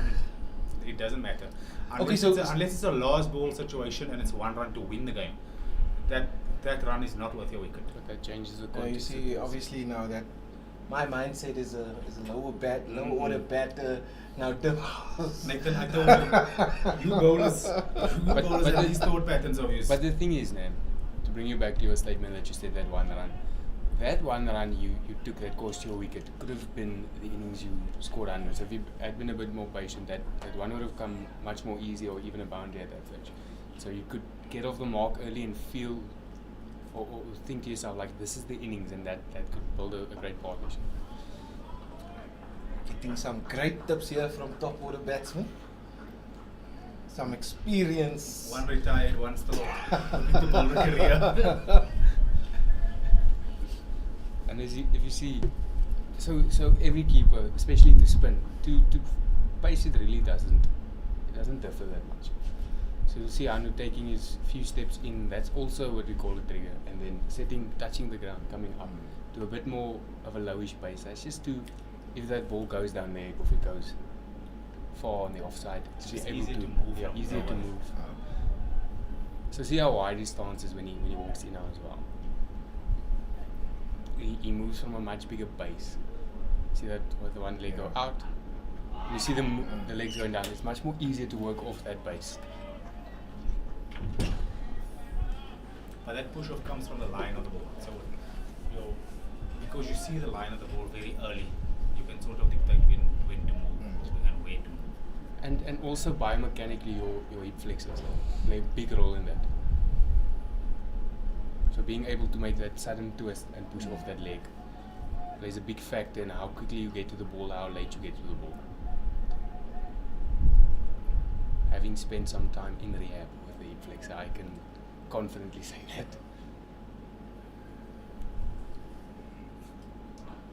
John being worked away to the leg side region, or down leg region rather, getting home for one here. As that brings the over to a close, the ITEC Knights currently standing on 67 runs with the loss of 4 after the 23rd over, the deficit now at this stage being 30 runs. If you look now, look at, focus hard here on Anu's right, I think it's the right thumb. And you'll see as he's bowled, I don't know at which stage it does it, but you'll see that thing just do this, that twitching motion basically.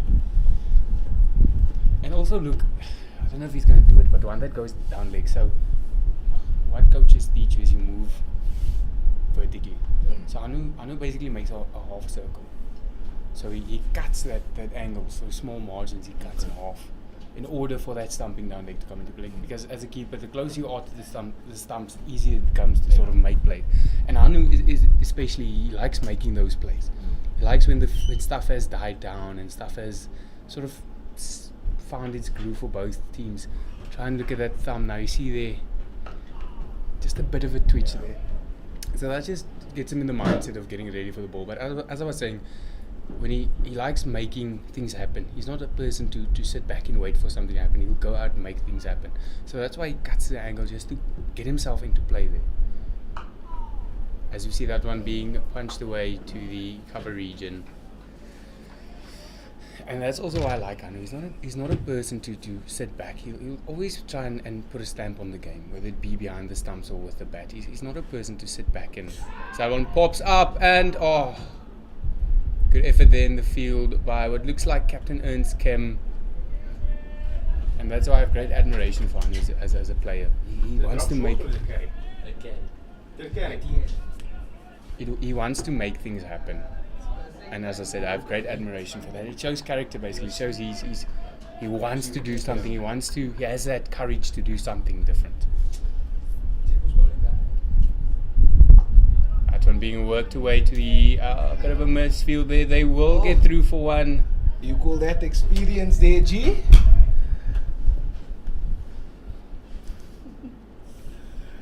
Captain Patrick Botha surviving for the second time at this moment, so I think Definitely he should use his opportunity here. Definitely another lifeline being offered to him here, as Aubrey Swanepoel is ready to face Tsepo Ntuli from the Samaria Road end. Yeah, this is great bowling from Tsepo. Is quite consistent here.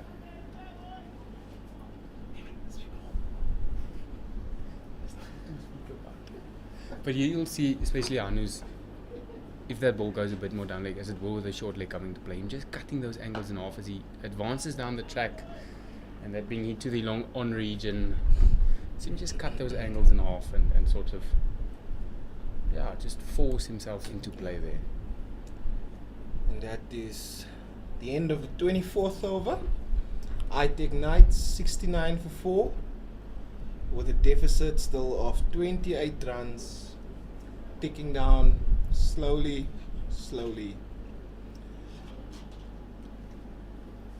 Partnership currently 12 of 40 balls between Swanepoel and Captain Patrick Botha. Oh, how do you say, Uli? Botha. Botha. Both. Botha.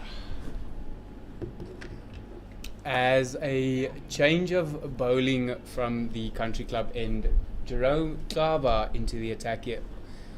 Nathan, we saw yesterday, or the previous day rather, Jerome getting the wickets from that angle, and as a matter of fact, this morning I spoke to Jerome a bit. His game plan going into it was to keep to his lines, keep to his game plan, and that definitely worked for him. And I think going into now his bowling spell, he will definitely look to continue bowling his game plan.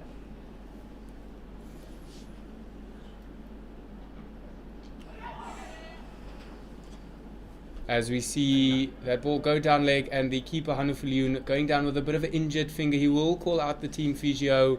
Let's hope this isn't too bad for the Northern Cape Heat. Down leg drop. Is he klaar met so gemaak het? Wel, het hem gemis. Was hy die klap hard? Dan het hem hard geslaan. As you see a bit of discomfort from Hanu Viljoen there. Obviously another sight you don't like seeing on a cricket field.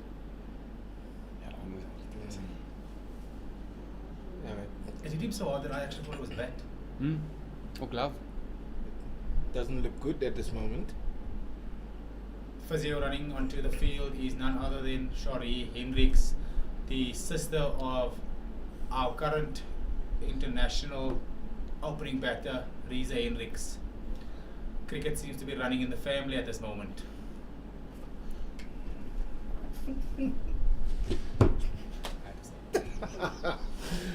Thanks for that one, G. Jy weet dis my physio ook, né?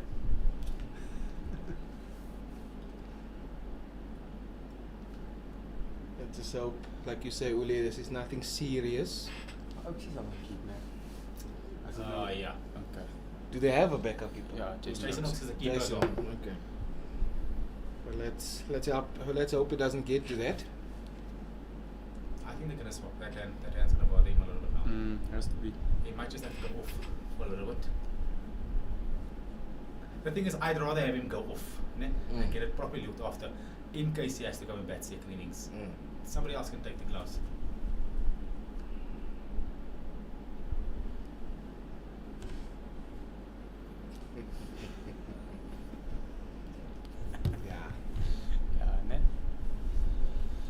He's actually hiding himself. Oh, No, he is. there's he standing. There's Ernie speaking to him. Ernie's telling him, listen, Jace, go and get your keeping stuff, bud. That's Chris Brits. Yeah, no, just checking. Was that Chris? Yeah, I think Jason Oakes might have. There's he walking now. He's still on the Oh, field. no, he's nowhere still close to keeping- that. Nowhere close to that conversation. So he gives up. No. Avoiding the Gave up conversation. keeping 3 years ago. Avoiding the conversation with the utmost. Please stay on the field, Anu. Please stay on the field. Listen, if I was the captain or the coach now of the Northern Cape Heat, I would say, man, throw the pads to Bash. Let's see what he do behind He his. might just take a diving catch there. With the way this game's going for him. But This is definitely. definitely concerning this, right? Yeah, it is. It's taking a while at this moment. I think he's got to go off. Let him get that finger. I think that's the call they're gonna make. They have to. Any other game was alright, but this is a final. Yeah, You want him to be able to bat properly when he bats. But he's gonna want to stay on the field. He's No, also just that's that type it. of character. Does not look like he is gonna make his way off. Not looking very. How can I say? He's putting his glove back on. He's Or gonna is he catch just one. trying to feel it now? He's gonna catch one ball and he's gonna go off. Where's Jason Oakes? He's gone Looks back to he's the boundary. jolly. On He's the gone back boundary. to the boundary. Looking at his fingers as well now, as we can see. So in this situation, there's a lot of pride at stake here. So Anu's one of those people. He's very prideful. Prides himself on having a big heart. But I think in this situation, forget about the pride. Think about the bigger picture. Bigger picture is there's a possibility that we might need you to come and bat second innings, and we want you to be fully fit when you bat. Go off, boy. And you see what's happening now is Okay, you know. he stood up to the wicket and now he's Going going back. back.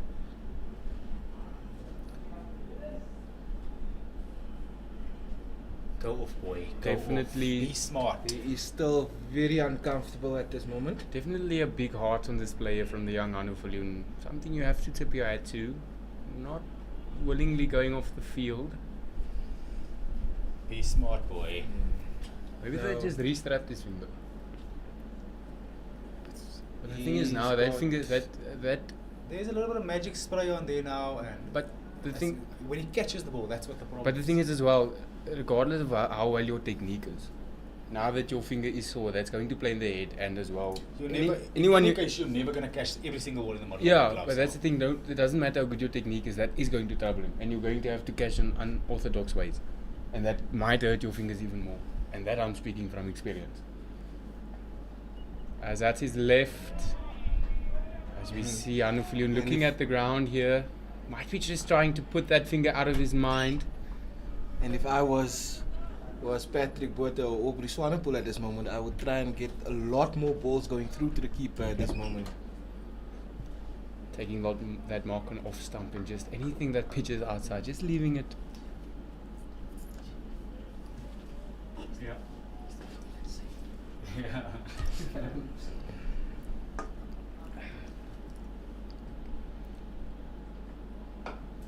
That one being worked away to the leg side. None of it. Just so you know, Jerome just because he's a noble there, he got Aubrey Swanepoel out in the first innings, but from a noble. Just to add, we saw with the throw in from what looks like Tsepo Ntuli, Anu catching it with one hand. What do we think of that? Definitely. No, it's playing in his mind at this moment. Yeah. But I think the fielders must box smart as well now. Okay, so keep the ball, don't throw it in. Where he wants it. Definitely a big heart on display here from Anu Viljoen. He wants it, but once again, I think there's no need to throw that ball to him. Just chuck the ball back to either mid off or mid on. Unless Bash is the designated shiner of the ball and they want to get the ball to him all the time. Well, the ball is coming a lot to him. As that one is straight to cover on the knee, they will squeeze that for one.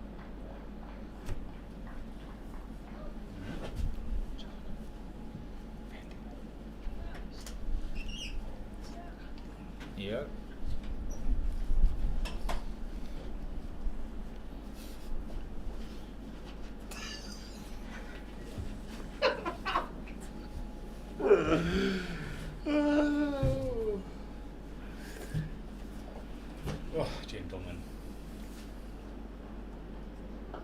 with that ball, we're seeing Hanu coming back up to the wickets. Actually, it's an interesting move. I think just standing back was maybe just to see how that finger actually feels. But it looks like he's standing up for Aubrey and going back for Patrick, yeah. But they did that as well. First innings as well. But Gerard Pat mentioned a little bit more conventional. Pat will stay still in the crease and all that. Aubrey jumps around a little bit. Will want to dictate how the bowlers bowl to him. But as Gerard mentioned, he shuffles across the crease, not out of the crease. So it is an interesting tactic to see there. But you see him also move back for Patrick Botha and stand up for Aubrey. So I think that might be just them wanting to bring that stumping into play, as I mentioned earlier, Hanu looking to make plays. He's never stagnant within the game. And ITEC Knights currently is 73 for 4 after 25 overs.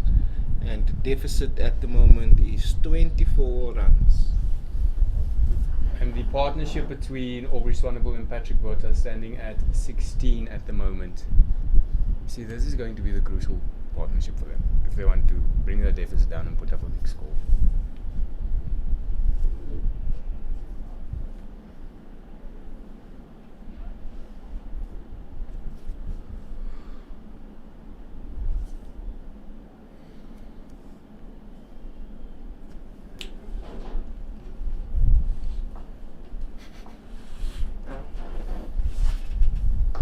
One worked way through the too long on here. They will squeeze it home for one, bringing captain Patrick Botha onto strike here.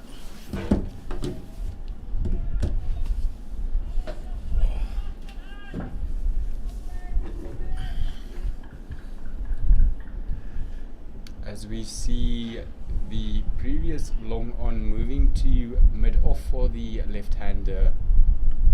Sepon to bowl from the Samaria Road end to Patrick Botha, and that one just kept out there. Very well bowled, very well played. Interesting to see how that finger of Hanu Viljoen moves throughout this innings. So that one's bowled to cover there, batted to cover there. But have you noticed, Jim? Look at his right thumb. How he twitches it. You'll see, just look at the more or less at the glove, how it twitches there. That one he didn't do it. His hand's not right. No, but it twitches, as I said to Nathan, it twitches because of, it's a trigger thing. So that keeping yourself present in the moment and that just staying alert, that's his thing. So having spent time with him in the nets, doing keeping drills and basically just him passing down some wisdom to me. He told me it was because of him staying in the moment, and you'll see him also shuffle, cutting it in a half moon basically, in order to make those plays and get the stumping involved there. You see, it's different. All of us are different. So when I kept still, I would be here all the time. So I'd be fiddling, whether it be with my cap or with my helmet, making sure that my head just feels nice when I settle down. That used to be sort of a trigger for me, and I'm pretty sure yours is different as well. Everybody has their thing that sort of just keeps them in the moment, whether it be making sure that the body is nice and low or the head's aligned with the ball, whatever the case may be. Similar to the batting as well. Everybody has their own little things. So for me, it's a component. It contains two components. So when standing up either to a seamer or to a spinner, that mark you make. So I sort of just constantly refresh the mark, if I can put it like that, and going down, I sort of took in what Hanu told me with the thumb thing, and it has worked for me. And as you said, every keeper, every batsman, every bowler has different processes, different triggers, and that's what makes the sport so unique to each individual. It's never the same thing you see over and over. Obviously, batsmen have similar triggers, as we see with Australia, with Steve Smith and Marnus Labuschagne leaving in similar ways, moving across the crease in similar ways.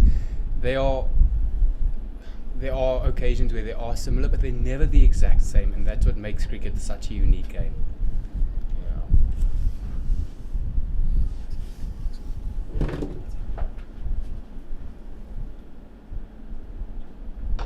That one being just kept out here by Patrick Botha. As we see Hanu using that hand a bit more, maybe the pain is still there. He is fiddling with that hand of his. And as you can see there, Gerard, him just fiddling with the cap, that might be his trigger standing back, perhaps. I get you. And it is a thing where keepers have different triggers for different scenarios. So standing up, you have a different one. Standing back, you have a different one.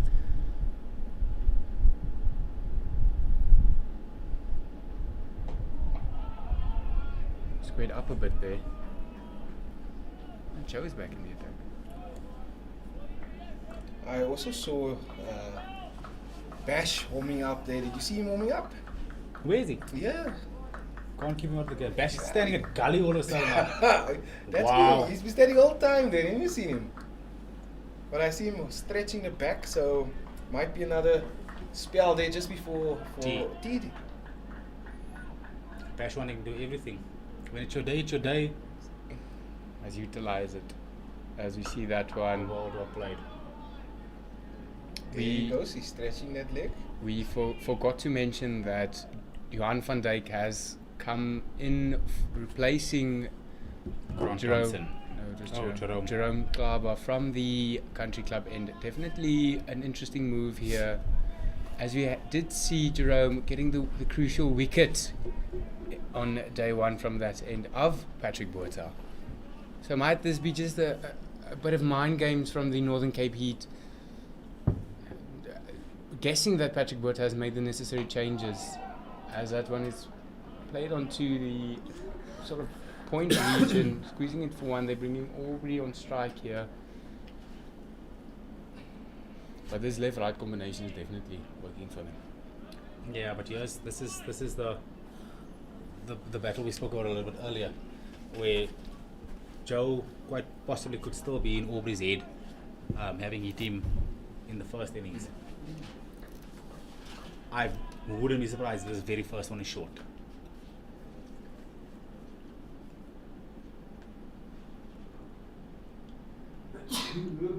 Or could we see a double bluff and him go full? Full and wide. No, full and straight. Full and straight. Beamer. A little bit too full and straight. Definitely going to be troubling. But I think Aubrey is an experienced batter. He's been around the park, so I think you were, like you said, G, a bowler like Joe that's hitting in mid 140s. In any batter's mind would continue if what happened in the first innings. It's definitely on his mind, Nathan. Without a doubt. I like to also think as a bowler that I'm always on the batter's mind. Obviously not having the pace. Aubrey punching this one into the covers for a single. That's the end of the 27th over. The ITEC Knights are currently 77 for the loss of 4, still trailing by 20 runs.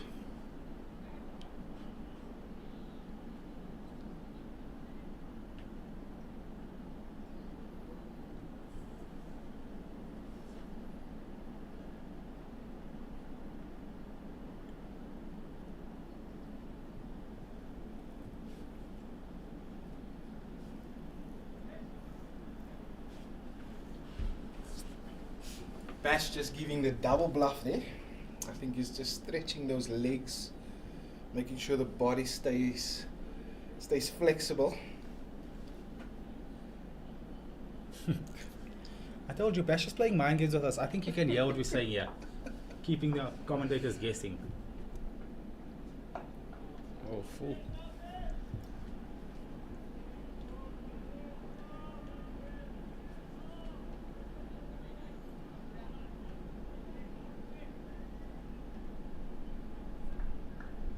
First goal for the Knights at the moment, as things stand, is to get to tea without losing another wicket.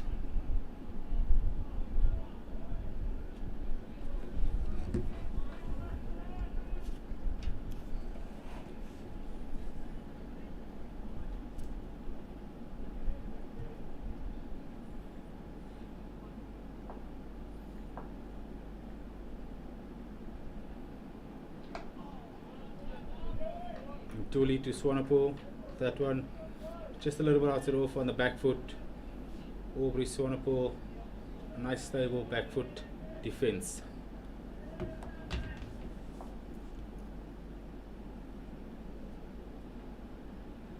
Oh, Punch down to the deep mid wicket boundary, striding through for a single. the partnership between Aubrey Swanepoel and Patrick Botha at this stage stands at 21 runs, with them both spending 47 minutes at the crease together, and that partnership coming off of 63 balls. No boundaries for either batsmen yet.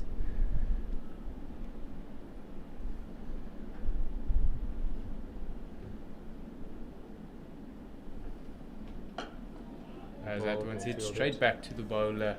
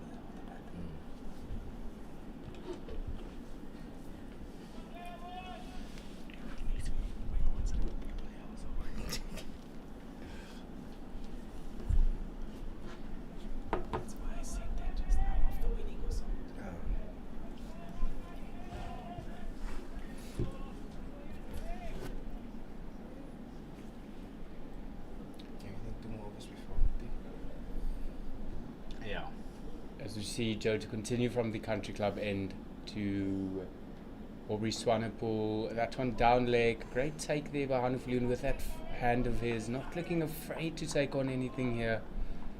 Definitely still nursing it there, eh?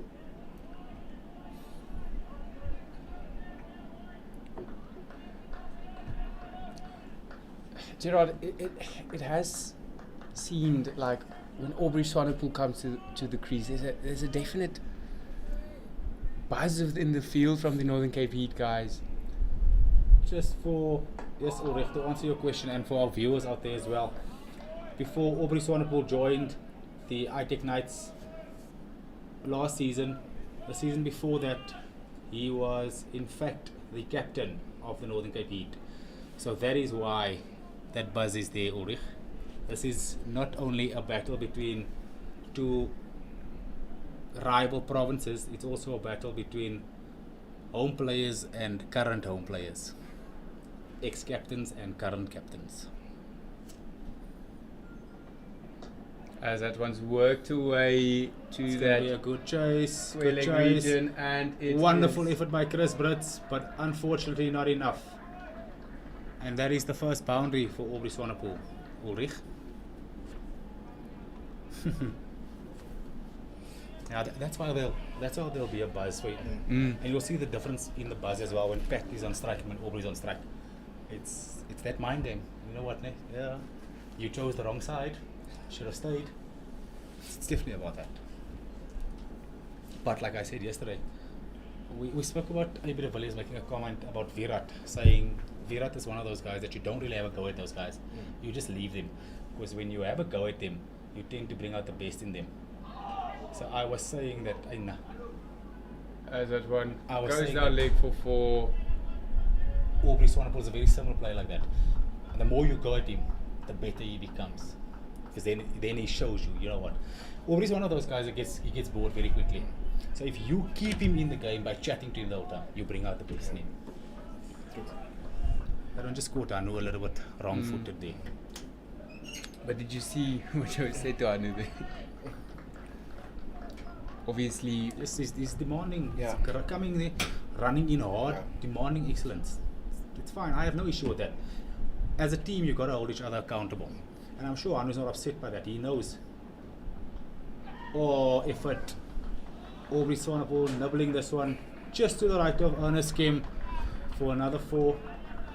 And Joe- with that, G, it brings the deficit into the single digits. Okay, there we go. Deficit currently at 7. Joe wouldn't be too unhappy about that. He has that fielder set there for that specific shot. So just a little bit closer there, a little bit more bat onto it, could have gone straight into Honest Game's hand. So, well, I would like to hope he's not too unhappy about that.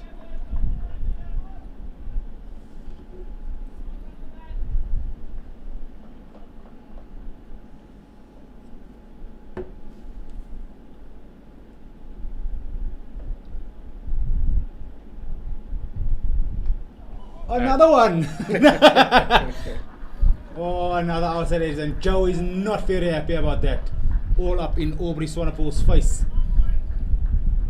Bowler technically wins that battle, but unfortunately that battle cost him 4 runs in 3 balls. And well, 12 runs in 3 balls. The first one down leg was called a bye, obviously, so that doesn't count towards the bowler. And then 2. It's 4 balls. It's four. 4 boundaries. Four. 4 boundaries of the Oh. last 4 balls. So maybe that's just working in the favour of the ITEC Knights, as we see the rate in that 1 over climb from 2.7 runs and over to currently 3.2 runs and over. Total is currently 94 for the loss of 4 wickets. The deficit is 3 at the moment.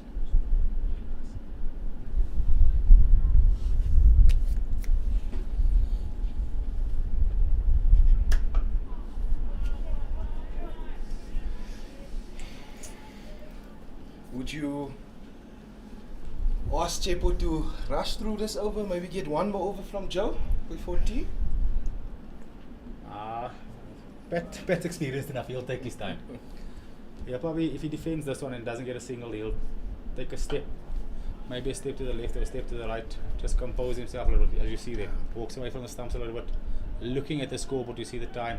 There's no way you can bowl 4 balls in a minute.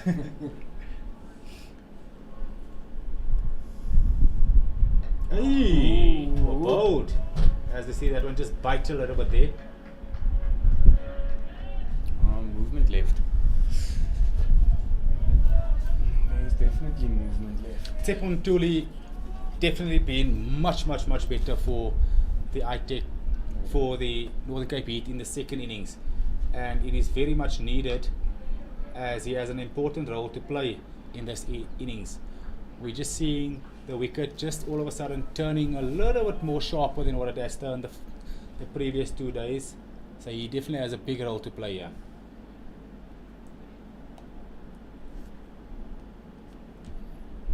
Patrick Porter making sure to take his time there, so that this could be the last 2 balls before tea.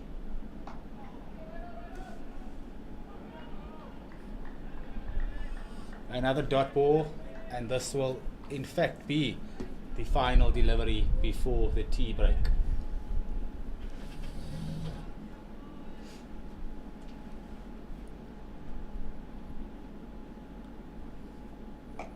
Well bowled, well played, and that is tea.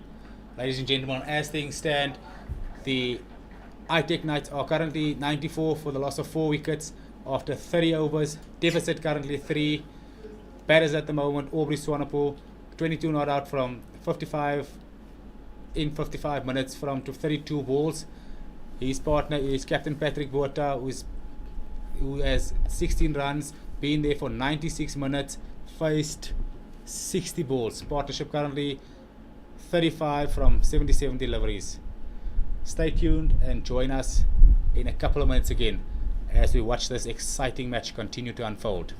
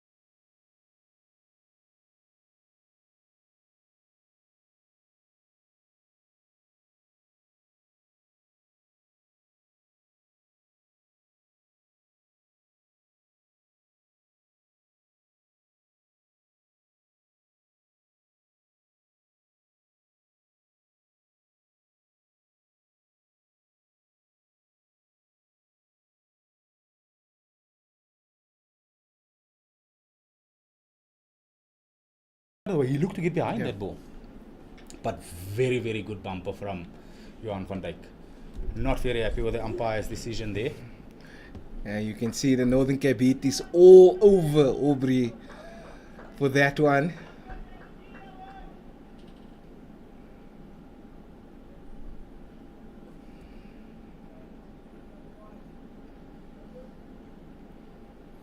Joe van Dijk still steaming in here. Up for this fight. Next one short again. Full clip through square leg by Aubrey Swanepoel. And that is the first boundary off the tee. And with that boundary, all of a sudden, we know for a fact that the Northern Cape Heat do in fact have to bat for a second time. That is a lead of 1 run to the ITEC Knights. And just like that, the game starts now. Time to set a target now, Mr. Plaikis. Yeah, I think it's important if the Knights can have these two at the crease by the end of play, then we're in for a proper day 4. Yep. We spoke about day 3 being a moving day. Obviously seeing a flurry of runs this morning, and then second session a flurry of wickets. What can we expect this third session is the question that we've got to ask ourselves. Well, you have to look at the how confidently Aubrey is playing the couple of overs just before tea, and now the first few balls that Joe's been bowling after tea. He looks more confident. The way he came to the crease, a player that wants to score for his team. And for the Knights' sake, let's hope these two can stay at the crease. Yep. Ooh. Another chance. A lot of events happening here after tea. Aubrey Swanepoel obviously being a homeboy. Kimberley born and bred. Ex-captain of the Northern Cape Heat. Would definitely want to stamp his authority on this game. He would look to try and become the hero for the ITEC Knights. But as we see Johan van Dijk fired up here, he will want to put an end to this party very, very soon.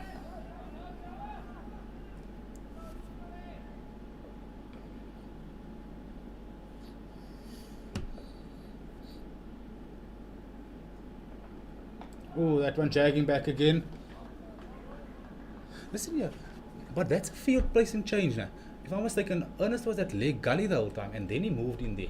So that seems to definitely be a ploy to, or should I say a plan to Aubrey. Yeah, it looks like they're trying to bowl into his legs. Yeah. Not into his legs, more middle and leg stump area.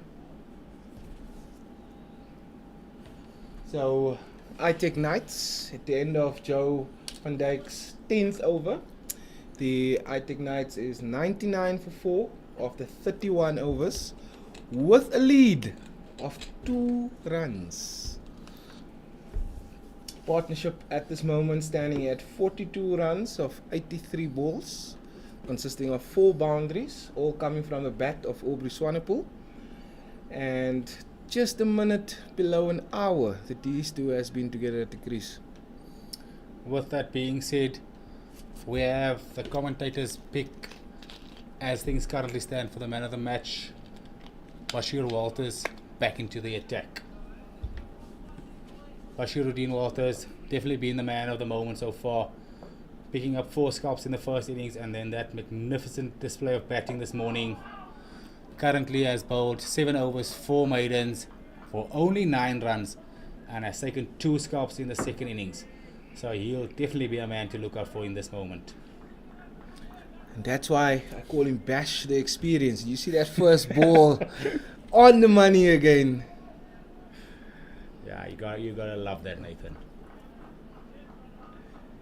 Gotta love that. He looks like he still has another 10 overs this session in him. It's nice when things go your way. You want to bowl the whole time. Oh, just look at that. But you see, so that shuffle across takes him automatically outside the line. So even if he misses that, it's still going to hit him outside the line. Still can't get given out. So he does that very well. Plays with the crease all the time. And it's because he's one of those guys that he wants to dictate how the bowler must bowl to him. He doesn't want the bowler to set the tone. And that's how different they are. So Pat would more likely not just stand still and let the guys bowl, and he obviously stick to his own processes. So once again, a nice little compliment of how different the two guys are.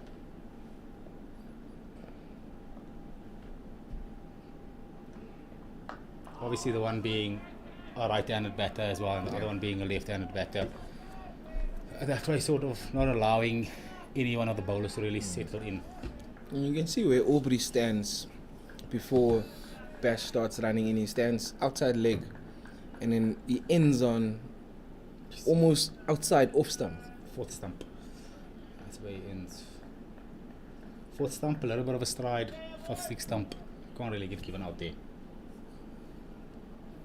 Also, I'm assuming backs himself that if it does come quite straight, that he won't miss that. Good cricket all around. Lovely areas this from Bashir Walters. You wouldn't say this is his first over back from a break. He's hit the spot from ball one again. I think if you can put him a cone there in that area, he'll hit it 6 out of 6. He's been spot on today.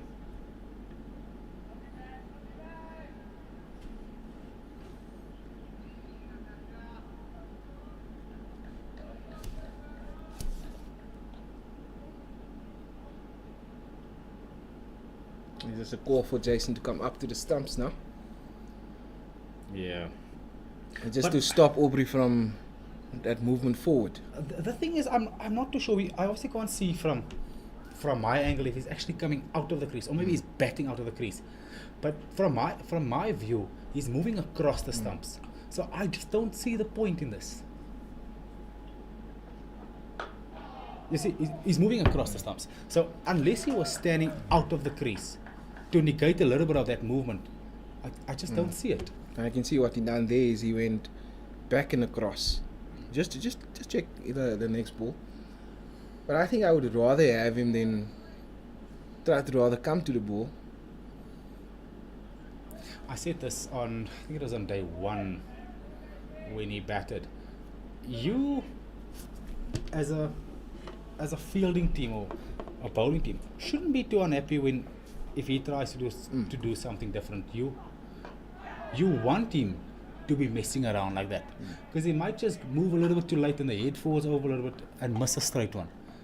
But if you were going to take those things away, you might obviously just get him knuckled down again as well. But then, like I say, we're sitting on top here, so we obviously don't know what the discussion is and what the actual plan is.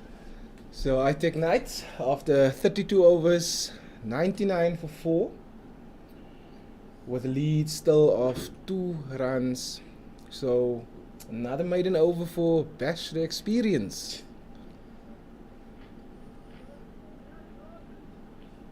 Bash the Experience. What did I say earlier? Bash the Destroyer. Yeah. I think Bash got a lot of names today. Still an unbelievable innings early on.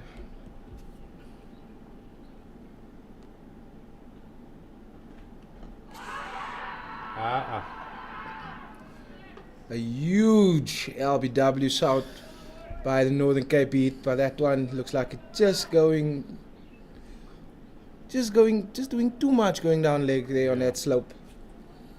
Ladies and gentlemen, stay tuned. It is a lot of excitement happening here since we've come back from tea. Johan van Dijk fired up. Couple of shots in the previous over, couple of balls squirting in the air. Now his second over after tea. Very first ball, another shot. Stay glued to that telephone, to that TV screens.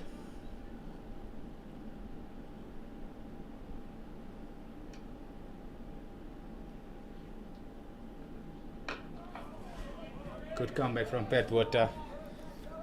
I don't know how accurate this is. Did you see it?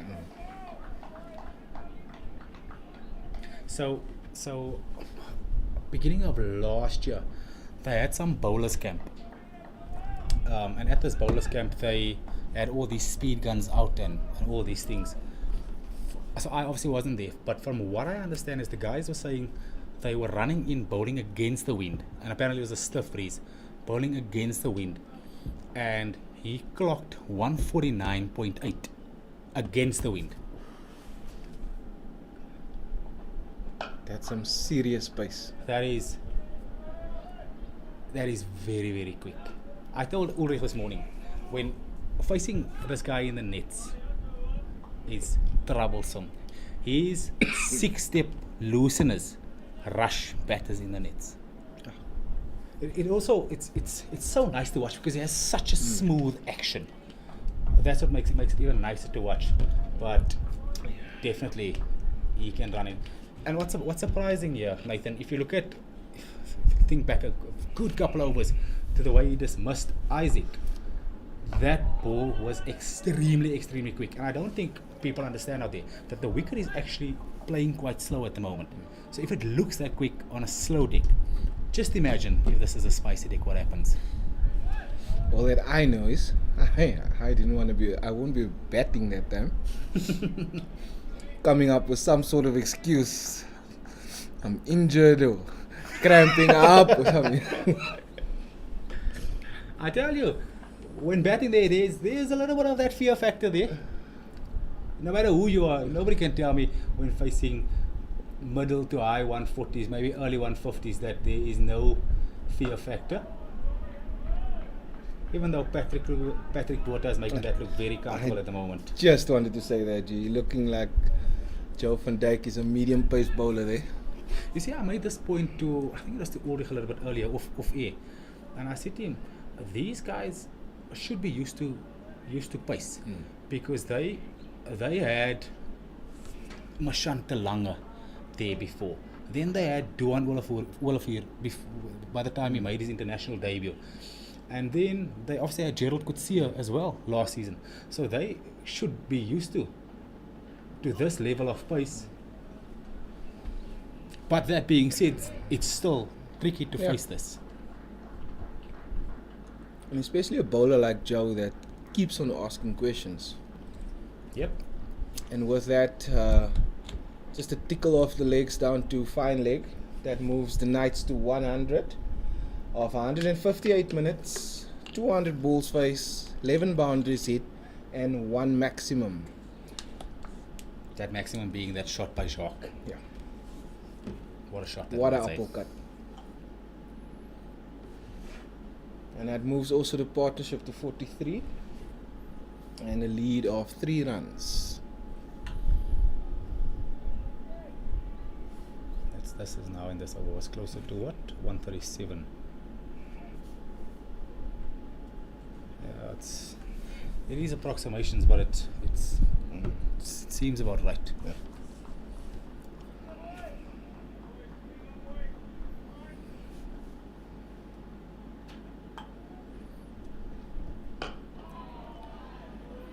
Bashir Walters running in very, very hard here from Samaria Road End. Yeah, it looks like the ones that Joe's going a little bit fuller are the ones that's, I don't want to say that he's floating, but they're the ones that's definitely a little bit slower than the back of a length ones. So if we're looking at these pace comparisons that's so very kindly being brought to us, I can very much agree that the fuller ones are definitely middle to late 130s, and the ones where he looks to go a little bit shorter are definitely the quicker ones.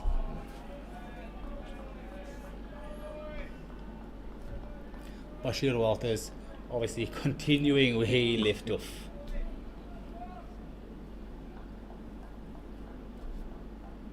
This is amazing to watch from a guy like Walters, who is quite obviously approaching the end of his career, whether it be in the next year or 2 or 3 or... Well, if he plays like the way he plays today, he might just push it to mid-40s. It's wonderful to see this. Bowled, well played, well fielded. Good cricket all round again.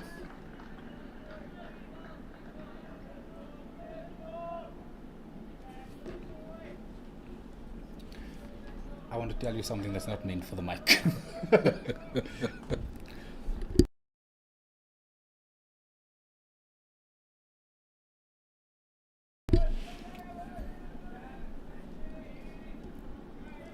It's amazing, eh? What a way. It's been spot on. This one just punched into the offside by Patrick Kruger. Patrick Botha, excuse me, for another single, moving the partnership to 44. Could you just help me right here? Is Hanu off? I know he's off. Who's Nathan. on in his place? Jason Oakes currently has the gloves. Yeah, but who's I the... am assuming, I'll tell you now. Let me just have a look at the field. Let's pick up who's on. I'm trying to see if I'm missing somebody. That's Romy, Grant, Ernie, Tsepo. What? My eyes are being very, very dodgy at the moment. Who's the set cover with his holding his hands on his head? My eyes have just gone blurry. I can't really see. I don't know, is that... I could see also so like... Is that Chris? This here is Joe. That's Joe. Okay, now that's Chris at cover. It's where is it fine like it's that? It's that person. I just can't see who exactly it is.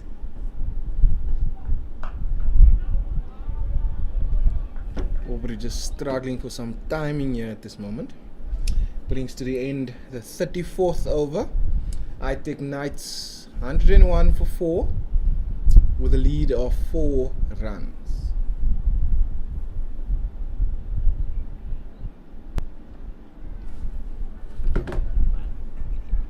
Interesting to see who's on. I just can't make up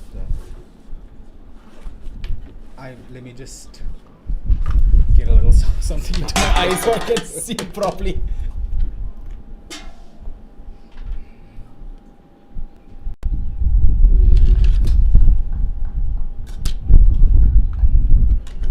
Now this wind blowing straight into my face here.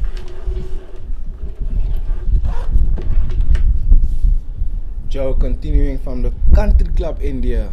Oi! Oh, what a short ball. So you understand what I'm saying? So that's 140 plus. You can see the short ones are much quicker than these fuller ones. That's why I say I don't want to be rude or judgmental or whatever, but the fuller ones, you sort of just floating them up there. If you want to call mid to high 130s floating. But yes. Nathan, it looks like that is Siapia Kleinhans, who is currently on the field to replace Anu Foljun. He didn't throw that one. And that was a great goal actually, just to protect Anu in some sort of way, because he must still come back in the second innings. I love that. I think, in all honesty, I think that's a smart decision. He clearly hurt his hand there. With the game obviously still on the line, you don't want to find yourself in a situation where he damages the hand so much more and then he cannot come out and come and bat. So I think it's a great call from the coaching staff. Get him off. We obviously saw he's a man with a massive heart. He wanted to be on the field for his team. Wanted to stick it out, but this is definitely the smart call to get him off the field.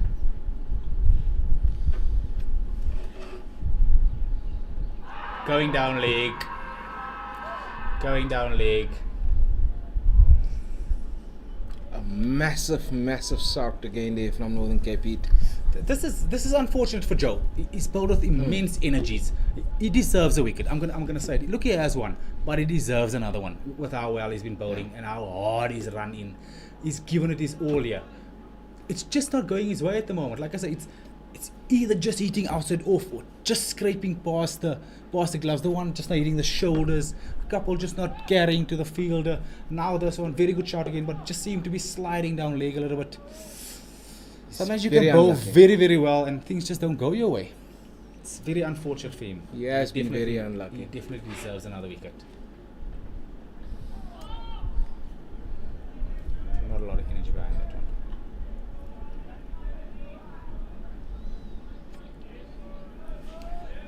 And what is this now? He's 4th over into the spell. Is it his 4th or his 3rd? Off the tee. I'm not exactly sure.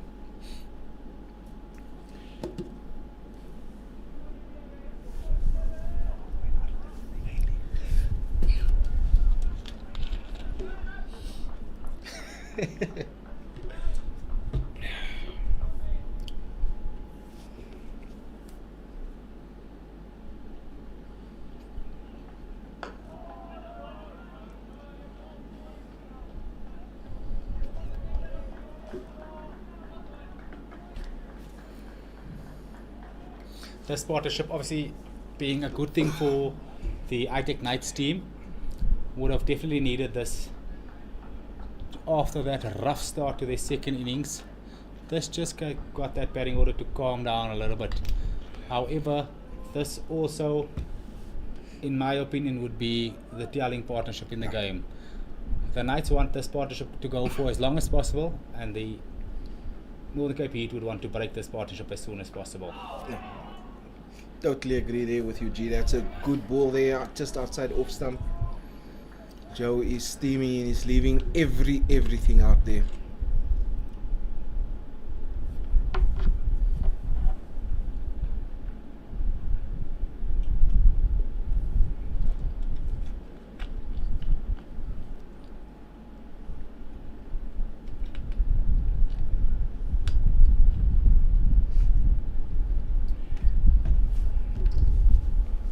ITEC Knights 101 for 4 after 35 overs bowled with a lead of 4 runs. And this is the caliber, you can see by that name. Pep Sakduk.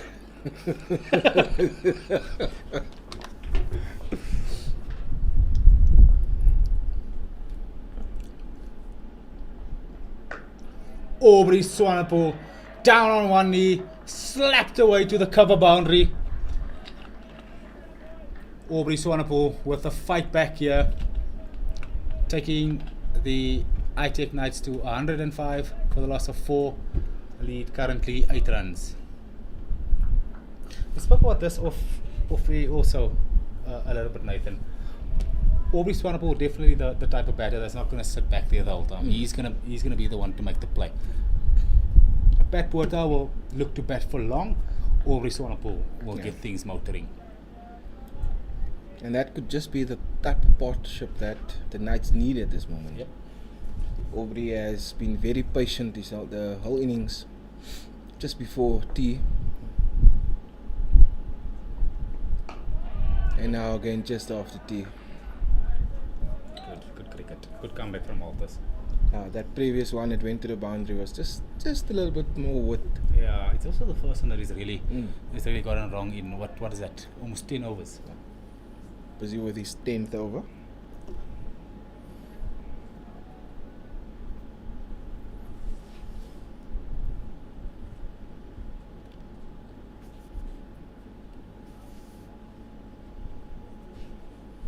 Excited for next week on Saturday. Well, for now Saturday. Coming Saturday. First race. Yes. It almost feels like the season just ended. And here we go again. I can't wait. Just so excited. Give me something to watch on weekends now again. Obviously with the cricket season heading now to the end. Yep. Great bowling there again from Bash. Great defense there by Aubrey. Can I ask you a controversial question, and I want to get you.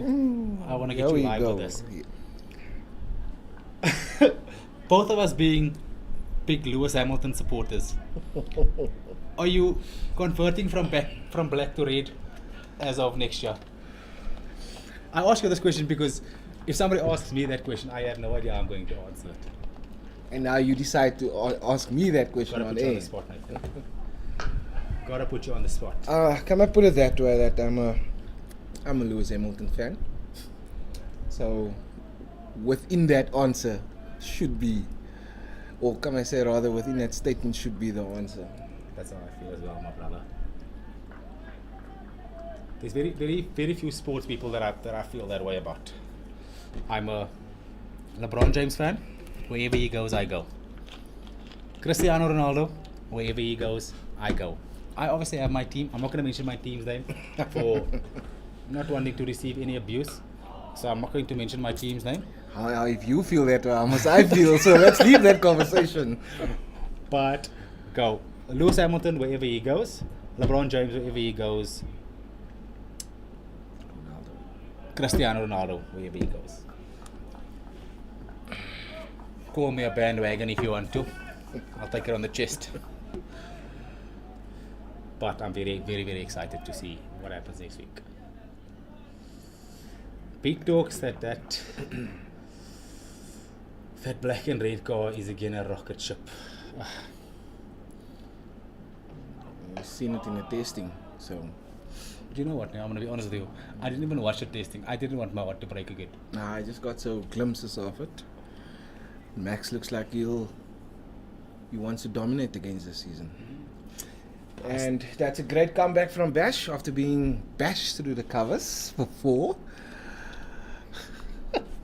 Being bashed through the covers for 4 and coming back with 5 dot balls brings to the end the 36 over. And the ITEC Knights are 105 for 4 with a lead of 8 runs. You see now a person who answers our questions. Oh, there the question starts to come now. Are you gonna answer that? I'm gonna answer it. I just waiting to find the correct moment to answer it. Joe van Dijk coming from the country club end, continuing. Patrick Kruger clipping this one behind. Square, running hard, sneaking through for a comfortable 2. Listen, let me put it to you this way. And that is the 50-run partnership between Aubrey Swanepoel and Patrick Botha.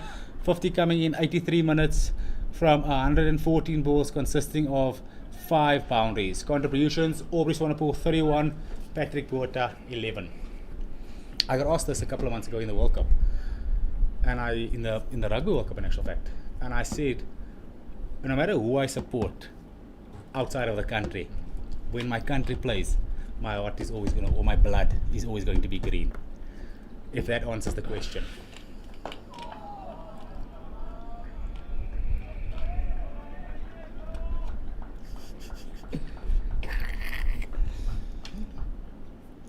And just so, by the way, for the record, my international teams, I have 2 international teams, that being football teams.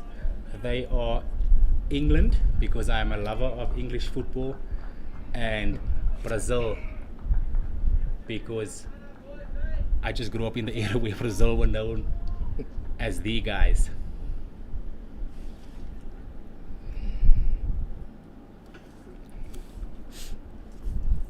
I'm not gonna open myself up for They're banter. gonna ask you to answer it now as well. I'm gonna make it if I don't see it. Plus, whoever Shaw 07 is correct, because I do support Chiefs. Oh my word. The abuse. I think we gotta mute this mic again, Nathan. Yeah, I think we need to just collect ourselves again.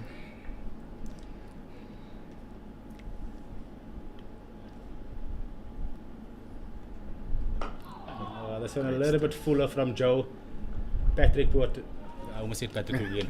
Patrick Botha up to the challenge once again. Nah, man. Pep's out because now he's now wanting to put me under the pump here now. Well, you open him. You Green and open it yellow. up. Green and yellow. That's all I'm going to say. Green and yellow. It's green and yellow. Bafana. Well, Bafana, green and gold. Brazil, green and yellow. You see now, I must not have time for this.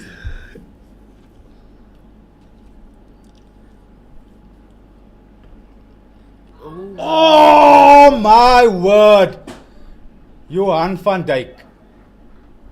Let's get back to the cricket here, ladies and gentlemen. Johan van Dijk continuing to steam in from the country club end. This time finding the inside edge of Patrick Botha. Just a little bit too far from Jason Oakes. Wow. How superb Johan van Dijk has been, Nathan. I said this before, I'm going to say it again. He definitely deserves another wicket. He has put it all on the line for his team today. He's been absolutely unlucky today. you can see that he's putting everything in it. Who was 94? Kafune. You know, I think Kafune was I'm not 94. I'm not gonna put myself in that I'm position. gonna mute this mic. Oh, finding the inside half of Patrick Porter's bat once again. What a wonderful spell from Johan van Dijk this. That brings an end to his 13th over. 2 maidens. He has conceded 65 runs and only taken 1 wicket. However, that 65 runs from 13 overs is not a true reflection of how well he has bowled. I just see we just got a question if that was dropped. No, it was not dropped. Was just out of reach of Jason Oaks. So, but a great spell from Joe. Wonderful. Jason Oaks, obviously the stand-in captain for Arnold Viljoen, who injured his hand standing up to the stumps a little bit earlier.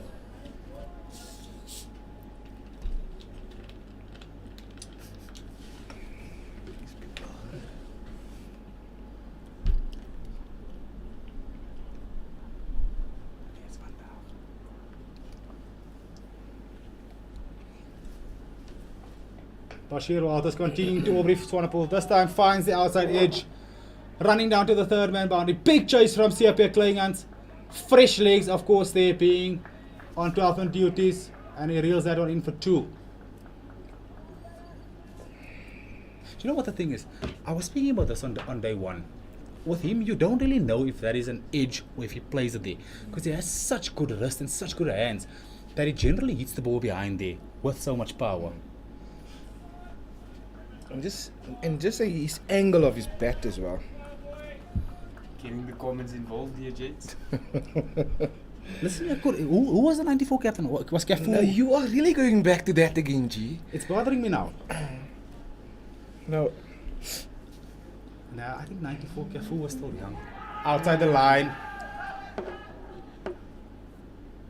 And that is what Aubrey's batting at this moment is making it so brilliant, because he has a big stride to the offside, to 4 stump line, that takes LBW out of the equation. And But Bash is putting in a stint again, eh? yes, Yep, he is. For our listeners out there, just so you know, if you are not aware, that the batter cannot be given out LBW if the ball strikes him outside the line of off stump, unless he does not offer a shot. So Aubrey Swanepoel just getting outside the line of off stump there, and that way not out. Bashi, 4 stump. Impact, 4 stump. Bash is asking G just for some DRS review there. Obviously a little bit of frustration coming into Yeah. play, yeah. Considering that for the last couple of overs there's been... That one is straight. That one is straight. Considering that there's been a lot of events happening in the past couple of hours and just nothing seeming to go the way of the Northern Cape Heat at the moment. But Nathan, we said that that Gerard is Mr. Cricket here, so maybe Bash is leaning on the experience of Gerard here to get that insight. Well, if you just seen the follow-up ball from Bash there, that one was straight. I think if Aubrey missed that one, that one would have been plumb. But I think that's what I was saying earlier. I think he backs himself to not miss that, and I think that's the key. See, 4th stump again. But this partnership is what See. we needed. Yeah, this is key. For Just switch it off there, please. It was leg pies, wasn't it? Which one? Aubrey's one. Yeah, And he did leg outside pies. off, and then split the keeper and the first slip and went all the way to the boundary for 4. These comments is making me doubt my views here. And unfortunately, we don't do replays. And we are not speaking of English football. Definitely not. Why do you support United? Oh, Uli, why must you mention names? Don't worry about it, I support Arsenal.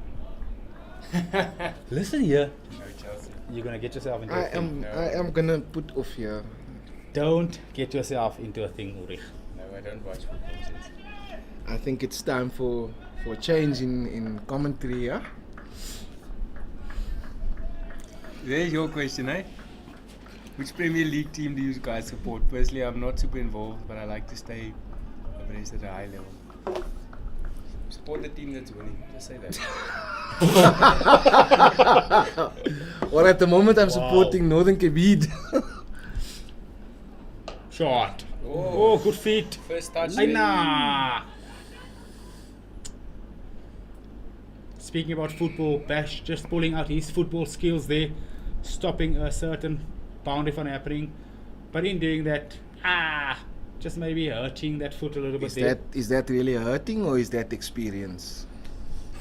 You have a point. ITEC Knights currently on 117 for 4 with a lead of 20 of the 38 overs bowled. Partnership is currently standing at 60 runs, consisting of 6 boundaries, 125 balls. Who's that new team that got promoted And to the Prem? the physio Shari Hendricks back onto the field, this time to have a look at Bash Walters after his failed football skills. She's had a busy day, eh? She has. Gee, I think we need to bring this back to cricket, yeah? To support Luton. United is Judging from the comments, Nathan, Yeah, I'm I sure you think want that to happen. We are actually watching cricket, yeah? But aren't United a team in the red as well? Uli? Uli? But does it have to be the Prem? I must not say the United, the Prem. Otherwise, I just support Real Madrid. The only team I actually support. Well, Like, it's been watch. it's asking specifically English Who's football. the team I then watch most? Nathan, It looks like Mr. Experience is going off at the moment. But I think that's experience. Taking off your boot. now the ice bath again. Yes. Come back And fresh again, come and bowl a couple overs. I think just before the close of play today, you will come back. I think he's gonna go feet up. How's Oaksy been looking behind the stumps, gents? Hasn't gotten much balls. The only one that he really had a chance was the inside edge from Joe. He took a dive to his right, but it was probably like a half meter still away from him. Who is G support? Who is on for Bash?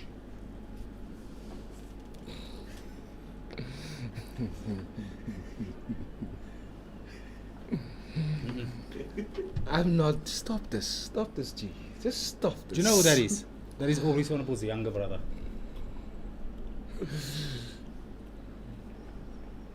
Oh, well left. Joe continuing from the country club end. He's been putting in a stint as well, eh?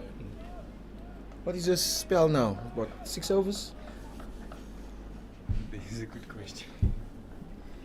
It's these comments that's confusing. Come on, us here, G, Nathan. now, come, me put you on the spot here. Who you supporting here? Come, let's put you on the spot here. No.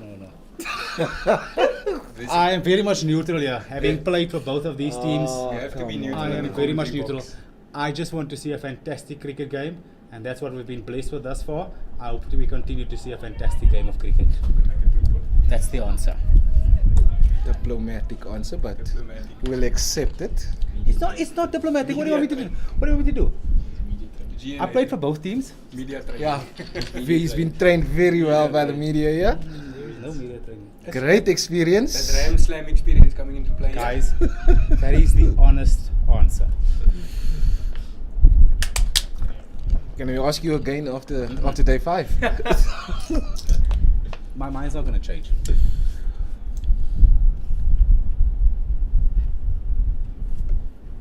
At this stage, we support the person who brings us the drinks. Even Bartlett, bringing us the drinks. Good cricket all around here. Oh, this is so good from Joe. Asking question, ball after ball.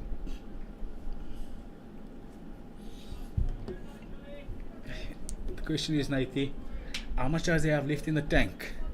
Or is he running in here all out and flat out, giving his team everything? I'm going to say this again, he is so deserving of another wicket. very well done by Aubrey Swanepoel and Patrick Botha to keep Joe out of this contest. So sorry to interject here, Gerard, but with Bashir off the field now, who would you pick to replace him from the Samaria Road end? As we see Patrick Botha just slap that one through extra cover. Big chase by Jerome Kaba, who comes around and covers it off and restricts him to only 2 there. Wonderful fielding by Jerome. Who would I bring back to? Well, Uri, I'm not too sure if you saw that Tsepo Ntuli bowled a couple of overs from Bashir Walters in just before tea, and he seemed to be landing it in a nice area, seemed to have figured out what the actual pace is to bowl on the wicket, got a lot of purchase as well. So my call would be for him to replace Bash.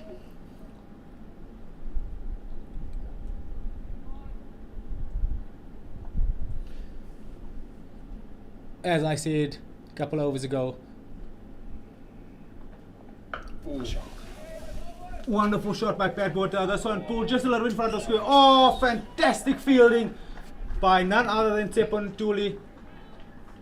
That, ladies and gentlemen, is the type of effort you need if you want to win a trophy. Wonderful fielding there. As I said a couple of overs ago, Nathan, those figures are not a true reflection of how well Joe has bowled. A lot of those runs that he's conceded has been chances. And his job is not to go at 2s and over. His job is to strike. So he's been very, very, very unfortunate to not have struck. Do we think Andu's going to keep tomorrow? I think it is probably. Yeah, we sort of feel that Andu must stay off the field. Hey! Actually, Hey, nah. that's it. Actually, what I'm thinking now, that 2 excellent fielding exhibitions there, just say 4 runs. It did. So It did. So great effort by the Heat. But like I said, Nike, you need that, especially in finals, crunch moments. Those things we spoke about this morning. Does that extra 20 runs and 30 runs or whatever the case may be, how they make an impact towards the end of the game. Those 4 runs could end up being very, very, very good runs being saved by the Northern Cape Heat. And as you have made your prediction, the captain decided not to go your way. So we're seeing Grant Thompson replacing Bashir Walters from the Samaria Road end. I actually quite like this. No. Comments is turned off.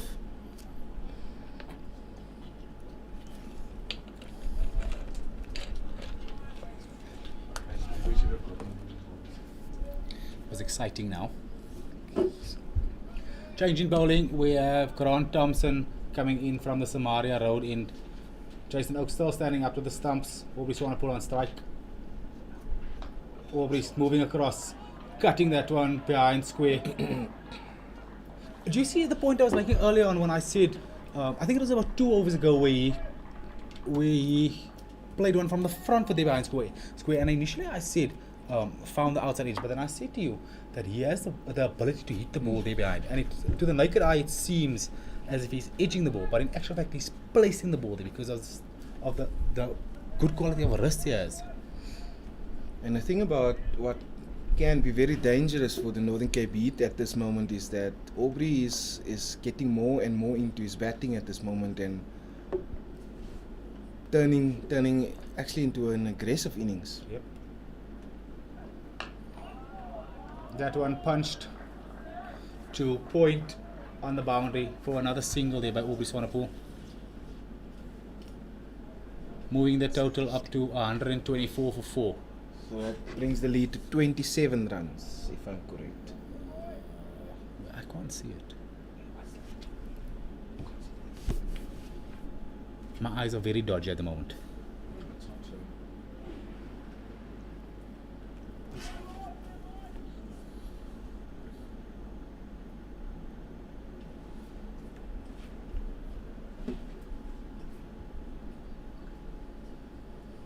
Grant Thompson to Patrick Botha.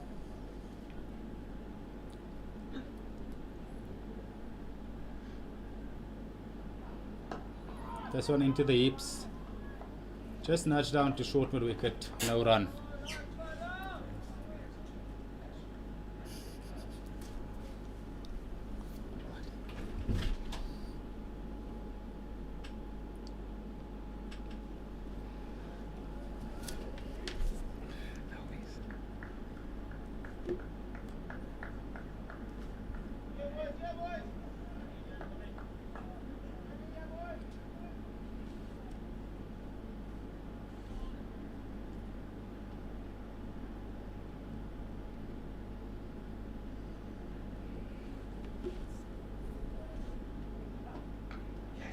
And there, Grant Thompson with a breakthrough.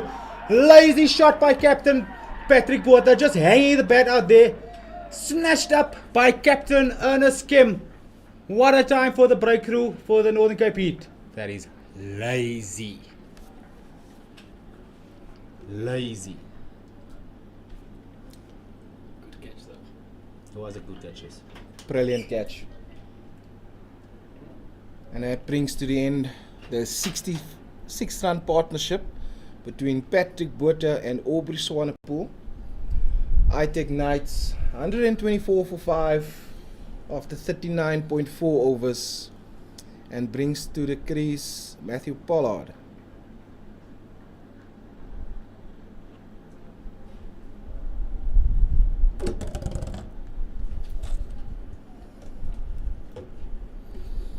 Oh, big moment. Big moment in the game there. That's sort of been the trend of the entire game, Nathan. Except for the massive partnership we saw this morning between Walters and Vandia. The entire game has been a game of getting the partnership going and then the other team finding a way to break that partnership. Agree.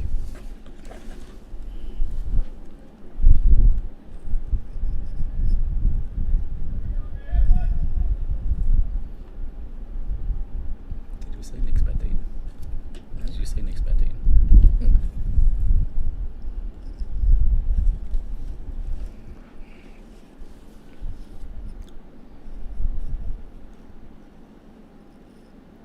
Experience replacing experience.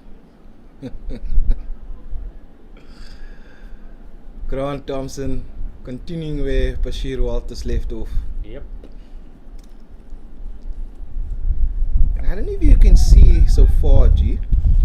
It's like I'm trying to make a point. Sorry, man. I'm trying to look there in the dugout. Like Bashir is really struggling with that foot of his. The physio is still busy with him. No man, you're looking at the bottom change room. Bashir is on top. No man, I know who's that at the bottom. Somebody's in at the bottom. No, do you see? He's still busy with his foot. Yeah, but the bottom change room is the night change room. No, I'm saying here about the dugout. Oh! Yeah. Looks like he's starting to reverse now. Now that's just a little bit of a slope, man. Gee, don't you think he's reversing it? That's the slope. Oh, God. You see, that's after the ball pitches. So that's the slope that's But there. in the air you could see it move as well. The previous one, yeah. Yeah, in the air it moved as well. Now I saw the replay. In the air it started moving as well.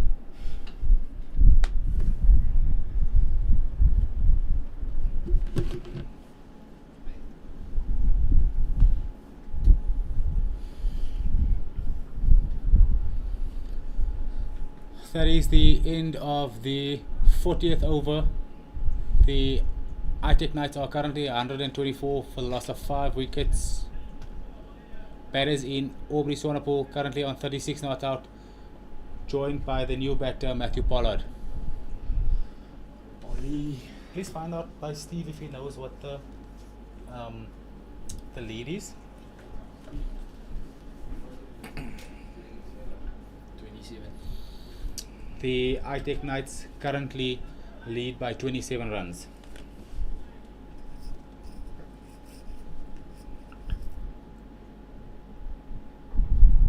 Hey. Joe van Dijk continuing to come here.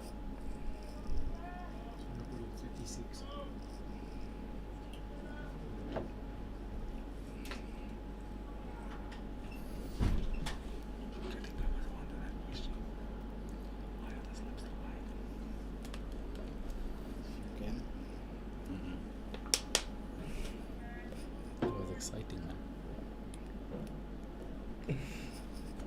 It was.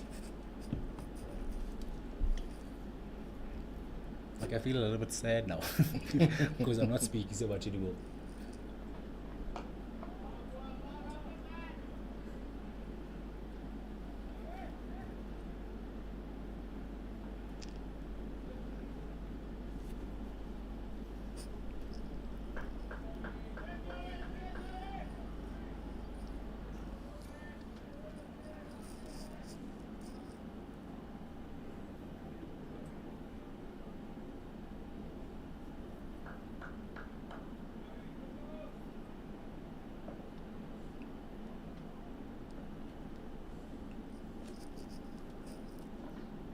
Oh.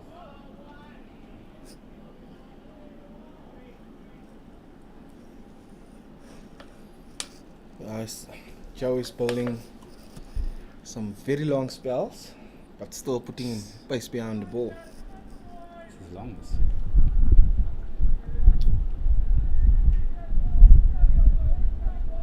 He'll be done for the day now. This is way too long. Who comes from there? Who do they have? Manny and hey, wide. Yep, definitely That one was wide. a bit too high.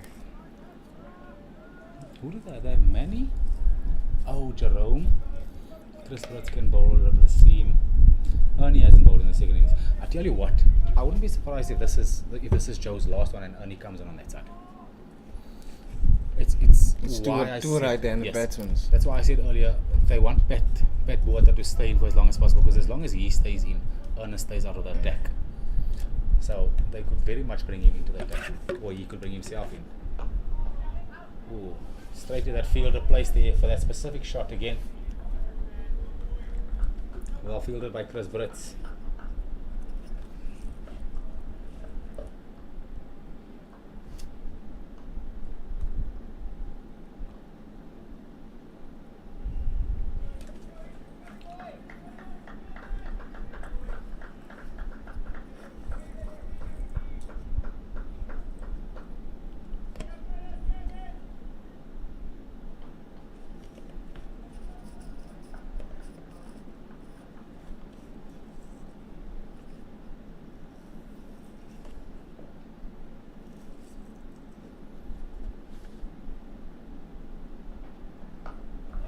Aubrey fending this one down to third man, running hard.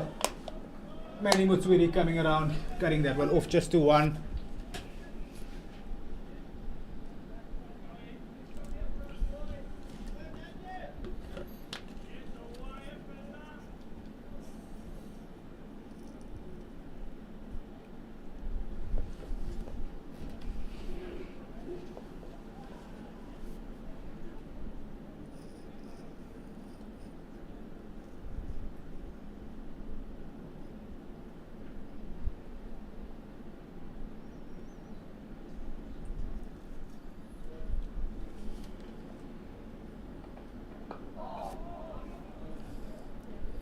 That brings it into the 41st over.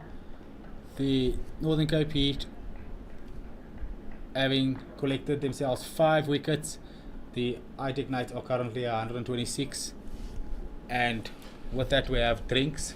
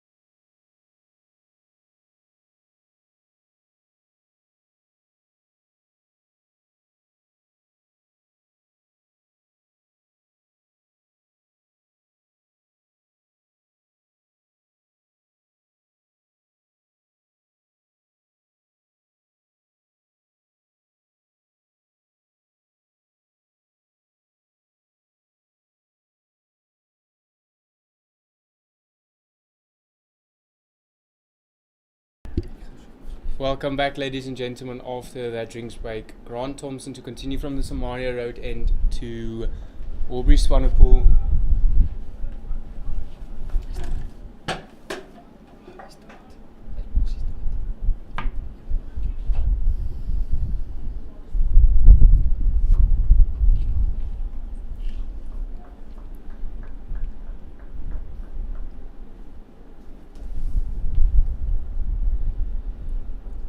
That one just sliding down leg, misses the keeper and the batter. That will run down for 4 runs.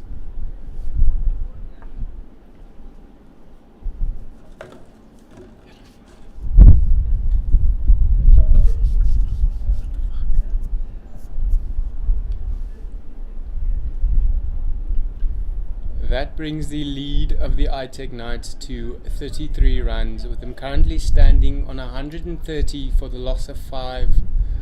The batsmen in at this stage are Aubrey Swanepoel and Matthew Pollard.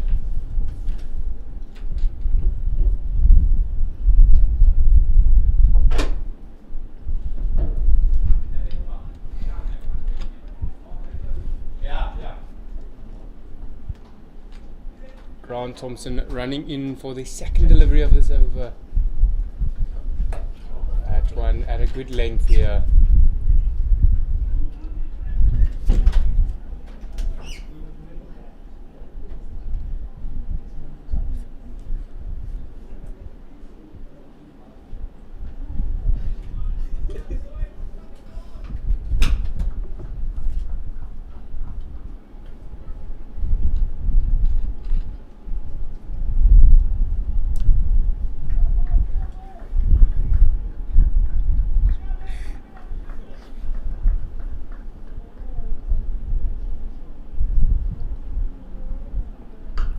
That one's crunched through the vacant cover area.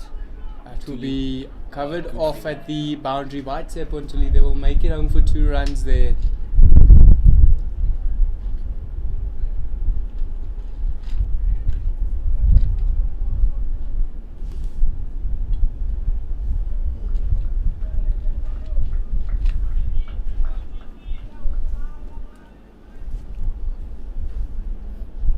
Am I alone now? Yes. Come join you again. Oh, yeah. Do something. Come speak with me. We welcome on a special guest here, Mr. Ethan Bartlett, with us here in the studio. As that is well kept by Jason Oakes.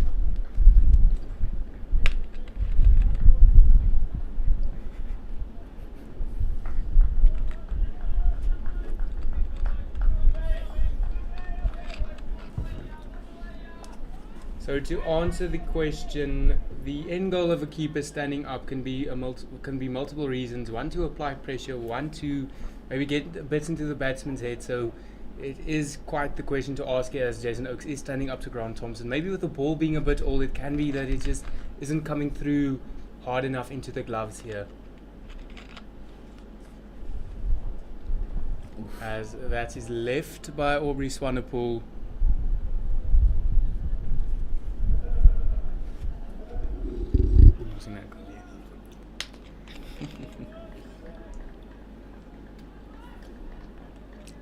The Knights have fought back well, actually. I mean, they've brought the lead to 35 now, after being... Deficit of 97. They have to kick on here to make a big total. Good energy is being shown in the field by the Northern Cape Heat. Mr. Jerome Kaba, the man of the moment here with those energies, just getting the team behind him. And the bowlers, that one's just kept out there. Good bowling there by Grant Thompson. And as the over comes to a close, the ITEC Knights currently standing on 132 for the loss of 5 after the 42nd over, with potentially 30 overs remaining in the day.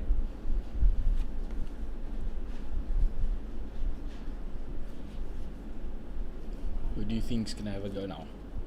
It's like it's Ernie. Captain Kim. Captain Kim. Might be a good call here for the Northern Cape Heat as they bring on the captain, Mr. Ernst Kim.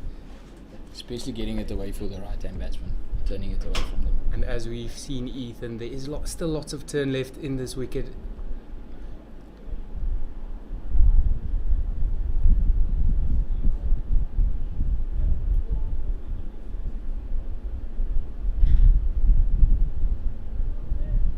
As we see the It's an field, interesting, very offside backed field. maybe just looking to keep that ball consistently on the offside, making Matthew Pollard, the right-hander at the crease, get into play at it.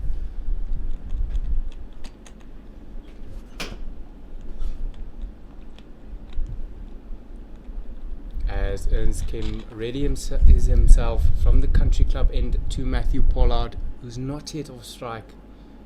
So that one's just worked to that straightish mid-wicket region.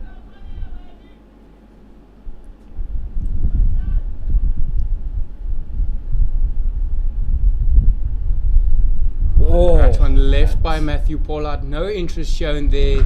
Captain Ernst Kim looking to penetrate him from that offside field.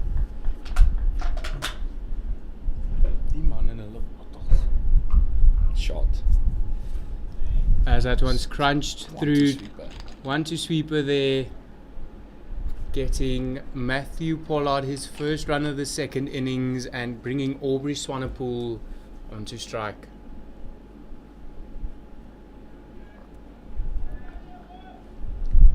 I think this is the wicket that the Heat will want.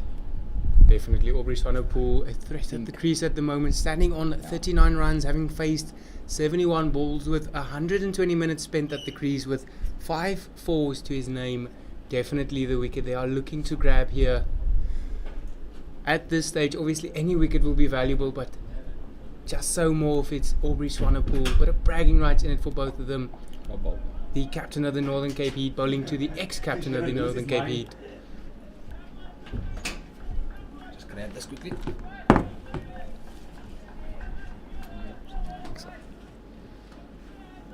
As Ernst Kim readies himself for the next delivery. That one just kept out there by Aubrey Swanepoel. I think with the field you can see the plan that Kim has here. I think he's going to entice Aubrey to go for the drive. Maybe a faint edge to keeper, maybe to slip, and then the two cover fields that are catching.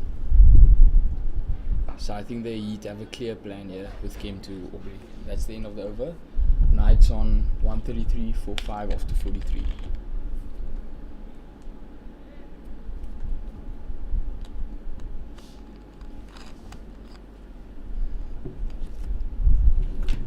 Big time boy. Soon we'll be commentating on some sports groups. Somalia. As we see Grant Thompson to continue from the Somalia Road end here to Matthew Pollard.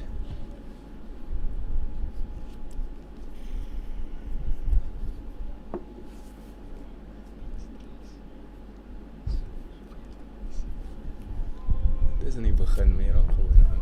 Get used to sitting here. That first hour on day one was didn't know what to do. So we see Grant Thompson running in here to Matthew Pollard. That one just bowled into the pads, worked away onto the leg side. Clipped it away to the leg side. They'll get home for one there.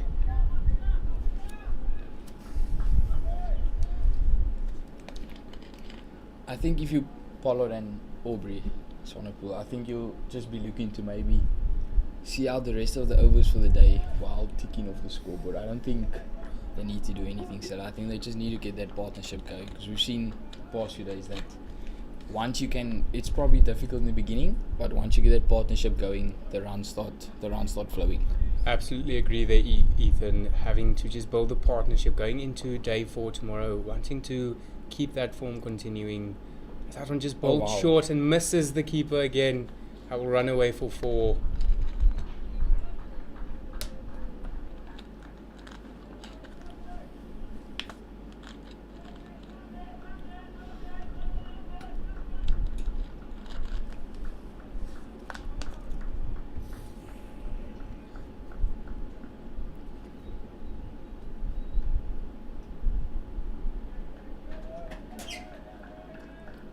as the energies from the Northern Cape Heat continue to be high. Looking for that crucial breakthrough they need before the end of play here.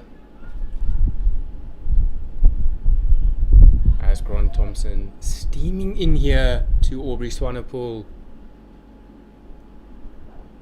Oh, wow. And that one is worked away It's another one down leg. to the down leg boundary.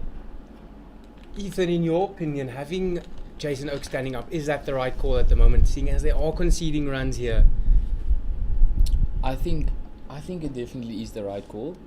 It seems to, Aubrey look very comfortable against this good seam attack and the good balls the Heat has bowled. So I think having the keeper up, I think they've actually pushed him back now. But having him up would probably just upset Aubrey's rhythm a bit. But I see they have pushed him back now. So as we see another change in the field. Jason Oak standing back to Grant Thompson here. It seems they've also put Captain Innings at leg slip. So thus far, it is quite telling that they are going to keep trying getting Aubrey down that leg, playing down that leg side, and hoping to find that ball is glided into either the keeper or the leg slip's hand. Oh, that wow! one's hit. That is it? It is not out. Umpire didn't move one, but as Grant Thompson looks quite distraught by that call. Big moment here in the game. If that wicket had sticked, we could be having a very different game here, Ethan. But unfortunately, not given out. Aubrey lives to fight another day. That is a good ball from Grant Thompson. I think having the keeper back and the leg slip now in place is also going to play on Aubrey's mind a bit. This will definitely be Gonna have him a bit hesitant to maybe go for that down leg glance. I completely agree there, Ethan. Having him just not playing to his natural strengths here. As that one goes down leg again. Yeah. Great catch there by keeper Jason Oakes. Another ball going down leg. Seemingly the move the Northern Cape Heat want to make here. Getting Aubrey Swanepoel playing down leg and getting a bit of a feather to it there. Yeah, no, there's definitely a clear pan with the line that Thompson is bowling to Swanepoel here.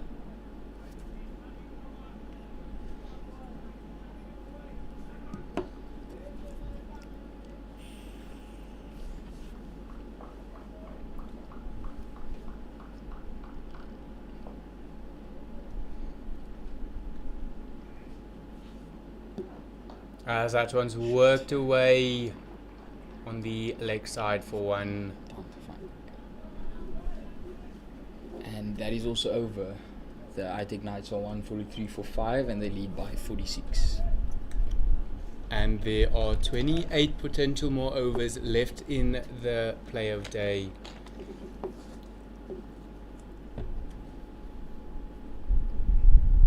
I think if the Knights go into stumps at the end of today, I think they'll be not the happier team, but I feel like they'll definitely felt that they have fought back quite well. Indeed, Ethan. Feeling like they just pulled it back a bit maybe. Having been that momentum swung against them in previous sessions, definitely having pulled it back a bit here. Ernst Kim bowling from the country club end to Aubrey Swanepoel, currently standing on 40 runs off of 79 balls. That one just kept out there by Aubrey Swanepoel. Great contest here to see, Ethan. Captain versus ex-captain.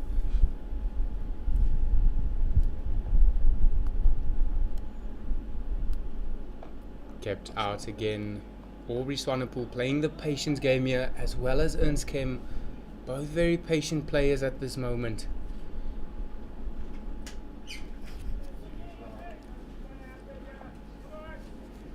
What did you answer, Tommy? Oh wow, that is a beach from Kimberley. You asked, what did you do? What about the keeper standing up? The LB shot. I don't know, that's... Didn't answer, but We don't see- answer, but No, but Mr. What is his name? Stevie, Other one. Jody. Yeah, he was packing so. He was packing so. I don't know, it's a weird, it's a difficult call to make. it's difficult to call because of the movement of the ball. From here you see it from a further view, so it looks like it might be hitting either leg or two leg, but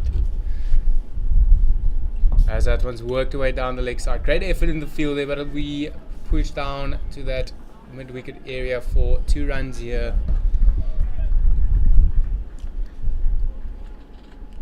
But it's interesting to see how patient Aubrey is in playing Ernst, and as we know, Ernst is a very patient player.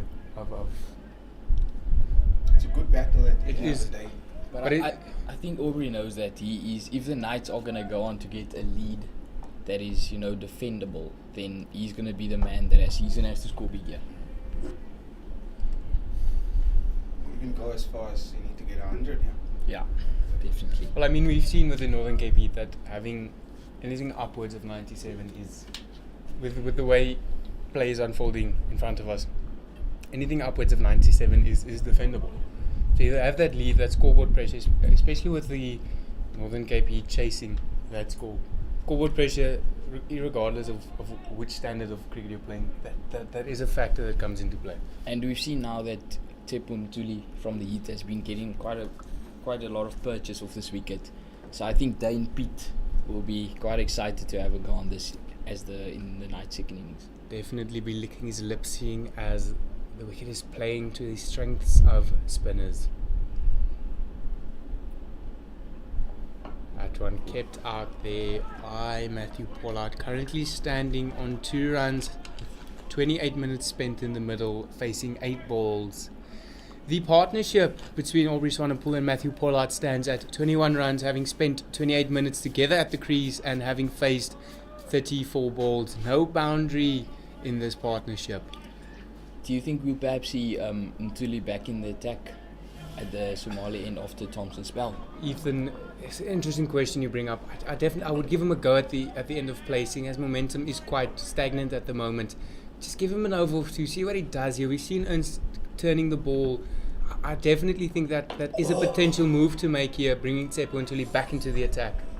Wow, As we see a great ball here from Ernst Kemp, also kept out quite well there by Matthew Pollard. That is great cricket all around here. Things you love to see on a cricket field. Extremely well to keep that ball out. That was a peach.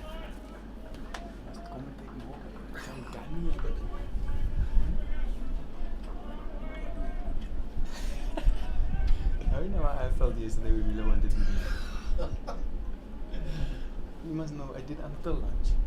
You did until the first drink, or the second drink, and I did from that drink,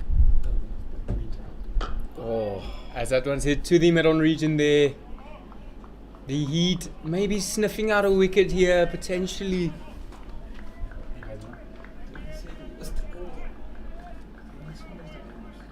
No. Now listen, 5 o'clock I have to go fetch it. Either must I go. Okay, enjoy yourself this long. Thank you, but there's no. Gerard, fetch me a cola, man.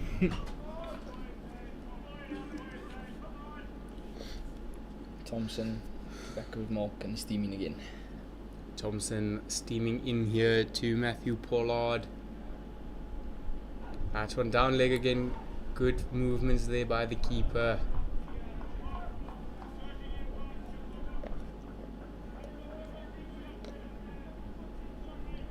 As we see the energies from the Northern Cape Heat still alive, a bit of a fire burning within them. Obviously wanting that crucial wicket here of either Swanepoel or Matthew Pollard, getting into that latter stages of the batting lineup. I think the Heat are sniffing something here, Uli. I feel like the Heat know that if they can get one more, that they are definitely on top in this game then. Have to agree there, Ethan. Definitely tense moments here. Oh, shot. As neither teams look to give anything away. Evenly matched contest here once more.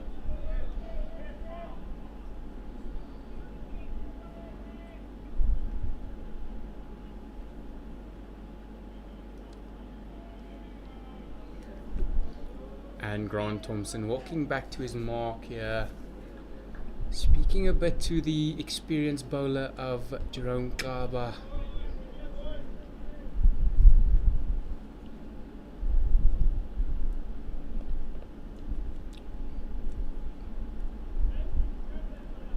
Grant Thompson to finish this over from the Samaria Road end to Matthew Pollard.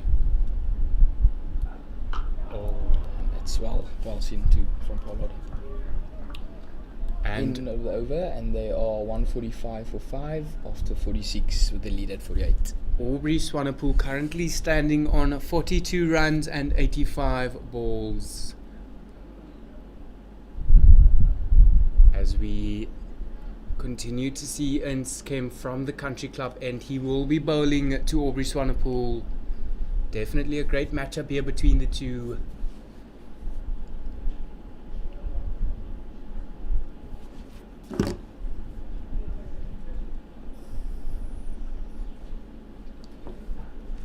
As we see, the field didn't change much for Aubrey Swanepoel. Definitely sticking to his game plan is Ernst Kemp here.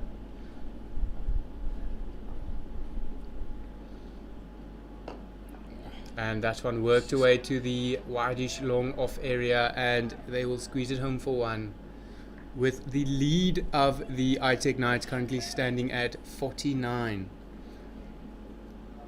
She came bringing the sweeper in now to Pollard. Pollard definitely... And the long off and long on fielders as well. Pollard definitely likes to tickle it through to that sweeper region. How will we see him go about this now? As a potential scoring option has been removed from here, Ethan. Yes, I think the Heat want to apply the pressure a bit more here, removing that not easy singles, but that's a peach from Kim. That one just seemed to do something off the wicket here. As you said, Ethan, Dane Pitt must be licking his lips seeing what the wicket is doing here. I think he will be. I think he will not be able to wait until he can come out and have a ball on this wicket. It's well bowled.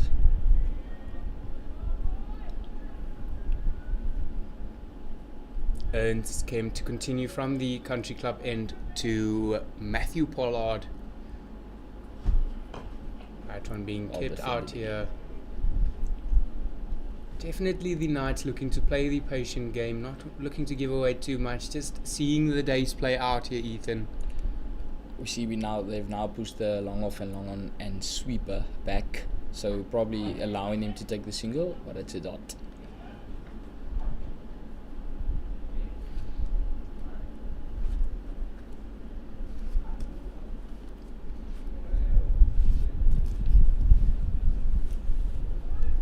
One 46 for 5 after 47.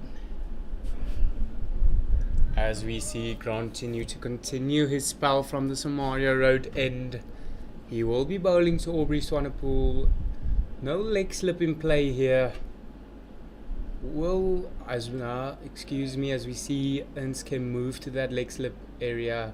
I wanted to say, Ethan, might they have changed up the game plan, but it's seeming like they are sticking to what they done the previous over, with Grant Thompson to run in and bowl to Aubrey Swanepoel. Oh, Thompson is getting that ball to shape a little bit in. Definitely good stuff to see from a bowling unit, and obviously well kept out there by Aubrey Swanepoel. Aubrey Swanepoel having spent a total of 137 minutes at the crease.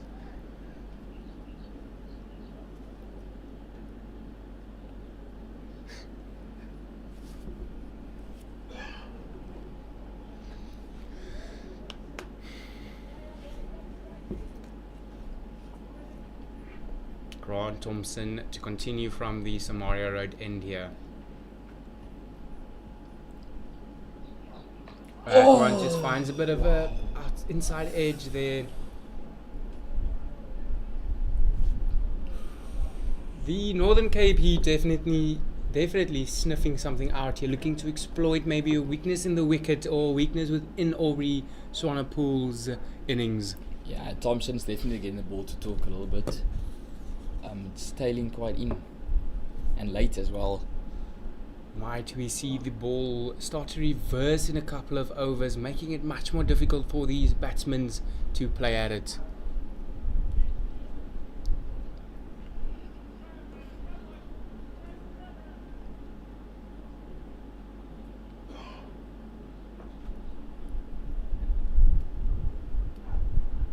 That one just floating down the leg side.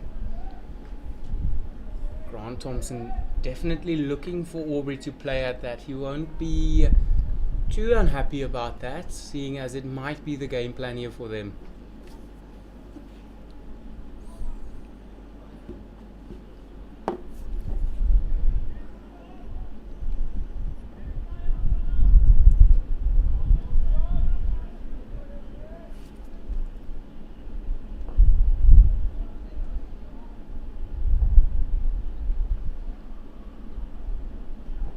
Oh, it's well bowled. That one So- pushed away to that gully region. It's good running as well. High between the gully wickets. region and some good running between the wickets here as it brings Aubrey Swanepoel to 44 runs, bringing Matthew Pollard on strike.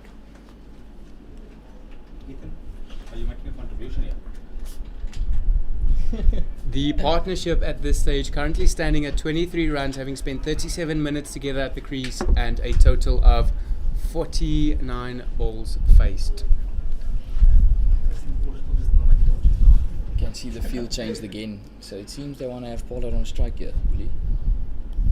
Definitely looking for a wicket here is Grant Thompson.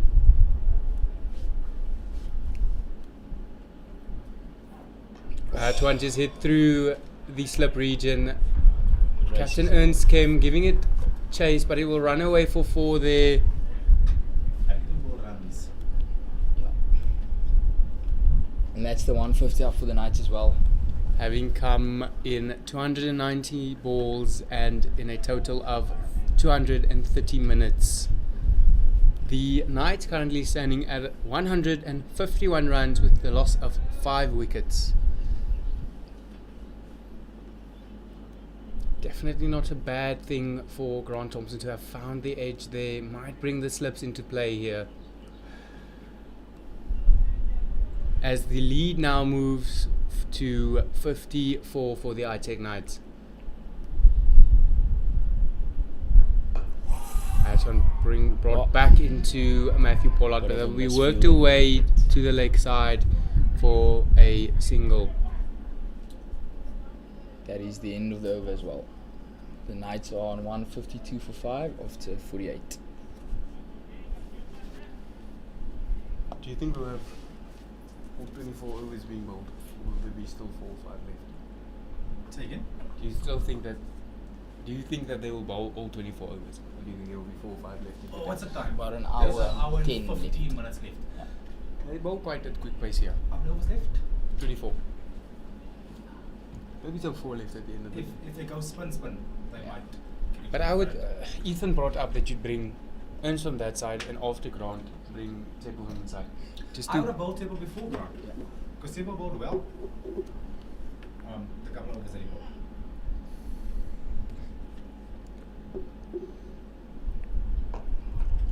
And they don't really look to score that much off of the spin. They look to score off Grant. So cutting them off from both The ends. spin's harder to face at the moment. So cutting them off from both ends will build that pressure. That one being kept away Honestly, by it's a bit Pollard. He is definitely it.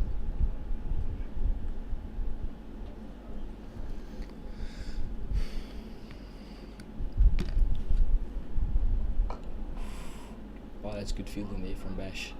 Big bash He's on had the a- charge here. Did you say, Nathan? Thus far, your man of the match. Throwing his body around there. Getting up slowly. Big bash. And Kim continues to apply the pressure here.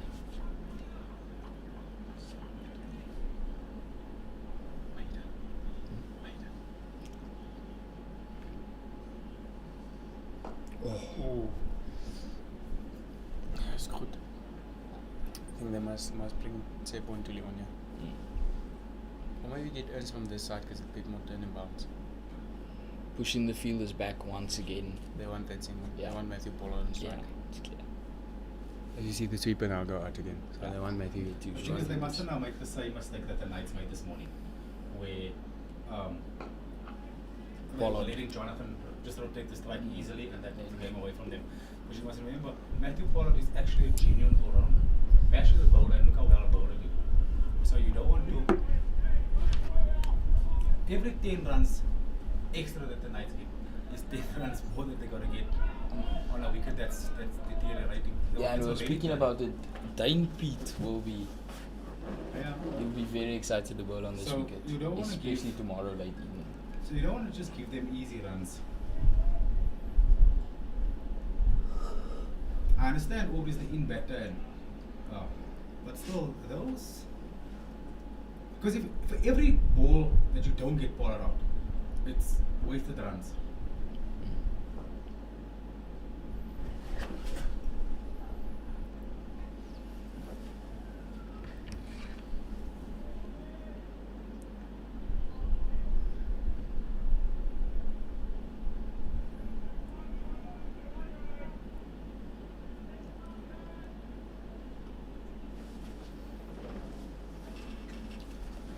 Thompson continues to Swanepoel. I would definitely want to see Ntuli get another go here from the Somali end.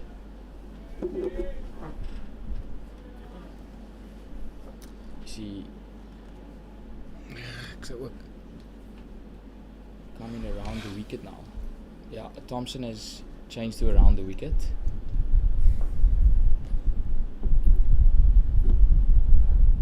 Alright, so just work to the middle region.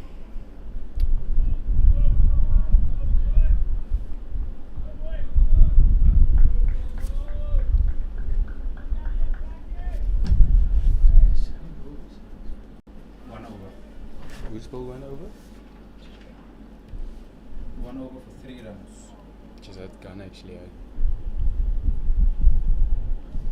they've also well first innings. He did, yeah.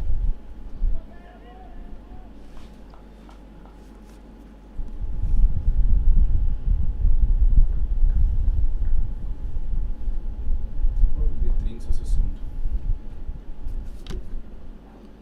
As that one angles into the pad, big appeal here from Grant I Thompson, think not a- given out here. But over inside edge there.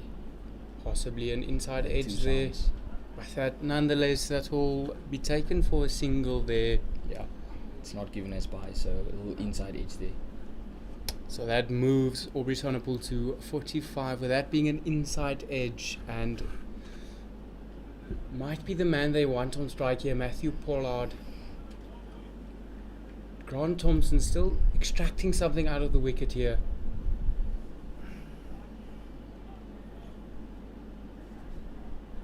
It's chicken of friends again, I think. It's chicken of friends. You guys are doing all the comments.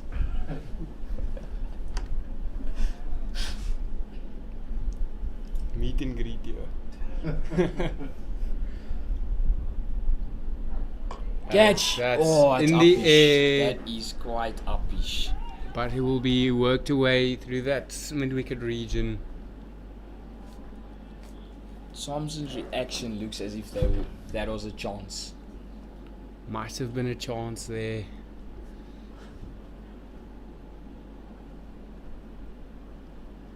As we see Aubrey Swanepoel take his mark, getting ready to face Grant Thompson here from the Somalia Road end.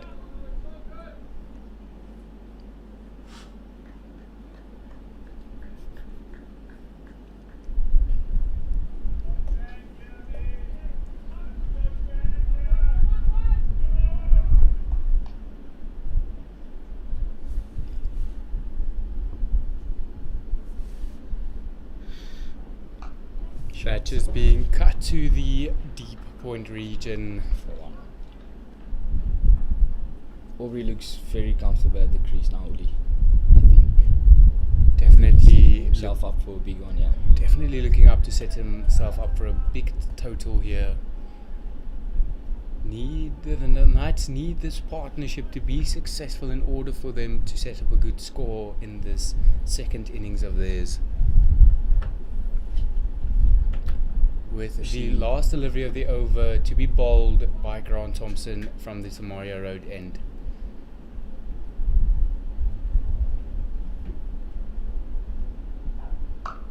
That one being hit That through is the back covers. foot punch. Wow.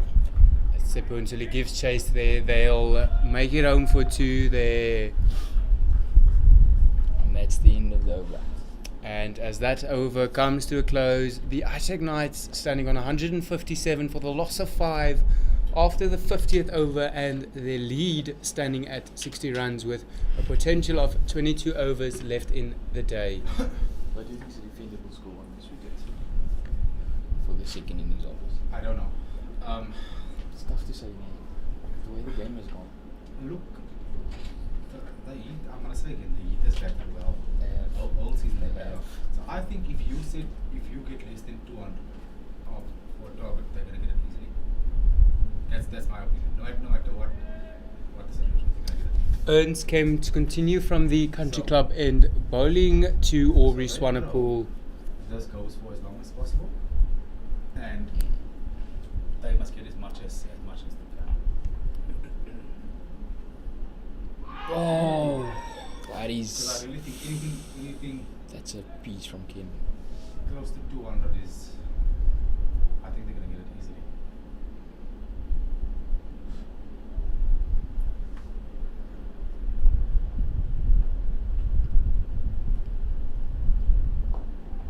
It's well bowled.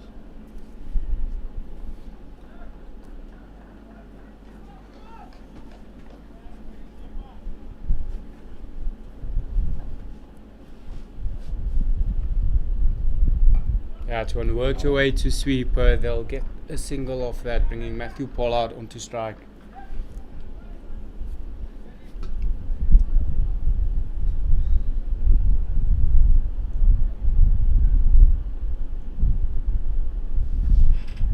As we see that sweeper coming up here, definitely not looking to give runs away here and keeping Matthew Pollard on strike.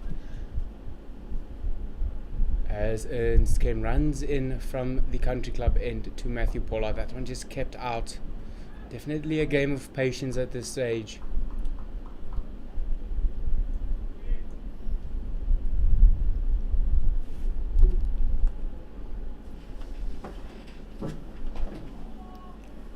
It's well defended. You know.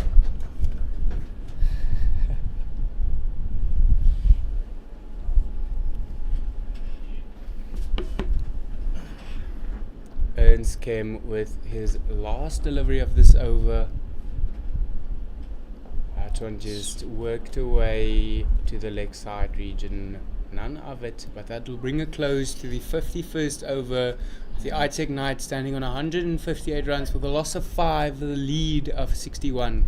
And it seems there's a change of bowler here, Uli. It seems like Jerome is going to come into the attack here. The fiery character of Jerome Kaba into the attack here might be a right move for them.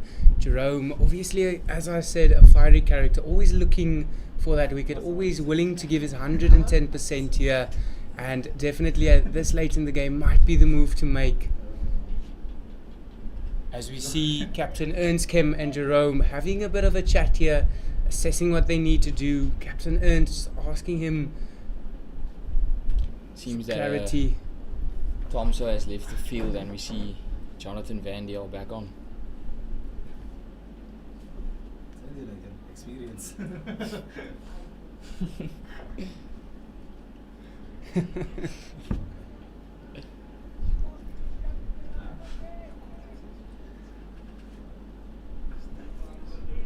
What of them? No, that's just last. I mean, Tomo going off experience. As we see Jerome Kaba to bowl from the Samaria Road end to Aubrey Swanepoel. That one down leg. That's given out. And we called it. Great Give move Jerome here. the ball. Great move here from Captain Ernst Kim and Jerome Kaba to strike on his first delivery Wow. back, getting the in batsman of Aubrey Swanepoel out. That has turned the game on its head here, Uli. We said Aubrey needed to get a big score in order from Kaba.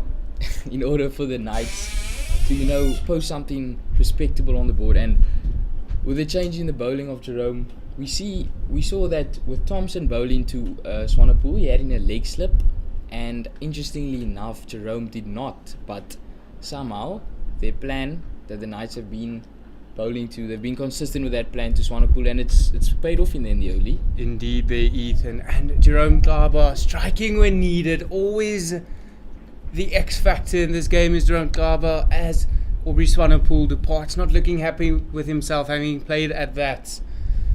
And unfortunately for the ITEC Knights, that brings a new batter into the crease this late in the day. Might not be ideal for them, as they are currently standing on 158 for 6.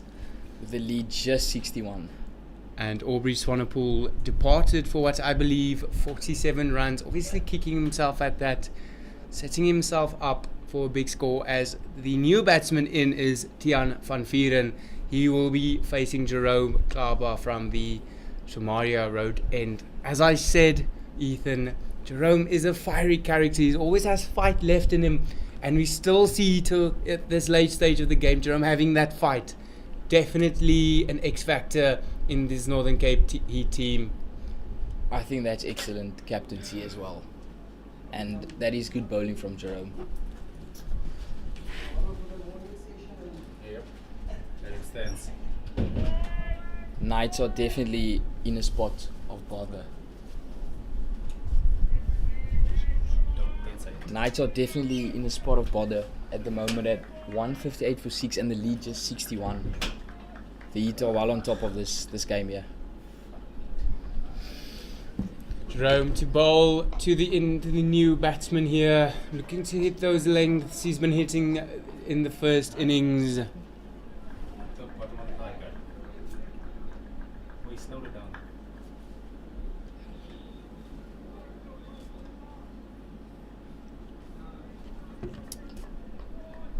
And in such games, big moments like that are required, and Jerome, the captain, threw the ball to Jerome and he stepped up.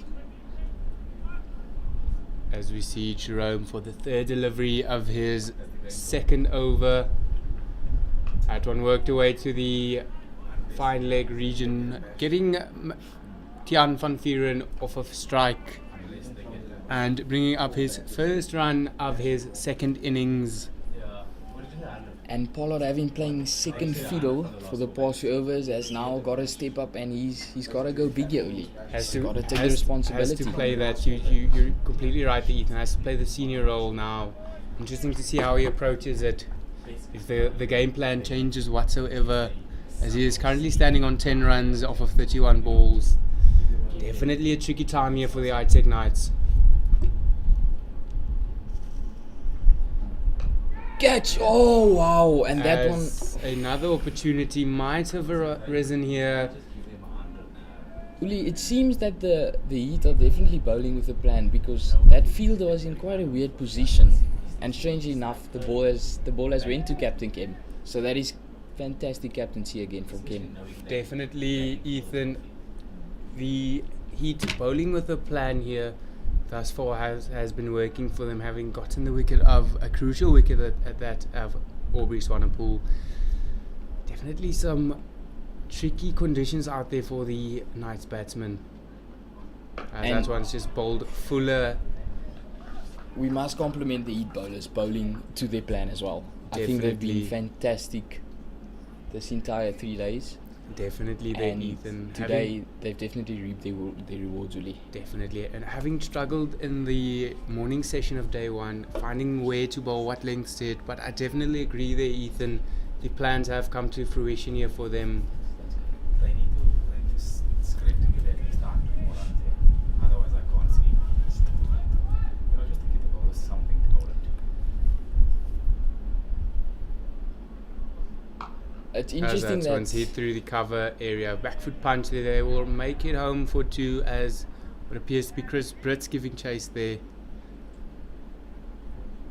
It's interesting that day 2 and 3 are regarded as the best days to bat in Kimberley, and the most wickets have fallen on them.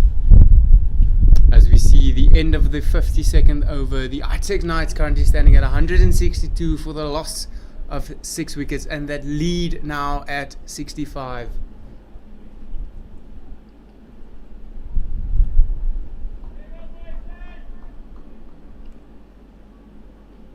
Kim will continue here from the country club end.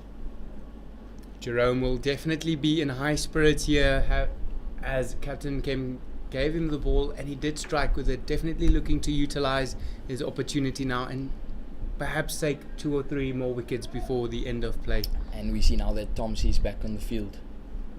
So perhaps just went off for a quick stretch. Maybe a few cramps. Is that Buff or Gimo? Probably, yeah. Looks like Buff.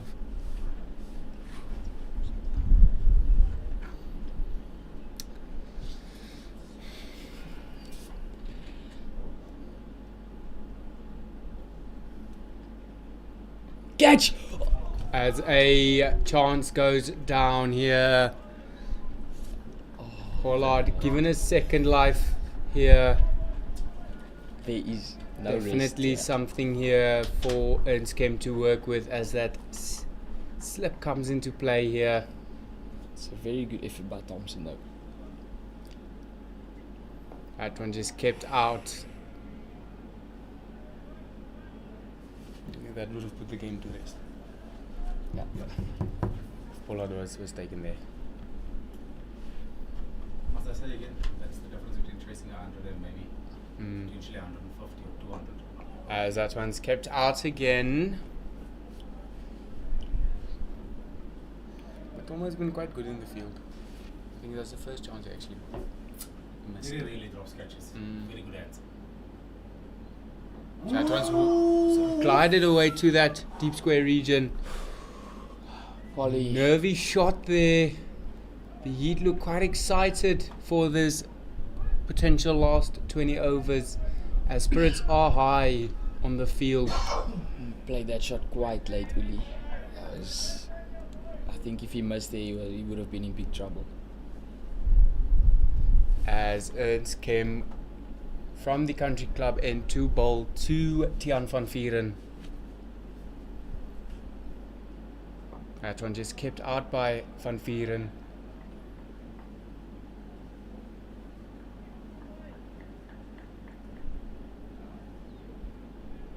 One ball left in over.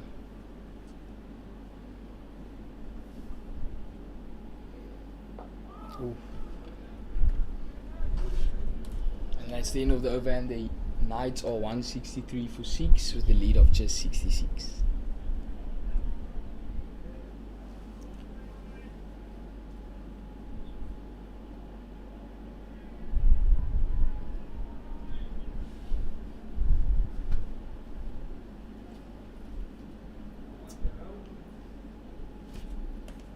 As Jerome Kaba to continue from the Somalia Road end, he will be bowling to Matthew Pollard.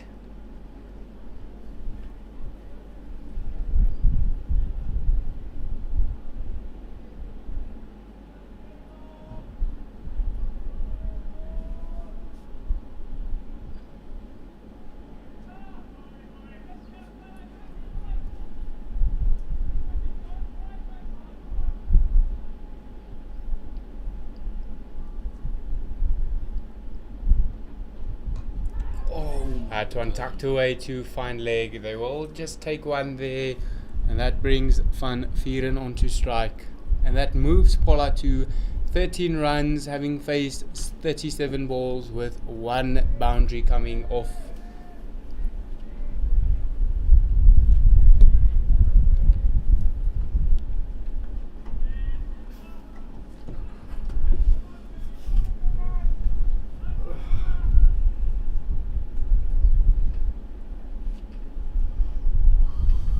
Oh, 12 balls from Jerome. Yeah, a little bit. It's a bit low, but it was well kept out by Van Vieren. No, I'm sitting on the side. You must come go fetch someone, but I'm leaving, Jens. You don't know me. Jerome continues to Van Vieren, yeah.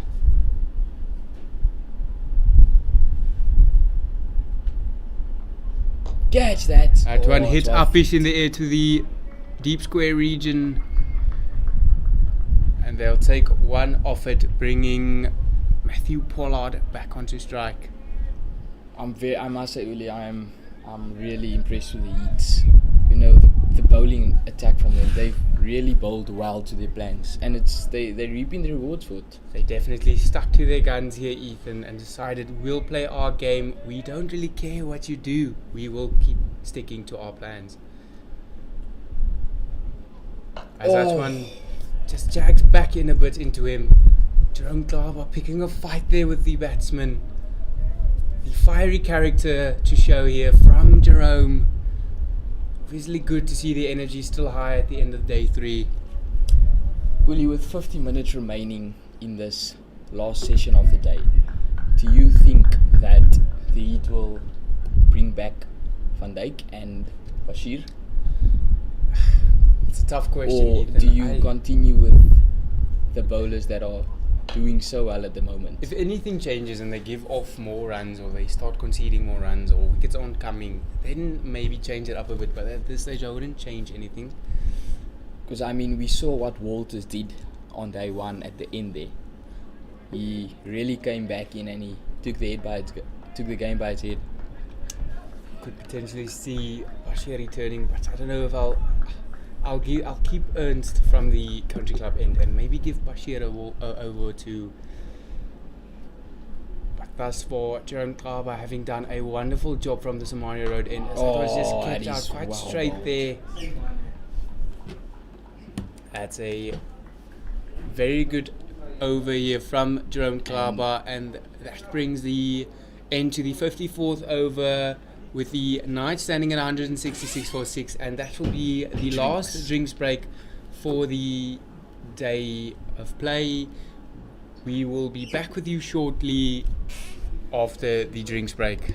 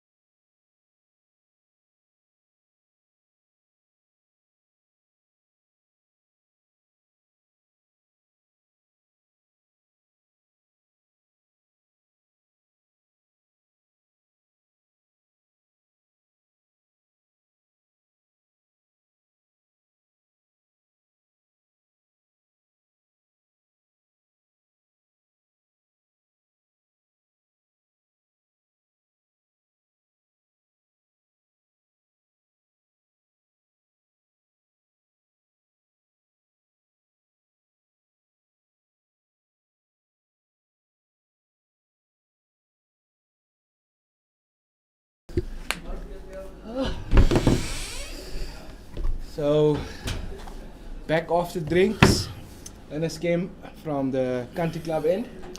Knights currently 166 for 6 after 54 overs with a lead of 69 runs. What do you expect in the last 50 minutes, 45 to 50 minutes here, G? Well, Mr. Plaikis, if we judging on how the past 2 days went, something happened both evenings. So the Northern Cape Heat would obviously hope that something continues to happen to the ball again for them, and the Knights will hope to just keep them out a little bit, looking to obviously build on that lead a little bit.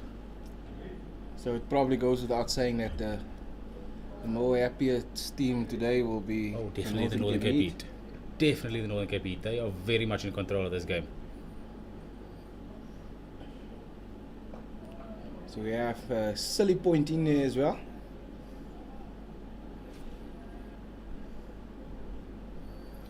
Yep, correct decision.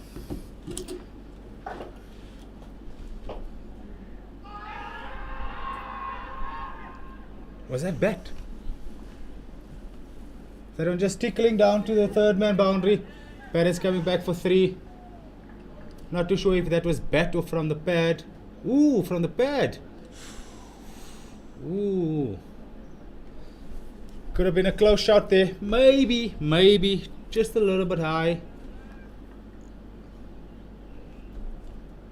Other than that, I think you're right, G. I think it's a great call having a silly point in at the back end of the day's play, because then can't just as a batsman go and forward defend everything. plus you don't really want to defend in the ball's turning like that. Very good captaincy here.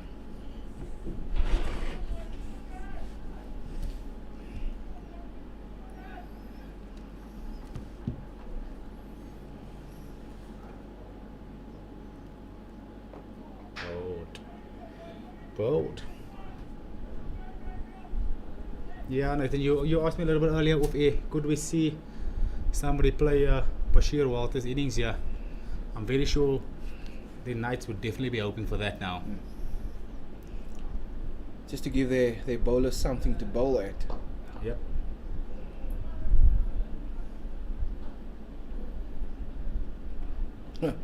How happy will you be if you are silly point in your bowler bowls a off volley like that? Ooh, no. I'm definitely going to be giving him some looks there, be it my captain or not.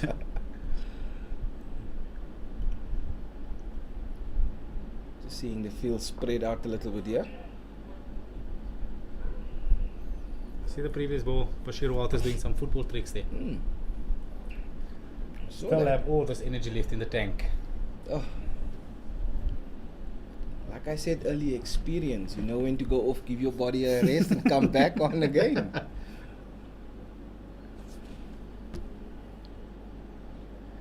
And we have Jerome continuing here from Samaria Road end. The ITEC Knights currently 169 for 6 with a lead of 72 runs with just a little bit over 40 minutes left in the day's play.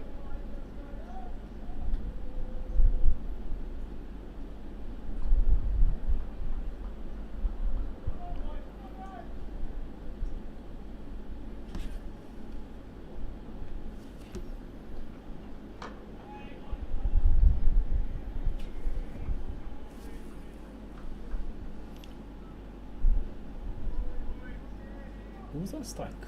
Pollard. Yeah, Pollard is in strike.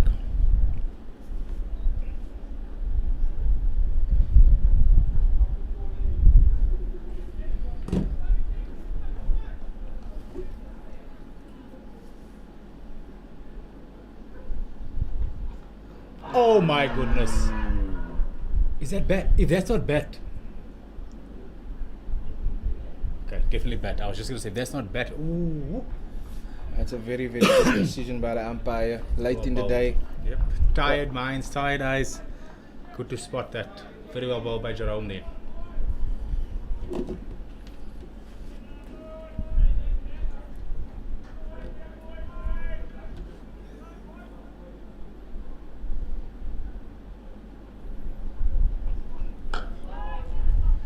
Well bowled, well fielded, well played.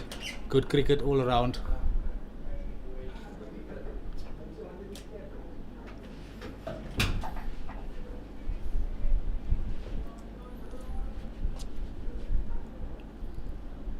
How would you sum up this day, G?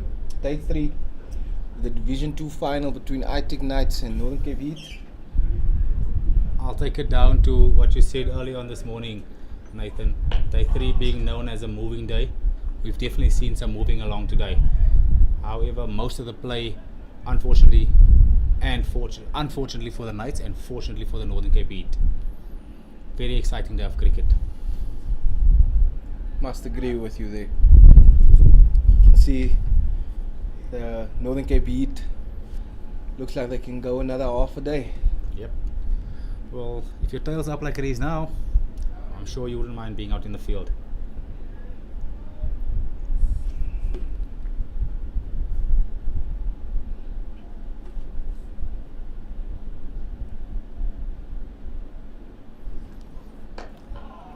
That one punch down the ground. Jonathan Van Dier bringing out his football skills once again. This time just for a single.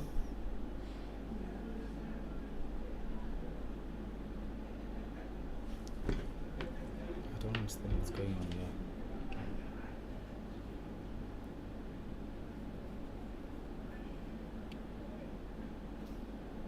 I have no idea where this is. Nathan.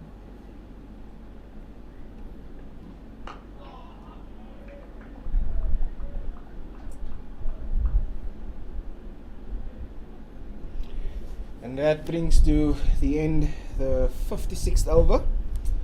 ITEC Knights 170 for 6 with lead of 73 runs.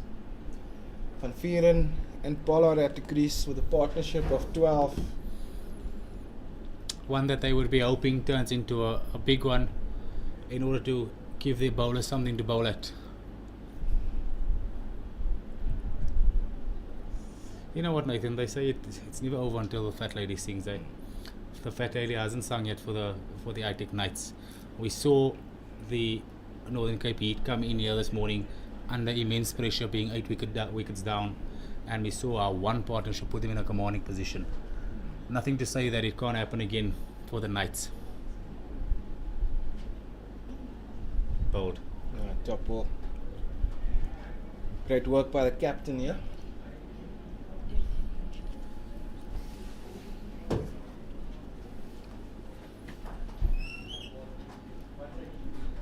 Quicker.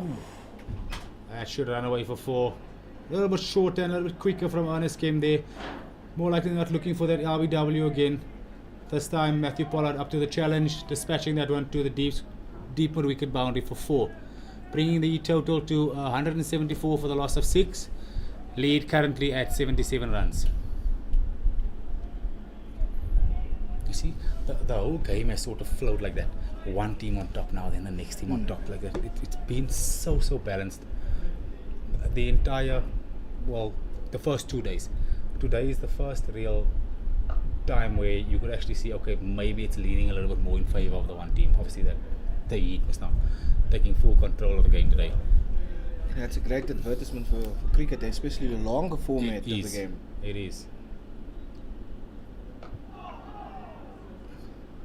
We have a great battle out here.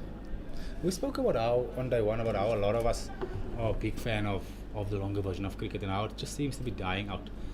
But when you see games like this, you tend to tell yourself, you know what, there is place for Test cricket in the world still. We should not be forgetting about this game. This is the format that challenges you.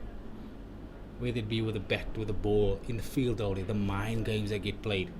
This is, as you say, it's such a wonderful advertisement for the game. And if this type of cricket is played provincial level, I mean, how can we say it's dying out? Yep.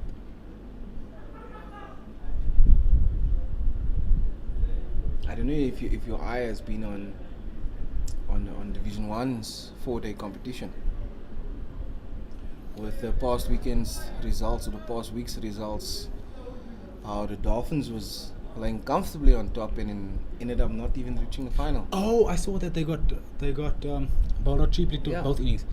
And I think somebody mentioned to me that the final's going to be played again between the Lions and Province. Yes, that's correct. So that just shows you, I mean, Dolphins has been brilliant this season. And in one game they being played off the park, and I think they ended 4th at the end of the day. That's fantastic. It's nice to see these competitions being so close.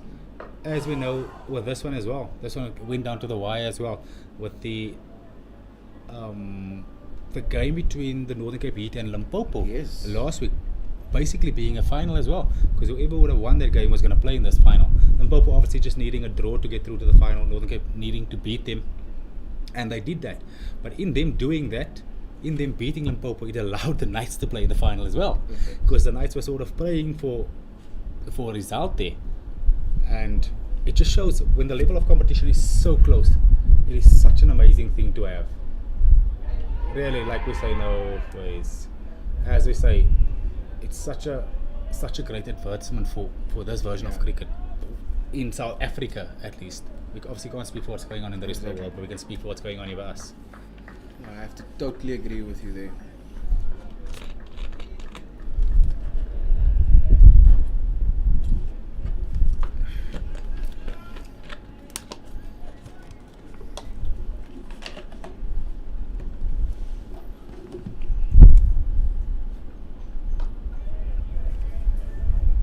This is great bowling by Jerome. Yeah. You know what? Now, if you watch, you can see there's just a couple of balls dying a little bit now. Obviously, we've seen way more turn than what we did in the first innings, and then some of the balls are just dying here now. But that's why I say, if they anything they can get close to 200, I'm going to change my mind. I said I think 200 is a little, but I think now if they can get anything close to a lead of 200, which gives their bowlers something to bowl at, maybe, just maybe, we're still in for a game here. Bowled or played. And like you said, ball is starting to keep low. Ball is turning already. You guys mentioned earlier. Actually, on day one it started turning already. But I was looking at the grip and turn that Tsepo Ntuli was getting, as well as with Ernest from Country Club end. Yep. So anything close to 200 would be actually great for the Knights. I think they'll take that. Yep. From the position they were obviously in.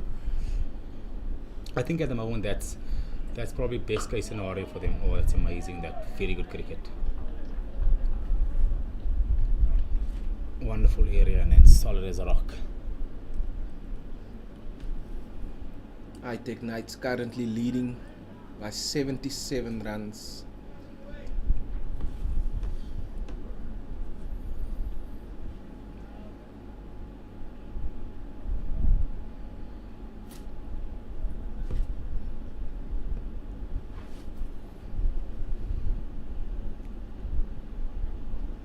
Jerome looking to go straight again.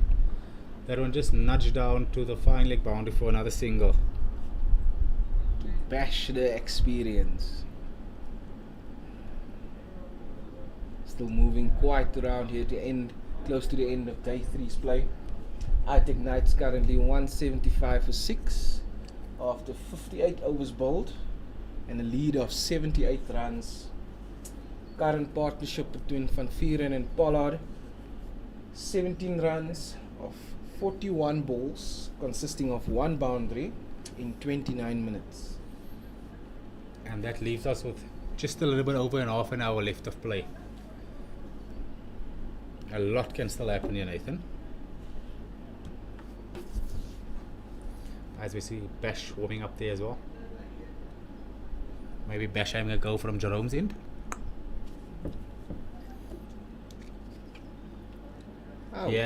He's been the pick of the bowlers the entire weekend. He really has. Didn't start the greatest on day one, but after that, been outstanding.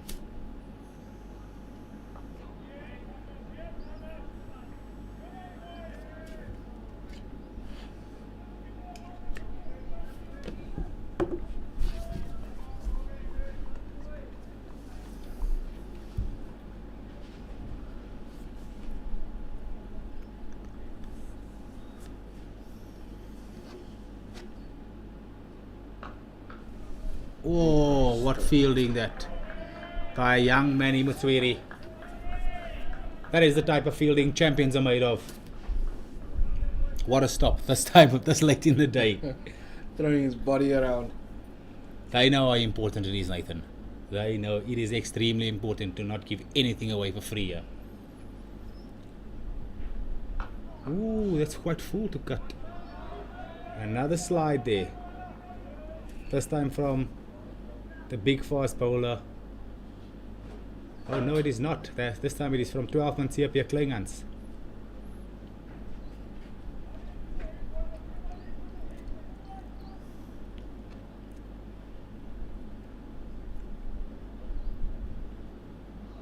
A little bit straighter by Ernest Kim. Listen, just tucked away on the leg side for another single.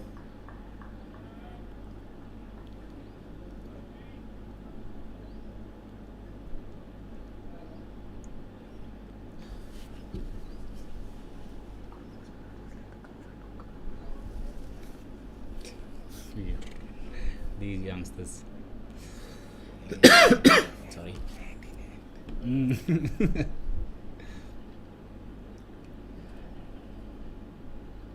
This is Pollard. Some strike now.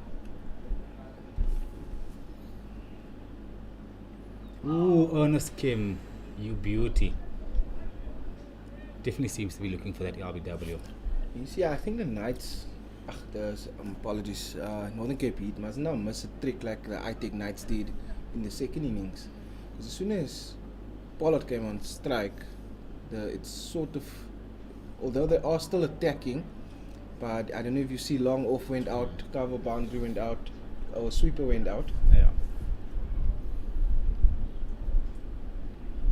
I see that. Obviously, like you say, they don't want the same thing that happened this morning to them, or for them, to happen against them as well.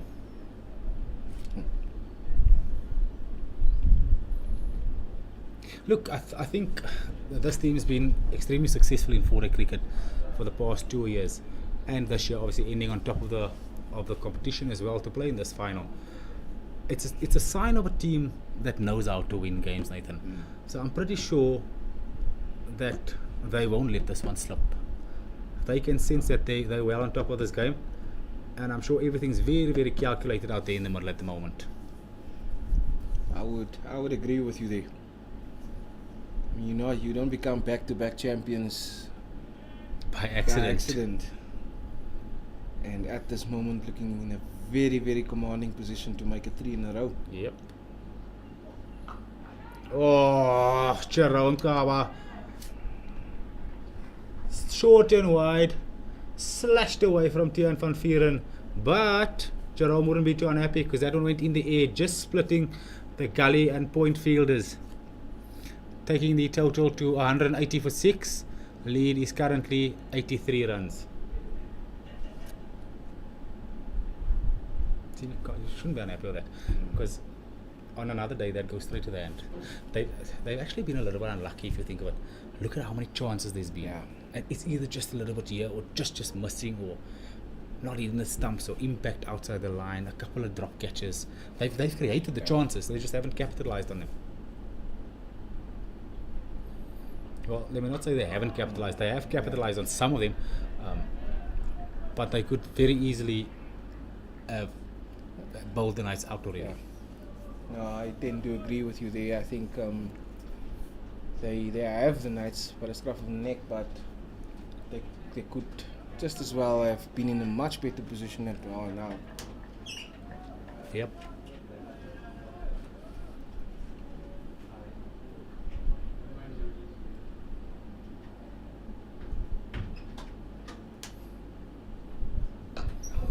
This one tucked away behind square on the leg side for another single, keeping the scoreboard moving.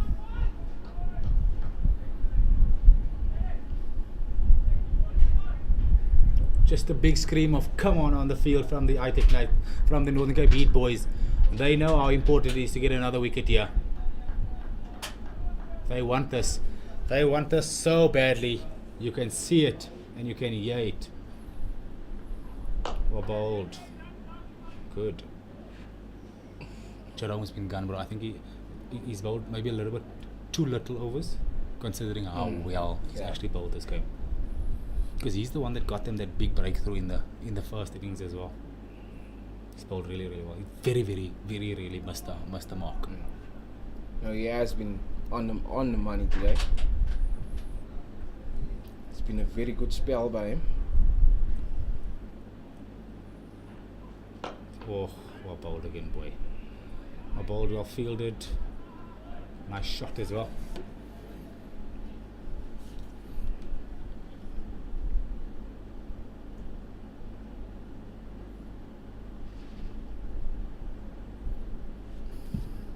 See another change in the field.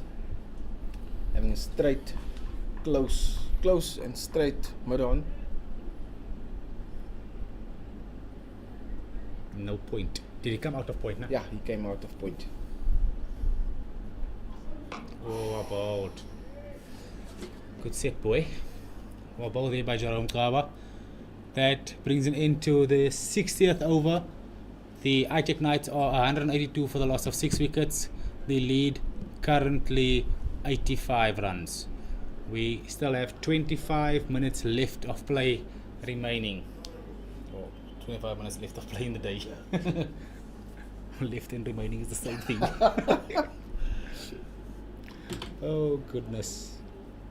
Late in the day, G. Late in the day, yeah. Are we seeing a change from the country club end? Yes. No. Looks like yes. Joe. In fact, it is Johan van Dijk. Johan van Dijk replacing the captain Ernest Kim from the country club end to end. I think he will most likely end the day on that side. And I am gonna go ahead and make the prediction that coming from the side will be Bash the experience.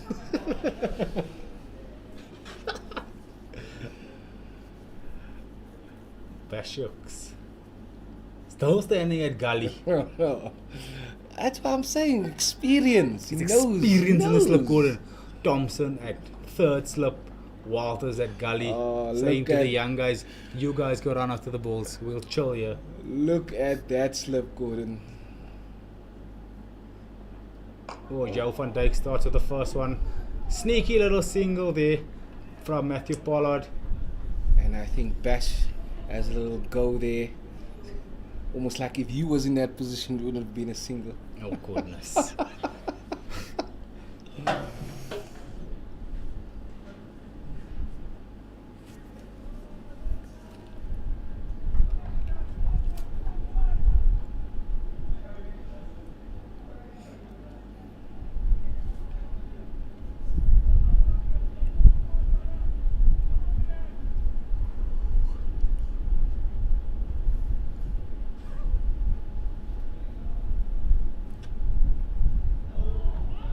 Good length again from Johan van Dijk. This time Tian van Vieren just lets it go. Isn't he? He's gonna bump him. Because Van Vieren bounced him in the first innings. He's gonna wanna have a go back.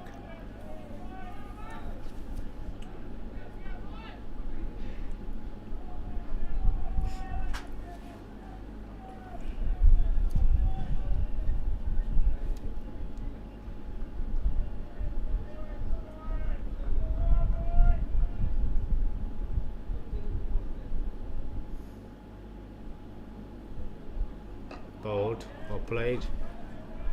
Good cricket all round again.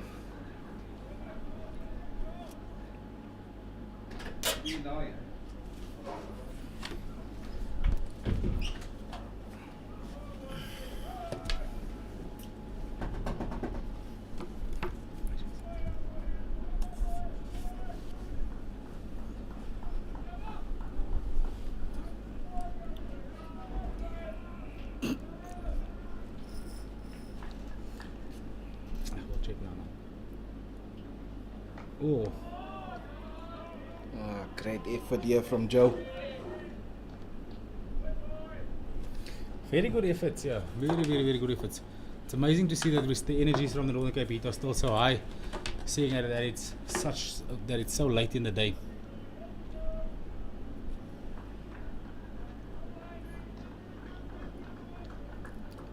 You can hear each and every Northern Cape Heat player Yep. dragging each other along to get through this day.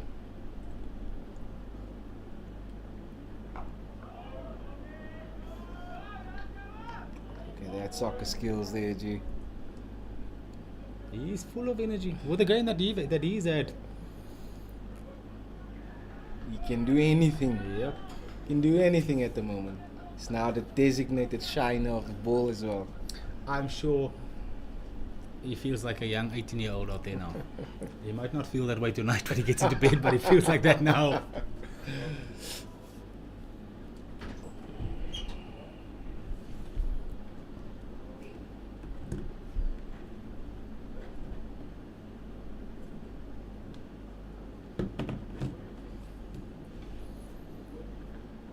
Joe van Dijk, full line straight. This one just clipped from Tiaan van Vieren. Down to deep square for another single. And that is the end of the 61st over. The ITEC Knights are currently 184 for the loss of 6. The lead is currently 87 runs.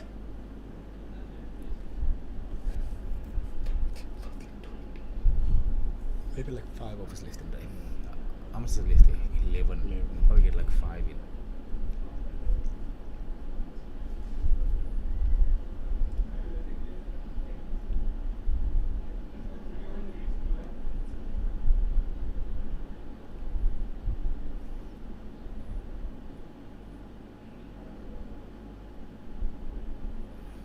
As we see, in fact, Bashiruddin Walters replacing Jerome Kaba from the Samaria road end.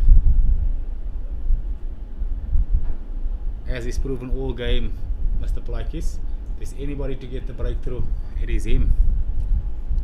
And that's the sort of game he's having at the moment. This time just starting a little bit too straight, sliding that one down leg. And we're not going to mention anything that might be the muscles, but maybe just a gentle loosener there by the bash. I'm sure the next one will be on the money. Yep. Ooh.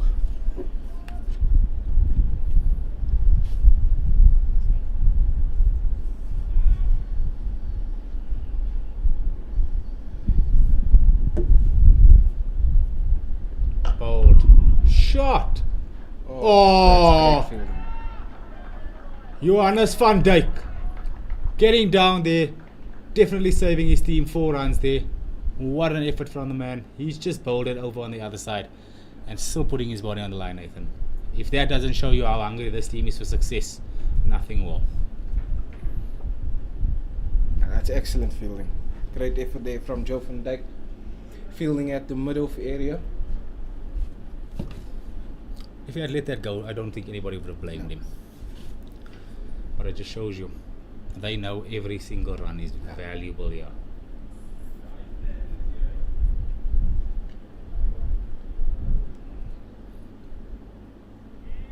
You can see also the field setting is very, very much one-day cricket like, saying we're not giving any singles away for free here now.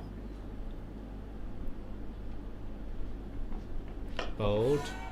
Get down. Oh, just a little misfield there by young CSA Kleinhans, and the ITEC Knights sneak through for 2 runs.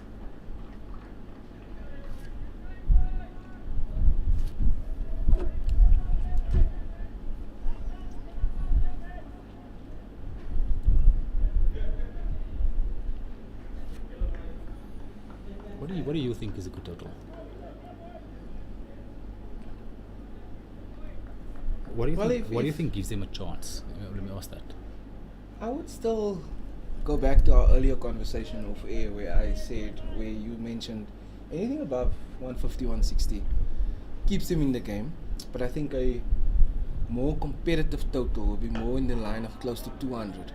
But I think from where the Knights were at the start of the innings, and if they should end the innings now on the 160, 170 lead, I think that's something that they would grab with both hands.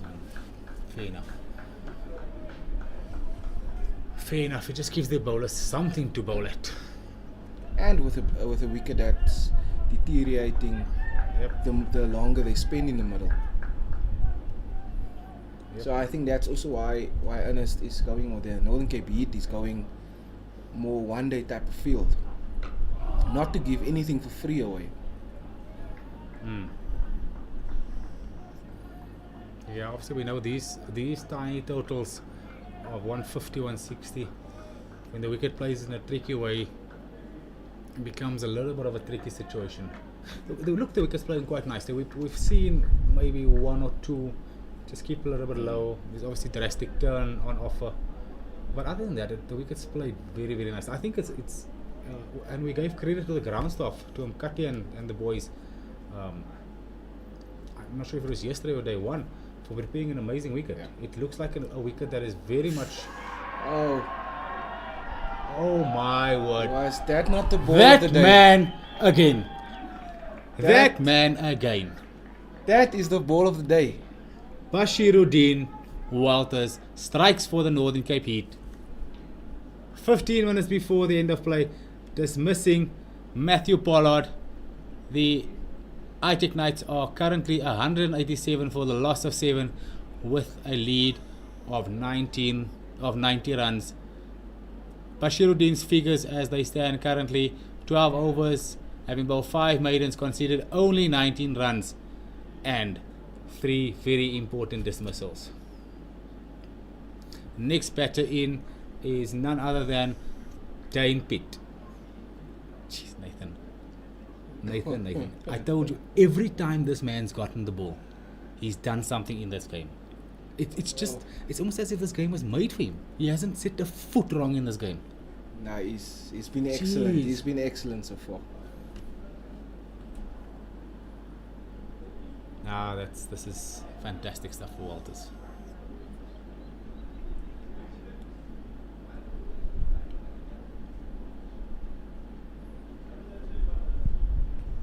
ITEC Knights currently 187 for 7 with a lead of 90, and all of a sudden that 160, 170 looks very far away. Yes, it does. Did you see? Once again, did you see how much that one jagged back? This is what I'm saying. So that movement just seems to be a little bit more drastic. So the wicket looks like it's holding up nicely, but the movement just seems to be a little bit more drastic than what it was on day 1 and day 2. Same like with the spin also, just seems to be a little bit more exaggerated than what it was the previous 2 days. But yeah, I'm gonna go ahead and say that's down to experience as well. Yeah, it could be. Well, not could be. It definitely is. Well, he's been Definitely amazing is. today. Yes, yes. Day 3 belongs to the bash the experience.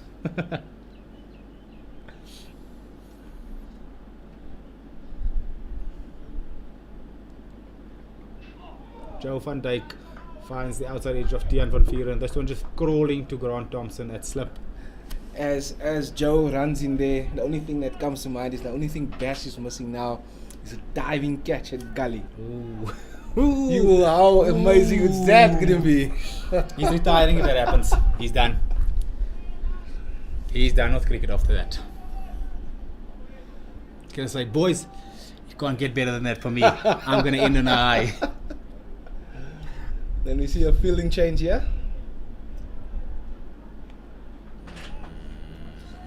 Chris. Did they run? No, they didn't. They're just moving him around. And a short leg in. A short leg in. Double bluff or bumper? I'm gonna go with double bluff. Or length. Yo, Pashuk's energy. Energies are definitely up there.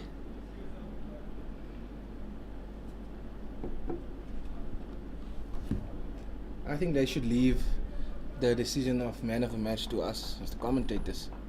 Definitely. But I don't think Not that okay. there's anything wait, to. there's still a long one. There's still a long way to go in the game. No. There's nothing to negotiate here. Hey! This is very, very clear. There's been a standout player here. Bashir Walters has been that standout player. Seen a wonderful innings from Isaac Dikale on the first day, a wonderful innings from Jason Oakes on the second day. But what Bashir Walters did today, mind you, wonderful bowling display from Bashir Walters in the first innings. But what he did today, he did it with a bat. He started it with this morning with a bat, and that's allowed the Northern Cape Heat to get into this position, and they've just continued with that. Haven't taken their foot off the pedal.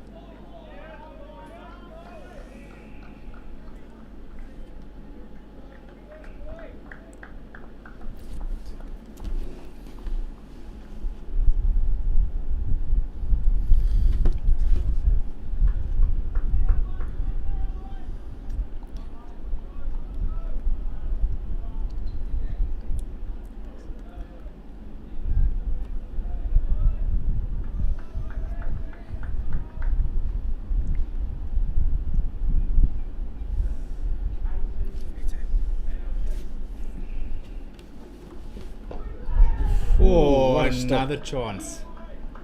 It just hasn't gone Joe's way. Oh, he's been really unlucky. That one just short of the mid-wicket fielder there. You know what, Nathan? For those people who don't watch cricket, who just look at the scorecards and go, but he's gone at 5s and over, he's gone at 4.8s and over, at 6s and over in a 4-day game. It is so bad. Those people needed to be here today to witness how well this man actually bowled. That figures are definitely not representative of how he's bowled today. Hey, still getting it to go through. That is the end of Johannes van Dijk's 17th over. He's bowled 17 overs, 3 maidens, 73 runs, 1 wicket.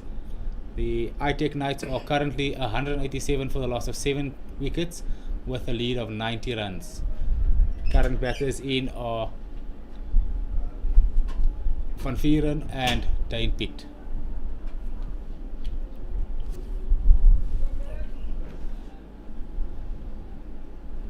Dane Pitt facing up to Bash, the experience, the first ball of his innings. Bash looking around, need 2 wickets to get to a 5er. So on the cards here, steaming in. On the money. And Oh, that is that one maybe just going down leg a little bit. I'm surprised it didn't go up harder for that. Maybe just sliding down leg. yeah. This is excellent display of bowling here by Bashir. The thing is, with everything going his way, Nathan, why not go up loud? You never know. The umpire's hand might just freak up there.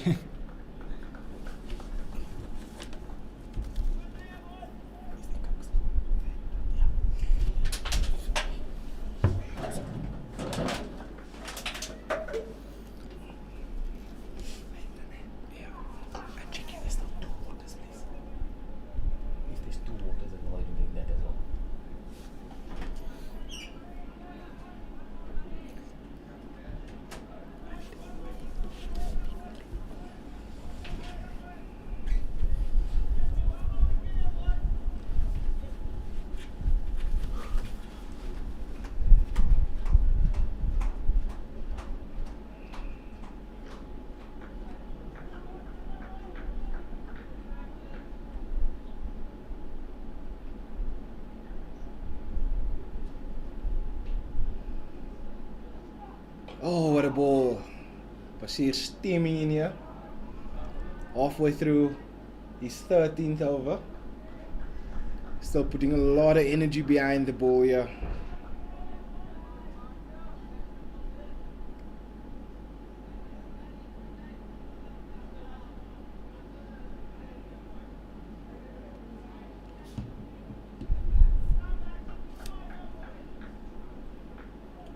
Just got about 7 minutes left in the day's play.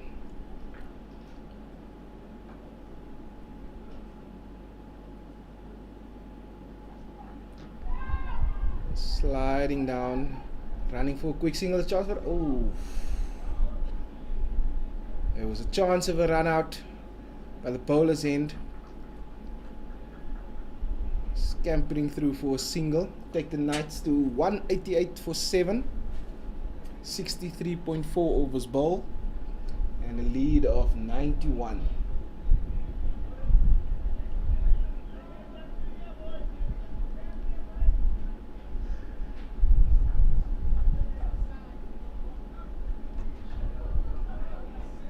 I think Northern Cape Heat is pushing to get another extra over in here, so maybe 2 more overs before the close of play.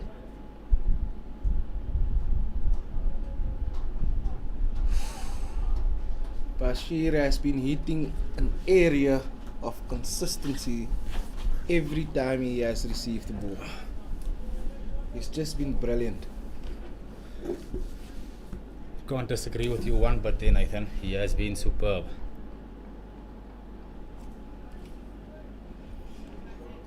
I was now saying, Giath, there's about 6 minutes left. If Bashir gets through this 1 over, we might just be able to get another over from him before the end of play. How many balls left? 1 ball left. 1 ball left in this Yeah, over. I'm sure Joe might just fly through the next one.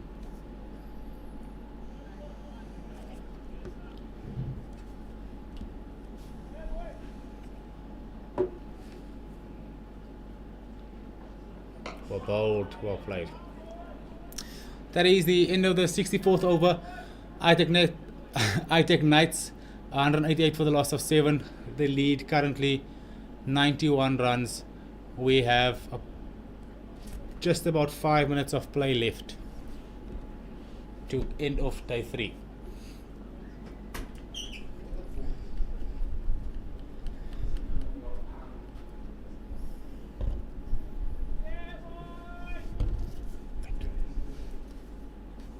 Thank you, boy.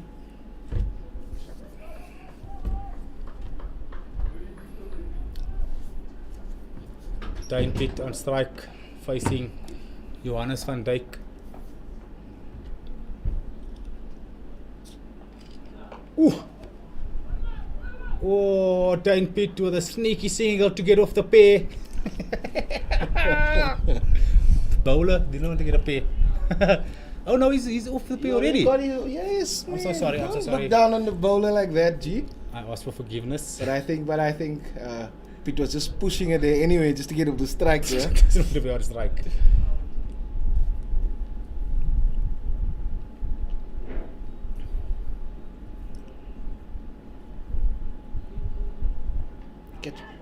I heard something there.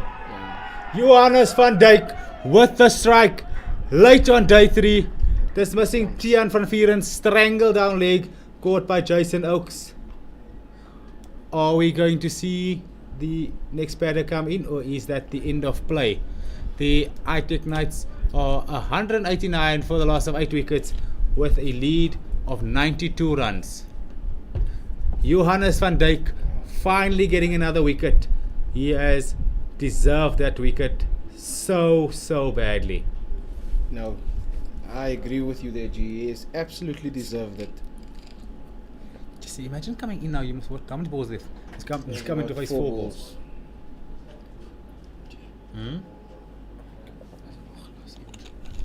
Net die botteltjies hieronder. Kan jy hom kry? ITEC Knights 189 for 8 with a lead of only 92. Next batter in for the ITEC Knights is Sitembela Langa. I think Langa also got 0 first innings. Yes, he did. He did. So Langa on a pair as well. He has 4 balls to negotiate before the end of play. Do we see a quick single here as well again? No, I'm not going to put it past. Just to get off that pair. And Nathan, we are definitely not going to get another over from Bash the Experience, as you call him. I have to wait another, what is it? 12 15 hours. 15 hours. 15 hours before we see Bash running in again. But what a day he had. And actually don't miscount Joe's efforts today. We've been speaking about it the whole time. Yep. He's been brilliant as well today.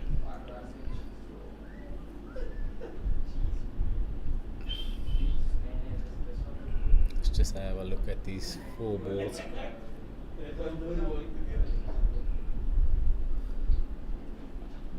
Ooh. Good, Joey. Just a little recap for the viewers. the Northern Cape Heat being in somewhat of a little bit of trouble to start day 3 off.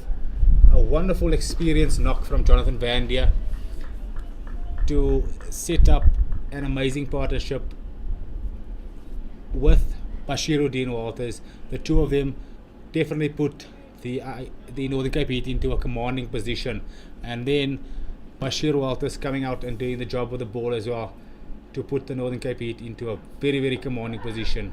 Oh, as we see Johan van Dijk go into the heaps of Sitembele Langa there. That one falling just short of 12 men. See up here, Kleinhans. See, I think we haven't spoken enough about that knock of Van Dier. The way he controlled the innings this morning. That was what was impressive about this day. Yeah, Bash did the destroying obviously, but that knock, oh my goodness. But that actually allowed him to do that. Yep. Because I think it would be a different picture if Van Dier didn't play an innings like he did. Yes, I totally agree. Oh, tickle down leg. Big effort from Jerome Kaba. This one goes down to the boundary for 4 to get Langa off that pair, taking the lead to 96 runs. As we get ready to witness the final ball of day 3.